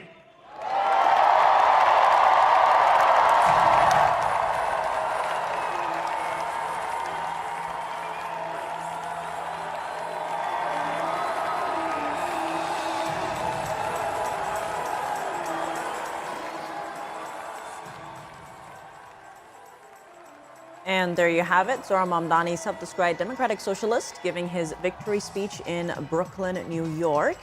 And we're going to bring it in studio here at the desk. We're joined once more by James Lindsay, founder of New Discourses and Democratic strategist Madeline Somerville. We also have with us Kerry Smith, host of NTD Programs, as well as Democratic strategist David Carlucci. Well, what a speech. David, I want to start with you because, you know, some of the lines maybe sounded a bit familiar. What did you make of the speech? Oh, well, it's interesting. We were talking a lot of like Obama-esque, but also in there a lot of historical context, talking about Eugene Debs, who was a mayor, a presidential candidate, ran 4 times, actually ran for president while serving in prison. But actually, you look back, he actually got a substantial amount of the vote in about the 19-teens, that was the time when he ran. But anyway, so that was interesting. He even quoted Mario Cuomo at the end, but didn't name him, which I was surprised. So it was to be expected. I think one of the things that I always say to candidates is what Zohran did very well was at the end, we might not have agreed with the platform, but we knew what the platform was. You know, how many times do you meet a candidate and you say, why are you running? And they start to tell you their bio and how they served in the Peace Corps and they did great things. You're like, that's great. What are you going to do for me? And that's often lost. If you can get people to start reciting your platform, you've won. See it time and time again. If you're running for town clerk or for governor, if they know your message, it kind of reminds me of like build the wall, right? Free buses. It's going to be tough to do, but we like the idea. And on that note, James, you know, part of his speech, he says, you know, this win was a mandate for a new kind of politics. What is this new kind of politics? What does this look like? It's whatever the words democratic socialist mean. So maybe everybody should start doing some homework and looking up the Democratic Socialists of America and what the Democratic Socialists of America stand for, which is not what's happening in Norway. They might want to look up, just their different references and teaching seminars for Vladimir Lenin, so maybe read some Vladimir Lenin. So for me, I felt like that was a speech cribbed from a mixture of Obama and Lenin. Having the historical context, that would have been one of the key remarks that I would have brought up. It's a new kind of politics. It's kind of funny, at one point he said, our struggle, or your struggle is our struggle, or something like that, which is like literally what I titled the fake academic paper I wrote, where I rewrote a chapter of Mein Kampf as feminism.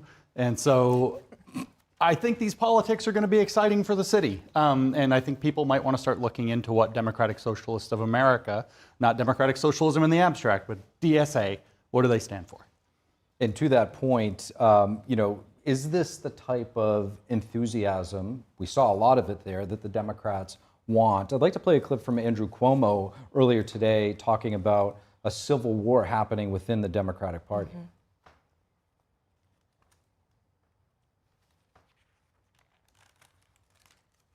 Well, I think what you're seeing is a civil war in the Democratic Party that has been brewing for a while. You have an extreme radical left that is run by the socialists that is challenging what they would call moderate Democrats.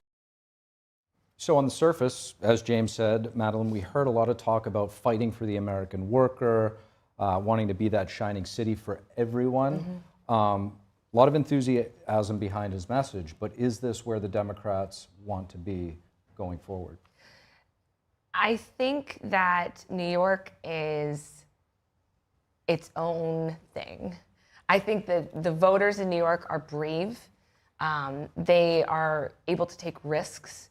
And I think they understand that they set a precedence for the rest of the country.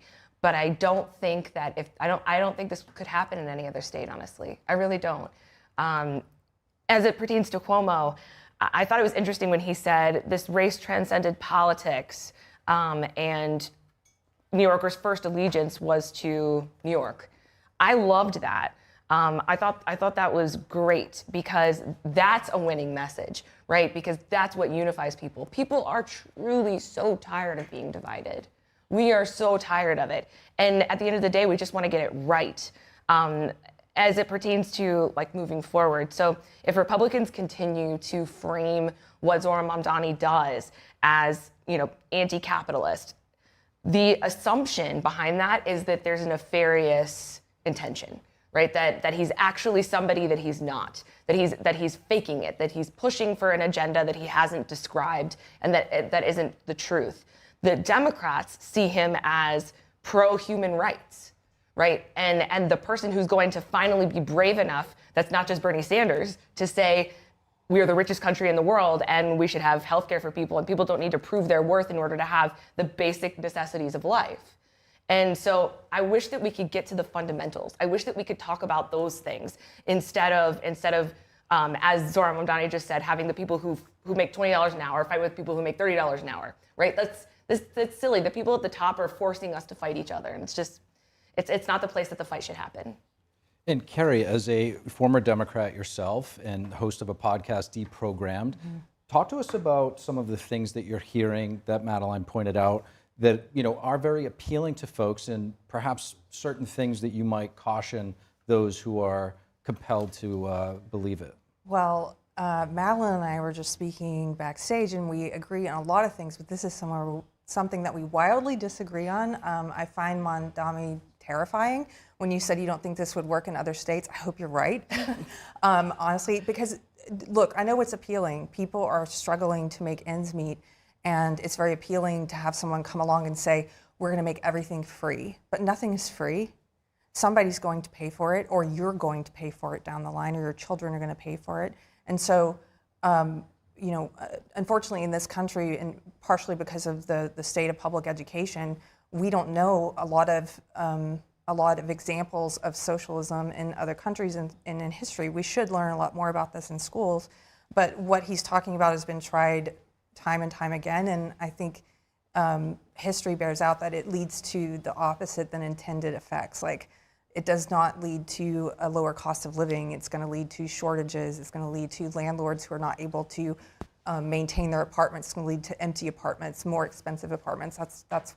I'm looking at this as, this would be a nightmare. I don't want this in Texas. So.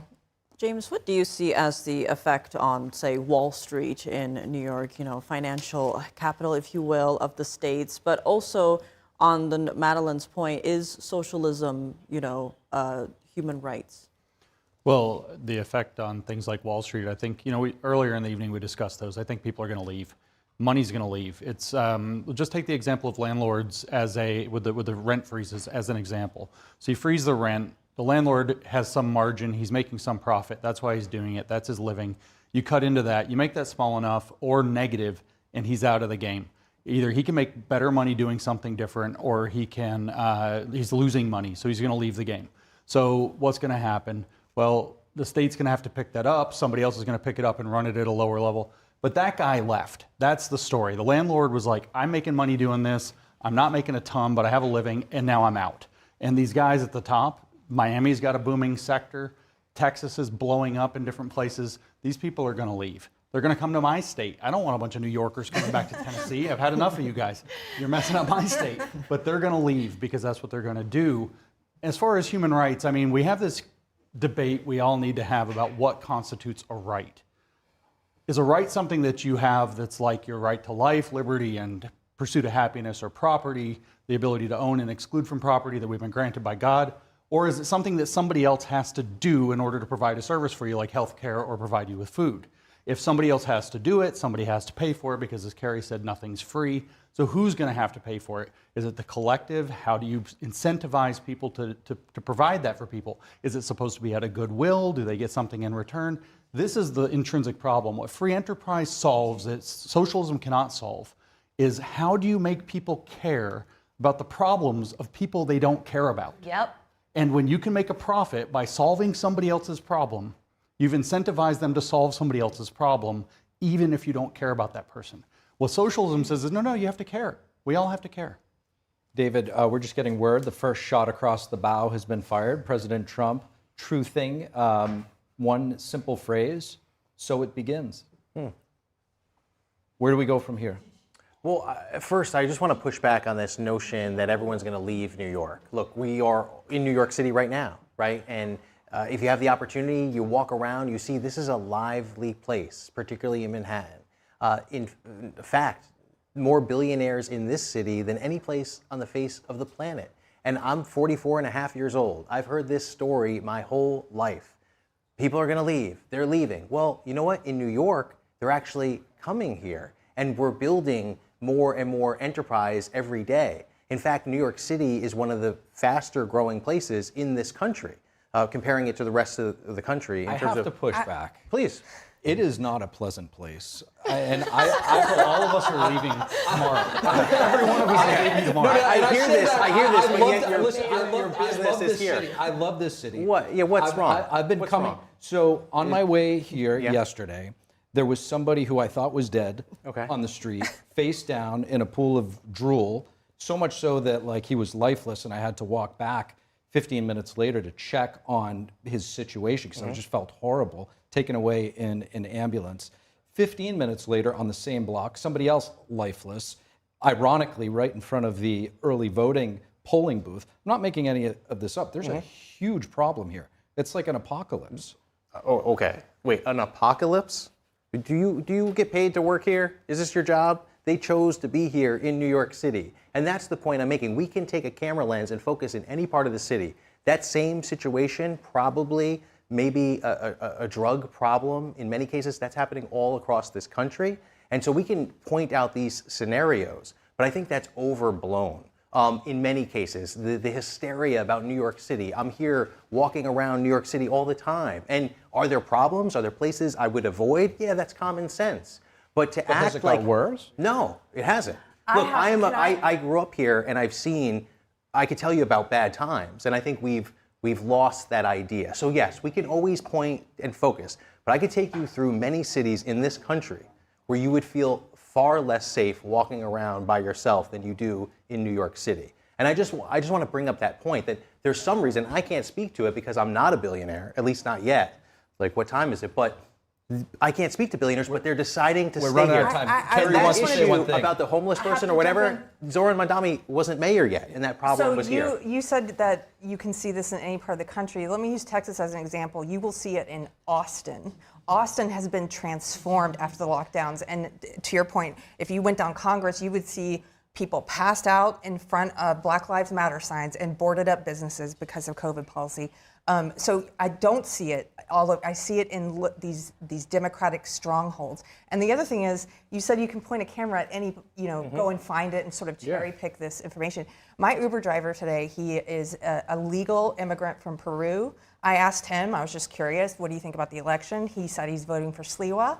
And if Mandami wins, he's already started making preparations to move his family out of New York City. Now, that's just an anecdotal piece of evidence, but I didn't go and cherry pick him and find him.